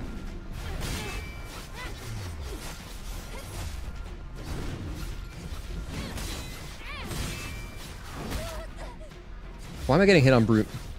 Oh, okay, that's what you meant. Gotcha. Alright, it's not working out right now. This is not working out. I literally don't have the focus. I think I've lost my focus. Our first run was really good, to be honest. All the bosses went perfectly.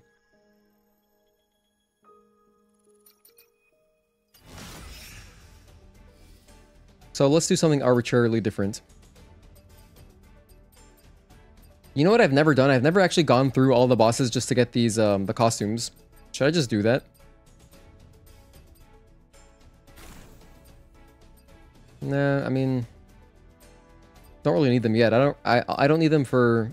I don't need them until I get all my, other costumes to do the lore video. I don't really feel like doing this either. Okay, I just need to grind it out. I'm gonna get some water. That's what I need. Yeah, you get a costume if you beat every boss in boss challenge. I think it's regardless of the difficulty, actually. It's just an unlock. It is, complete all challenges in normal mode. Yeah, normal or higher, so not story, but just beat the bosses, you get a costume. And this, all you gotta do is beat Raven on hard. So one boss, one costume. I only did this one time in boss challenge, like in this mode for the video, the update video, and then that was it. You know, I reset my save so many times that I lose all that progress. Alright, hang on. I'm gonna get some water. I'll be back in just a minute, and then I'll try to do some more attempts. I'll try to still get this out.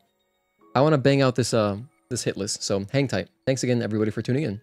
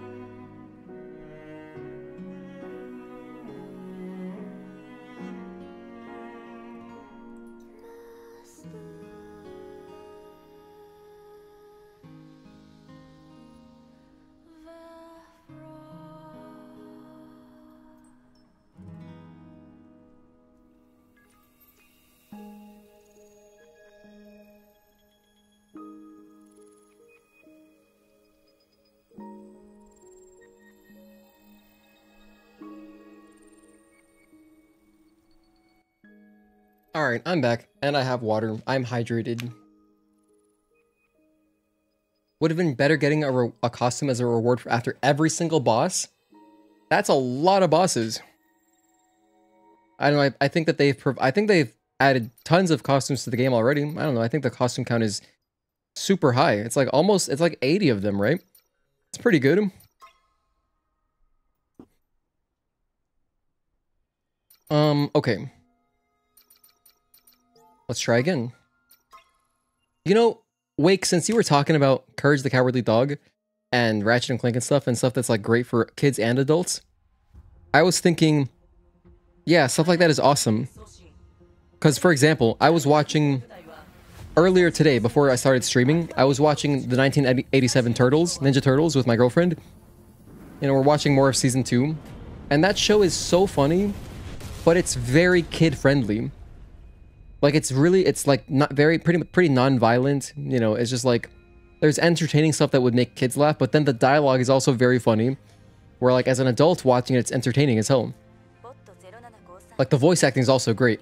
But, Ninja Turtles, another example is like, you know, 1960s Batman. Batman with Adam West. Also very kid-friendly.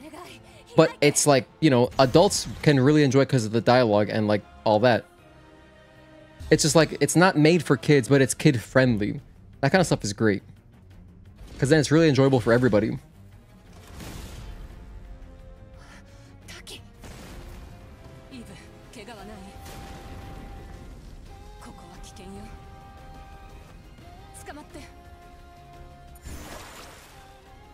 Adam West Batman is awesome. Very colorful show.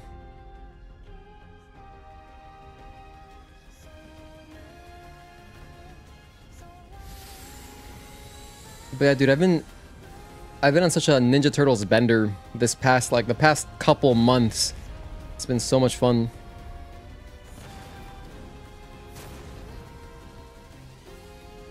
I had a freaking awesome childhood, dude. Elementary school, just imagine, like, you know, RuneScape with the friends from school.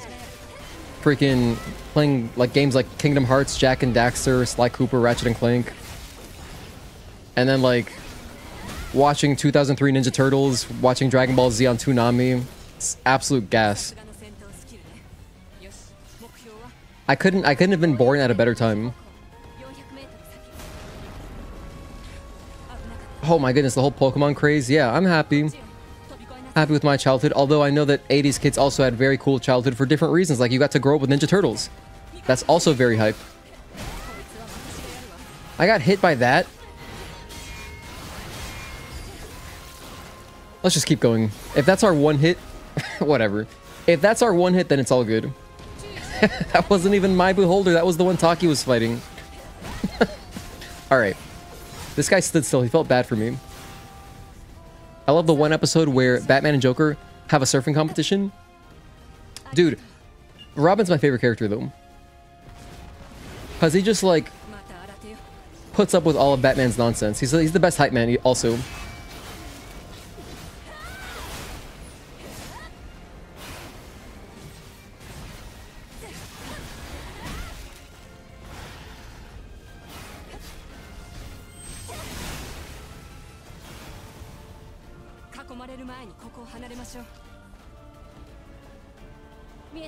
Okay, Brute. And yes, I am deranged enough where I will actually play through this whole attempt. And, you know, even if we have like a great 807, we get through Gigas or whatever. In my head, I'll just count it as a no damage. Or like a hitless, rather. I'd rather do that than restart right now.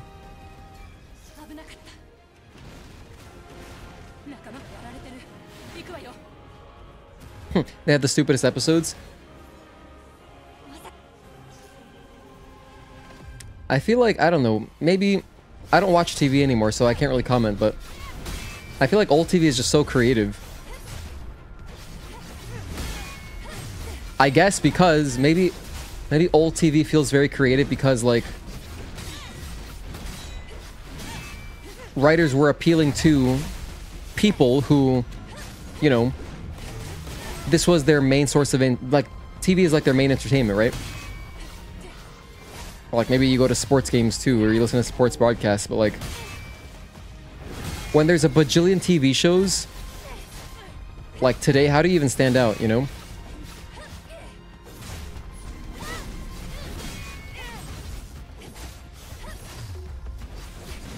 So maybe what I'm trying to say is that it was almost like it was less risky to make a TV show. You could take more risks with your TV show because there was just literally less saturation.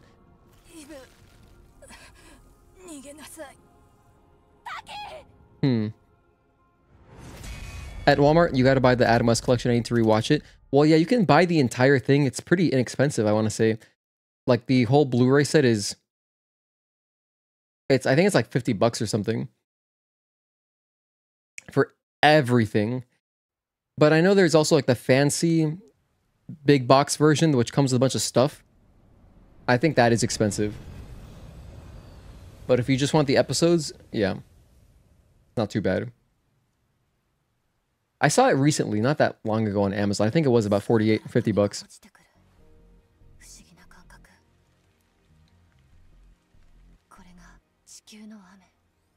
地球観光は後にしよう。今やるべきことがある。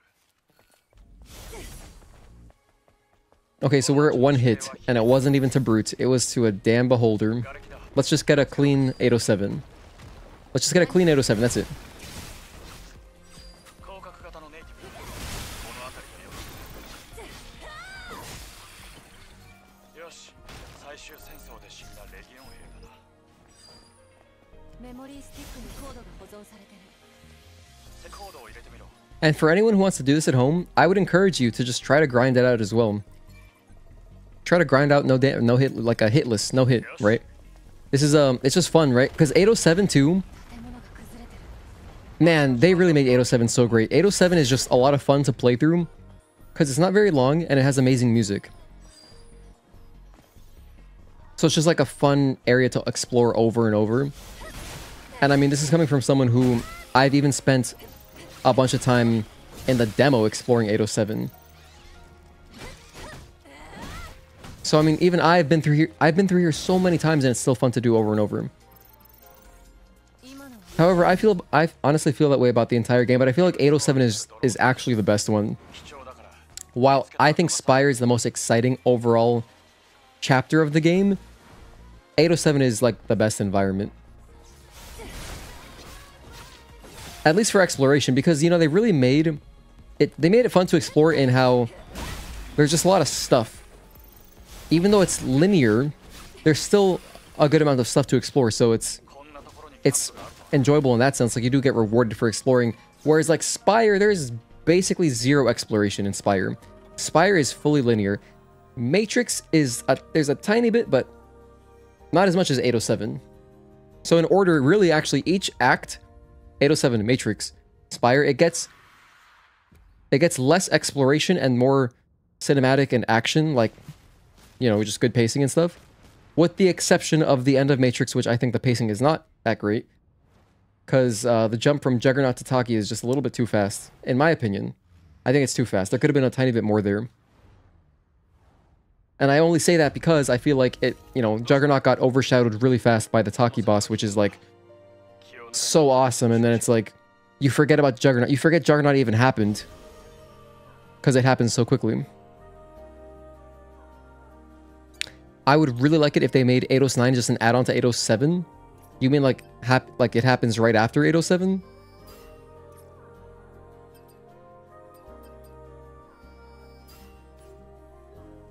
That'd be too hard though. I mean, unless they just changed it.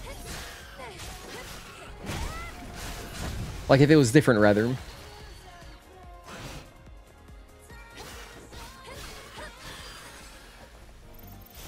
Like, if I had to go into 809 right now, right after 807... Damn, I'd feel weak as hell. Obviously, they could rebalance it, but... I think it works as a later game area. Because if they rebalanced it and put less enemies, that wouldn't be as fun. I love 809.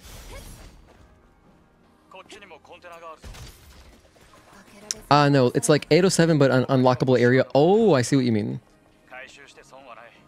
くまなく探していこう。Hmm.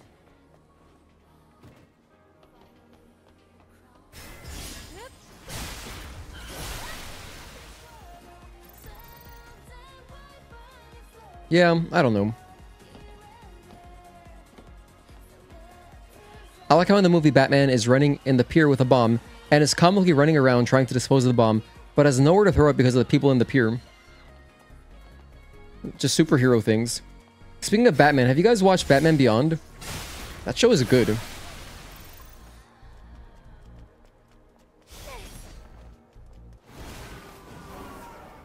It's not my first time bringing up Batman Beyond, but dude, Batman Beyond is legit. Terry's a cool character. The theme song, the opening theme song is amazing. The intro is gas. Yeah, the animated show. Dude, I was Batman Beyond for like Halloween when I was, I don't know how old. I was young. I was probably 5. But yeah, I had a Batman Beyond costume. That shit was sick. Like, I'm telling you, this thing ripped. My costume had abs was awesome.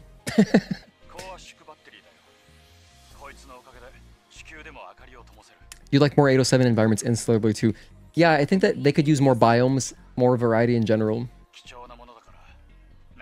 You know, like the beginning of Spire with the snow, I'd love a whole area like that.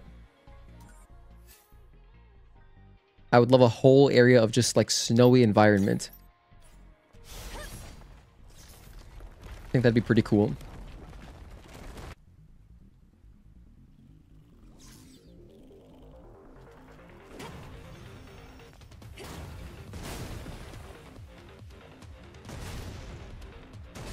Nice, pretty good damage, pretty good damage.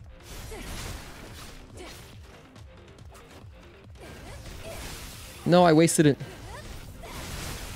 Alright, that works. At least I didn't get hit. Wait here, wait here, wait here, wait here. Walk away. Nice. That was kind of sloppy because one of the barrels got knocked over, but no damage still.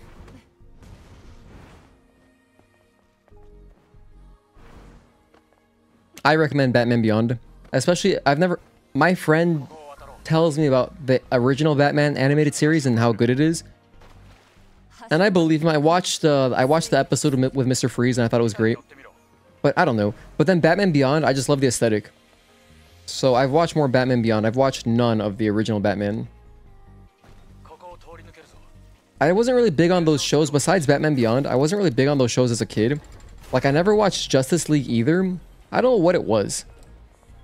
Something about the aesthetic I wasn't really into. I just didn't really watch them at all. And I tried to, but Batman Beyond though was cool. Something about it.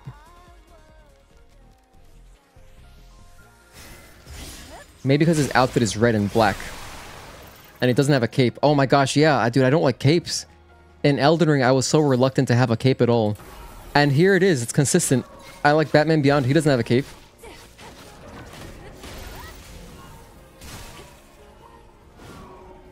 He missed me? No, works for me. Give us a magma volcanic area too. Like a Muspelheim? Muspelheim from God of War. A big underwater area that you can fight in. I'm gonna say hard no to that. When I play through Kingdom Hearts, I just don't like Atlantis at all. I always skip Atlantis in Kingdom Hearts 1. I do not enjoy swimming combat. You know, if they can make, I mean, I'm open to if they make it amazing. Like, if they feel it's really good, you know, I'll believe them and I'll try it.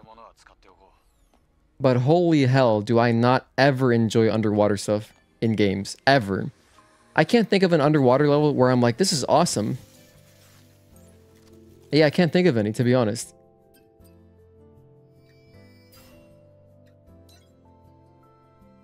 But yeah, like Kingdom Hearts 1, Atlantis, I'm good. I'm thinking Super Metroid. Super Metroid has a heated area and an underwater area, but Samus has the gravity suit to run underwater just fine. Oh, like that. Oh, okay. Well, yeah, if the combat is like normal, then I'm very open to that, you know? And yeah, I know what you're talking about, like in Metroid, where, you know, you'd be taking damage and stuff when you're in the lava. Stuff like that is kind of cool. Potentially. I don't know. I don't want to have a Lost Izalith kind of thing from Dark Souls 1, but there's definitely lots of directions they could go in. But if anything slows down Eve, I don't know how fun that would be.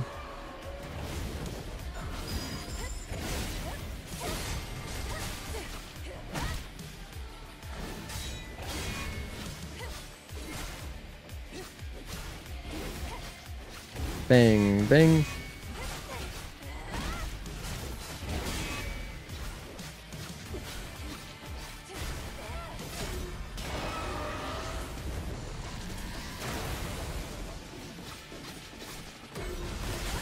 Interrupt that. I'm good off that. Also, interrupt it. Thank you. Good interrupt again. Oh, I don't like that. Nice.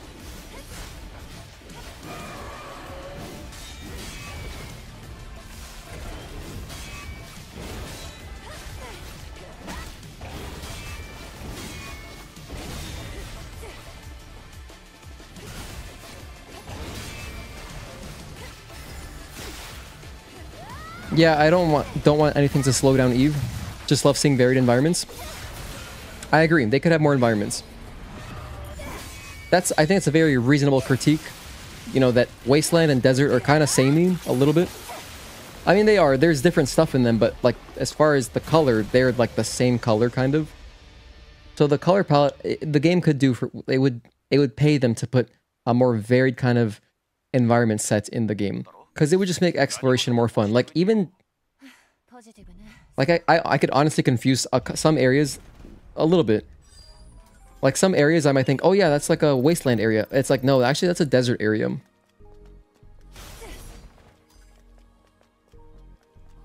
Just because of the similarities. But at least there are big, like what's cool about both areas, like the coolest part in my opinion about the wasteland is, you know, you have Digger's whole area.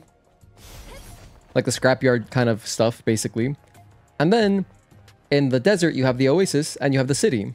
And that stuff is all cool, so that makes it varied. But it would just be cool to look at different stuff. I didn't actually take damage there, did I? No, I think we're good.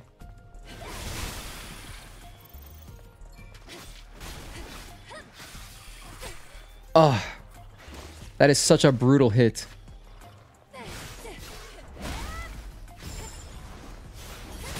Oh, that's such a brutal hit again. Yeah. Add 2 hits. By the way, I don't really need this chain type exospine. However, I would like to get it for the full run. So that's why I'm grabbing it. I would like to have it for the full run. So even though I'm only doing 807 at the moment, I think it's very worth it to play like as if I were doing the whole game.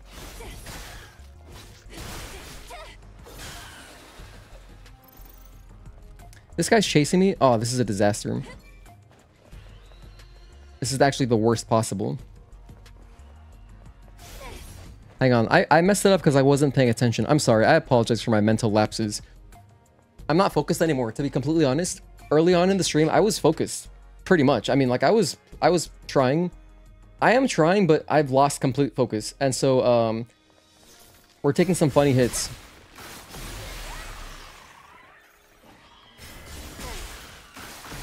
And like right there, I didn't even think to stop for the barnacle and his cycle. So that was my bad. Maybe I'm just tired.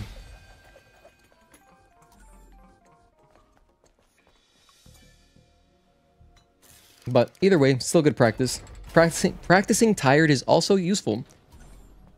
Although not optimal, it prepares you for, you know, sometime, like if you're doing a speedrun and, you know, you're like, I'll do one more attempt. You might feel fine at the beginning of the attempt, but then towards the end, when, you know, as the run continues and you're like, you're on hour 2, now you're like, oh, I am kind of tired. So it's also nice to have practice in suboptimal conditions, right? Space station exploration. Yeah, I mean, tons of options, of course. That was a perfect cutscene skip.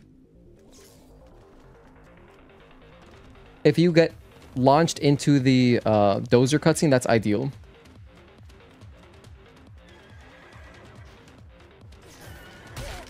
That hit me?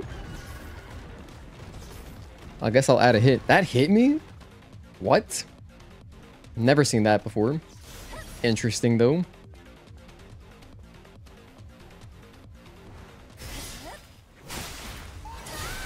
Let me just get the bosses perfect. If I can get a run with all the bosses good, I'll be content with that. At least sub 10. We're at 4 hits already. 2 of them were in the same spot. One of them was in the intro.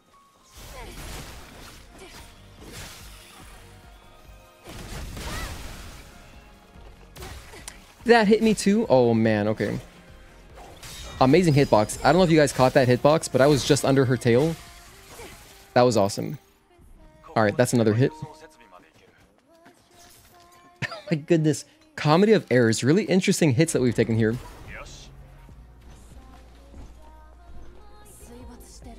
I mean, the dozer one was actually kind of wild. But he has a tall head, so it kind of makes sense. This game is, like, you know, it has great hitboxes. And it always has had, it's had great hitboxes since the demo. So they did a really good job with all that. So it does make sense. Dozer has a big head. Even though I was climbing up the box, that probably should hit me. My mistake was letting him chase me that hard. I could have taken like a different line. $6, 6B. I should learn the actual names of these Greek characters.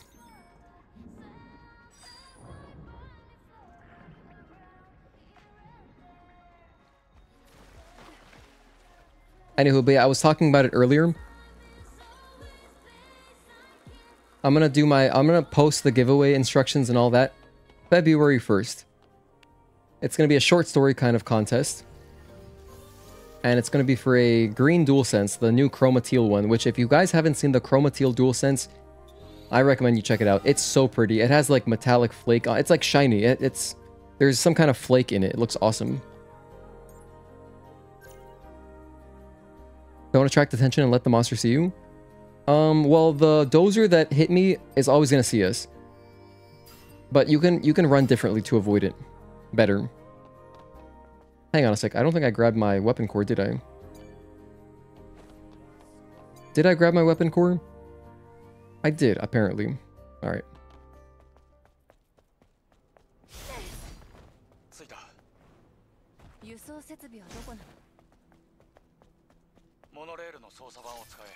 $38.61.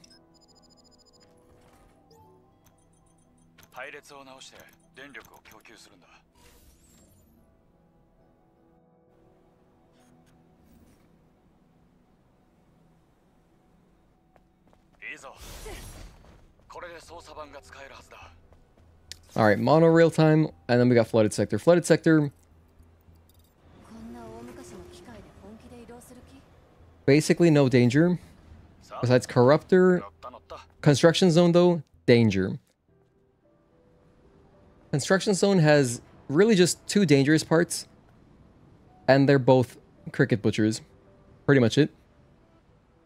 After that, sewers, no danger. Gigas can be dangerous. Oh yeah, I'm gonna get... I want reflex, not reflex, I want focus boost. I want focus boost to make it all easier.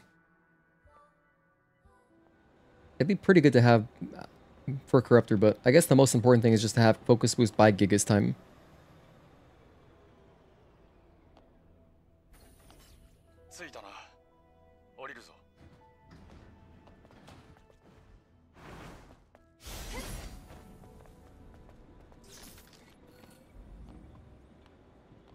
Alright, FCS.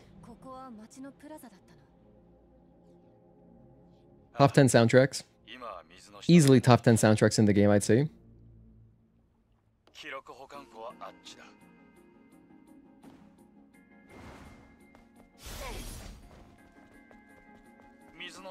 By the way, for anyone just tuning in, earlier in the stream at the very beginning, pretty much the first 2 hours of the stream, I ran through 807 and we were working on hitless strategies and stuff while at the same time exploring everything. So the long-term goal here is to make a big walkthrough video for PC players once the game comes out on PC.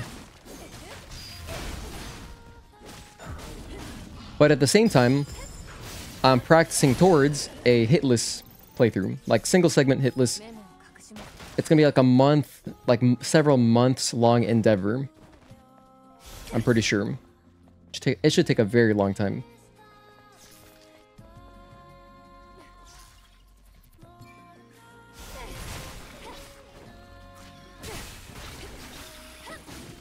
Whoops. Well, I overset my, I was one attack too forward. That's okay though.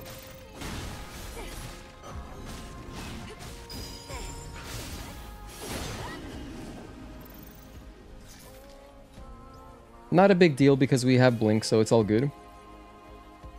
Those guardians will almost always, they are basically programmed to do a blink after you take their shield down. So once they're in, like, just only down to raw health, pretty much always going to act the same way.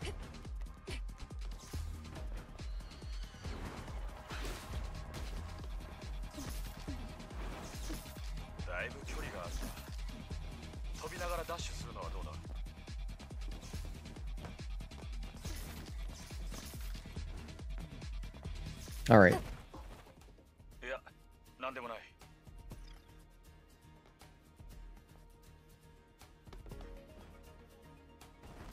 By the way, if I were to take fall damage here, I would allow that.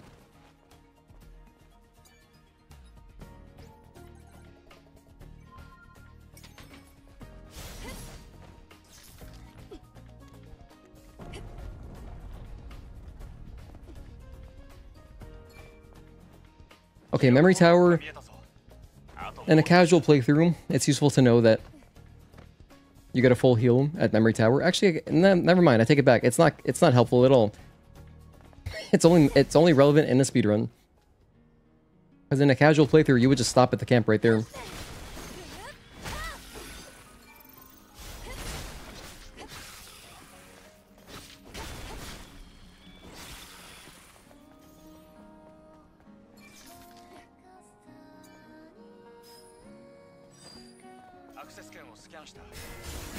Alright, free backstab. This guy you actually don't have to fight. Let me see if I can get it, because I usually mess this up. You can just grab this. Yeah, there you go. And now, if I run down, he will chase me, but that guardian will give up really soon. And so then what will happen is, it's going to start walking backwards, and as you come out of here, you can backstab it consistently. Like, I'm pretty sure it's already turned around. So I'm going to do the cutscene, all that. On the way out, take care of him. Not that it's much trouble to take care of him anyway. As long as you have blink, which you will have blink if you stopped at the camp before Abaddon. Oh, hang on a sec. Oh, he didn't really chase me that much. Well, don't gotta bug him then. Don't really need the experience. By the way, if anybody knows, if anyone is aware of how to do a no-hit counter, because I've seen them, I know that you can use live split to count your hits. I just couldn't find a tutorial online. If anybody actually knows how to, please DM me on Discord, because I got to set that up for next stream. I want to set that up. Next time I do this kind of hitless practice, I'm going to set up with different categories, not categories, different segments, splits, so that we can better track exactly when I got hit on stuff. We'll just have much more kind of effective practice that way.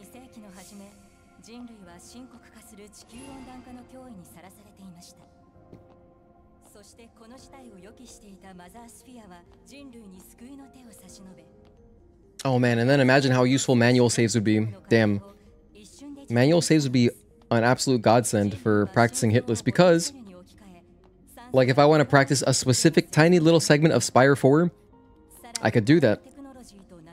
Can't reasonably do that right now unless I set up, you know, cloud saves and That's the whole process of setting all that up.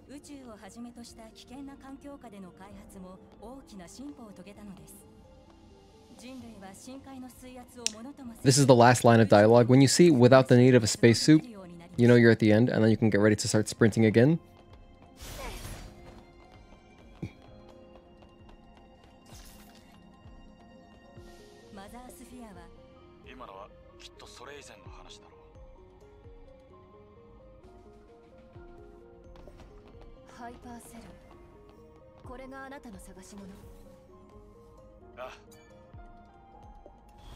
Alright, let's get out of here and fight Corruptor.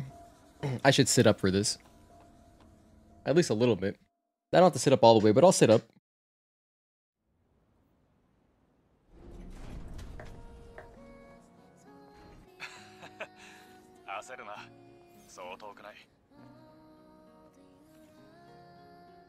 Okay. I have a full... Wait, did I put on my stuff? I keep forgetting to put on chain type. Oh my goodness, why am I doing that? I've done that like every single run. Alright, at least I remember now.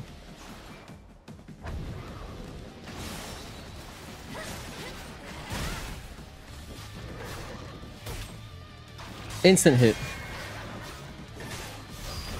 Yeah, dude, I think I've just been up for too long today. I slept differently than normal. But, damn, we were playing fine earlier. Let me add that hit, by the way. We're up to 6 hits now.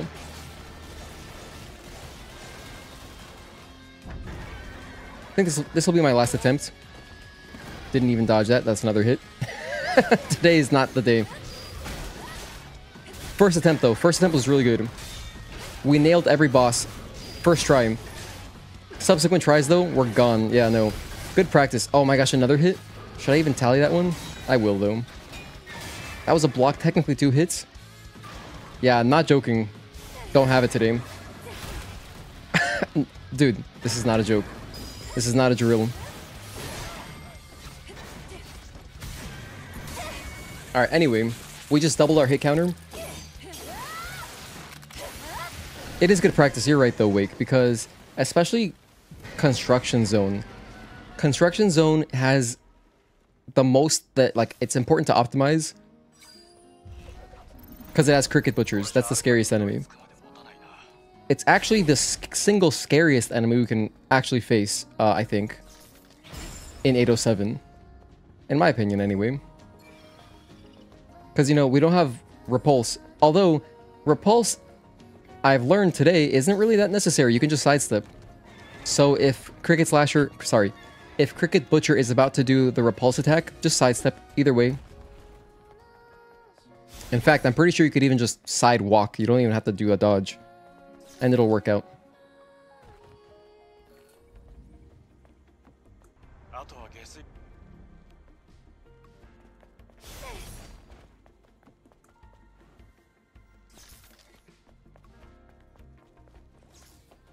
Okay, I really want to perfect Construction Zone.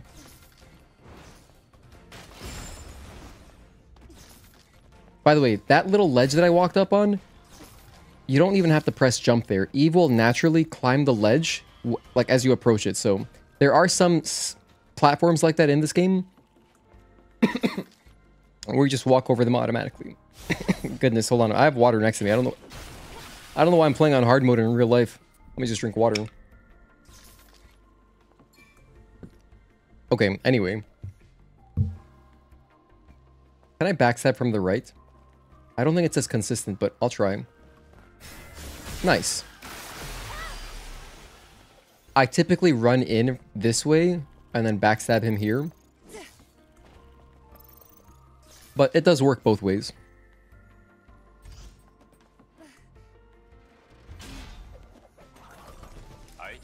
Ooh, I got an SP initializer. That's actually awesome. I gotta watch out for that kind of stuff. SP initializers, I think, they're actually going to be relevant. An item that I generally never use, but in a no-hit, like in a walkthrough, I think it'll be good because I might want to show people, hey, you know what? This will be really effective in this situation, but then, hey, use an SP initializer because this will be really effective in this situation. You know? In fact, I could probably craft a walkthrough in such a way where I show different playstyles too. That would be very cool. I'm gonna grab Focus Boost right now. And then I'm gonna grab Lightning Rush. Welcome back, Juan. Went to watch Batman Pier scene a couple times. Hell yeah, nice. You died more times to that one enemy that you can care to count. Oh, the Cricket Butcher. Yeah, they're a good one.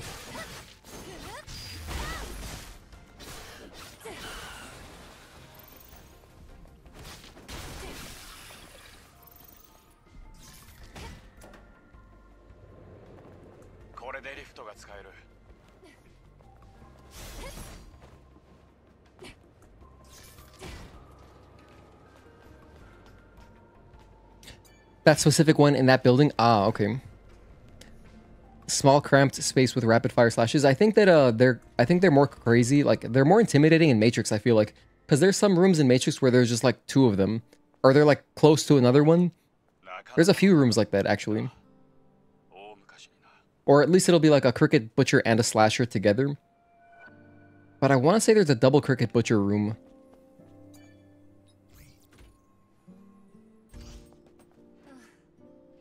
At least in Matrix, they kind of set you up for success because they give you opportunities to just stealth kill them in some way.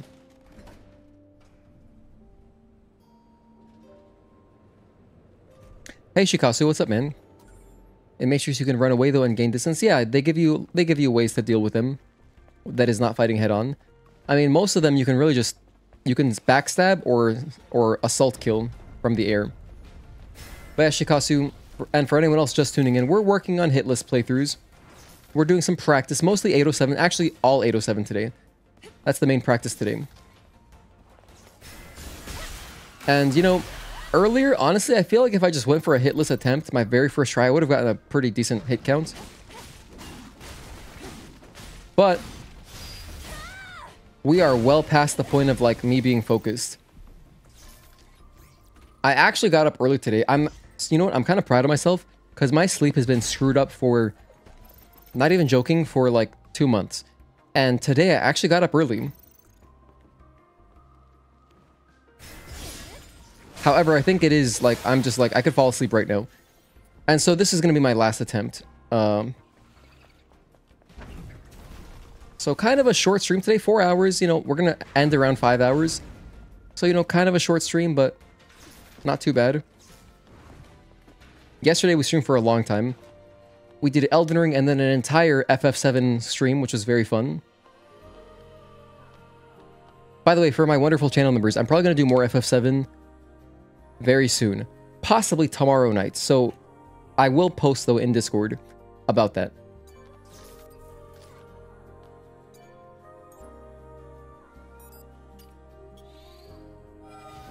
I'll try to do, like, all of Chapter 10 in a stream.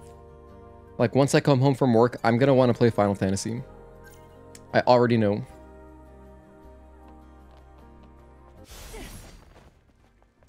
I need a tiny bit more SP. I want to have Infinite Rush. By the time we get to Gigas, though, I'll have enough.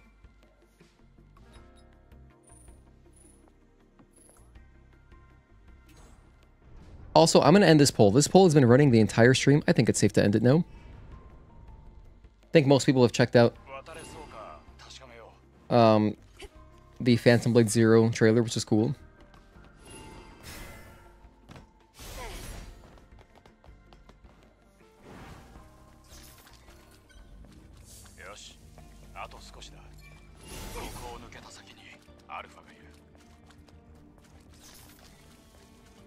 It doesn't equal 100%. You know, Juan, it's so funny because you point that out pretty often, which is crazy that YouTube does it that often. It's like I guess it's just like a numbers thing. I mean, yeah, we had 33 votes, so kind of makes sense.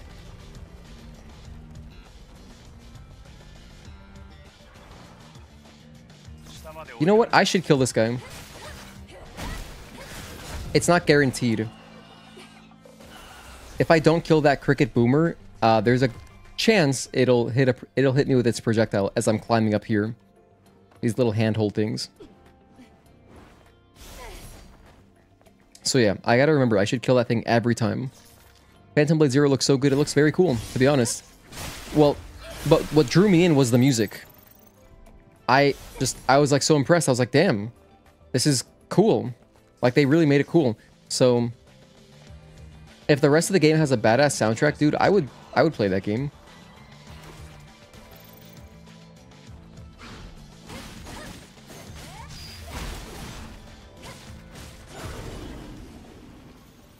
I don't need this. Yeah, there's actually no need for that right now. Yeah, the metal part went crazy. I really enjoyed it. I'm gonna heal her because I'm gonna do take some fall damage, which I wouldn't count as... I would allow fall damage in a no-hit. Personally.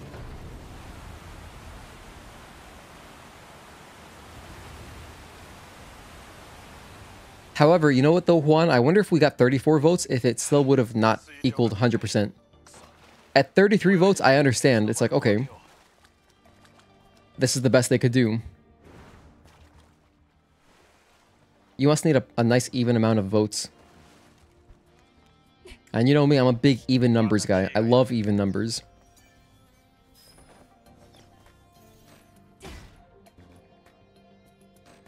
Did I not grab the body? Oh wait, hold on, what am I doing? The body's down here. Whoa, this is... Dude, yes, this is my last attempt. I genuinely forgot that, and I've done this hundreds of times. Probably hundreds, yeah, probably hundreds of times. Well, maybe like at least 100 times. With like resets, yeah. Probably done that 100 times. I've done it a lot of times is the point. I like odd numbers, but that's because of your favorite music being progressive metal with weird odd rhythms. Okay, you're a big Tool guy, huh?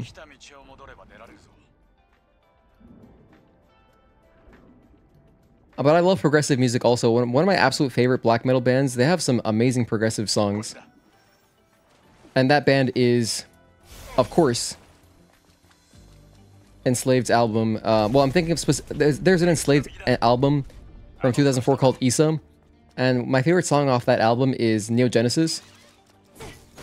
And it's like perfect progression. Oh, Dream Theater? Oh, okay, I know what you mean. I gotcha, I gotcha. Yeah, never listened to them. I mean, I heard the songs in Rock Band, but yeah.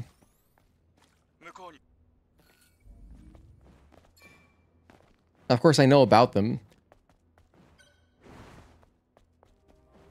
Like, I remember the whole thing when they had to replace Portnoy. Because I don't remember what the thing was, but the reason why. That FF7 stream was mad fun. It was fun. I'm gonna do another one tomorrow. Ah, Wake, I wish I could gift you in particular a membership. But I can't. Because I was thinking I would make it unlisted, but the problem is... It's not a problem, but since, you know, there are some channel members who might not even be on Discord, I kind of want them to be able to see the stream live, so I was gonna do it channel member stream, because from there, someone who just like... A channel member who's just browsing YouTube, they could still see it, you know? Wait, Portnoy is back in the band? Oh, interesting. A new development. Interesting. I had no idea. But that's cool. I do like him. Just as a drummer. My drummers are, you know, I listen to a lot. I've listened to many bands just because I really love their drummer. Like Mayhem, not one of my favorite bands, but I love Hellhammer. And I really appreciate, you know, of course, like George Colius, Inferno. Some of my favorite drummers, like sometimes I'll just listen to bands specifically because I want to hear like, okay, what's this guy up to? Oh my goodness, the drummer from Russian Circles is incredible. Since we're talking about progressive music.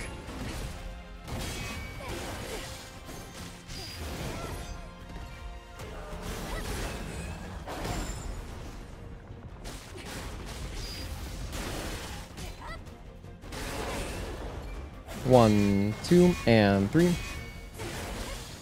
Oh, very recent? Yeah, Russian Circles. Like Russian, like the country, and then Circles. That's the band name. They're really good.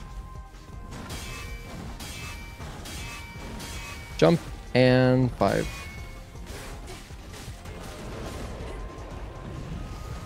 However, they don't do solos. So if you're like all about that, there's nothing for you there pretty much. But their music, instrumentally, they are so talented. And they play around with different recording styles too. I'm a fan of them. I think their best album is the one with the album Station. It's a great album.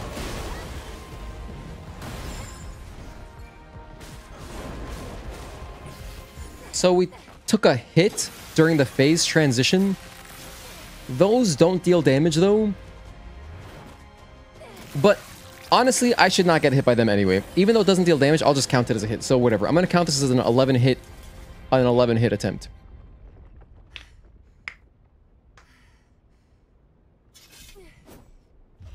Guitar shred. Yeah, you might like Steve Vai a lot then. Steve Vai has also great progressive music, but he's super talented.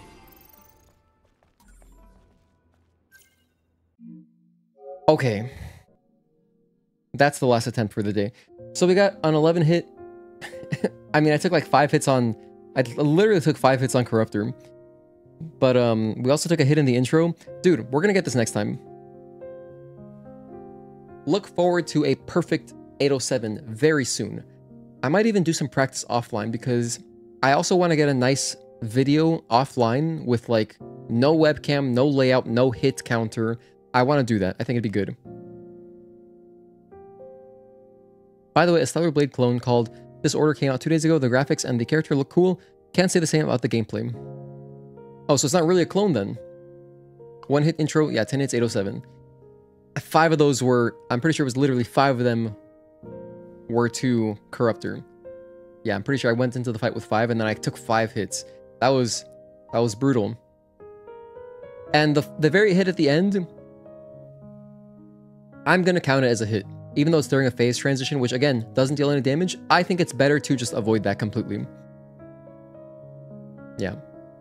Because it's simple enough to avoid, I can just back up if I want. But anyway, I hope you guys enjoyed. I will be back, of course, as always, next week, Tuesday, Thursday, Friday.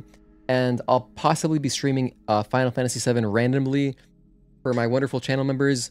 Stay tuned for that. I'll post about it in the Discord when I do go live with that. We'll do like 1 chapter at a time. So, yeah. My journey towards finally being able to play Rebirth that I already have. I have it installed on my PC. I just got to beat this first. You know, I'm working towards it. We're on chapter 9. No, we're on chapter 10 now. So, making progress. But I'll see you guys next time. Thank you so much for tuning in. Hope you have a great weekend. And we'll be back Tuesday, Thursday, Friday next week with more Stellar Blade hitless attempts, more practice, and possibly starting Jedi Fallen Order. Hold on, what is this screenshot that I took here? It's just the credits? Oh my gosh, that's a lot of QA testers. What game was this? It's funny because it's just a page of QA testers. Alright. Anyway, I'll catch you guys next time. Thanks again. Peace out. Oh, and thanks again for hanging out, Stark, Max Cannon Stunner, Wake, Juan, Shikasu, everybody who was here earlier as well. I appreciate all of you. Gear, Popes and Bangle, Kaneki, Single Player Enthusiast, Super 007, Obama Orb, and of course, Catatonic Silent, Agatoki, Blankets, who's building your new PC, very exciting. Roke, and then Victor Perez, thanks again for the $10 super chat. And the $5 super chat for the 2 super chats. Very generous. I appreciate it very much. So, see you guys next time.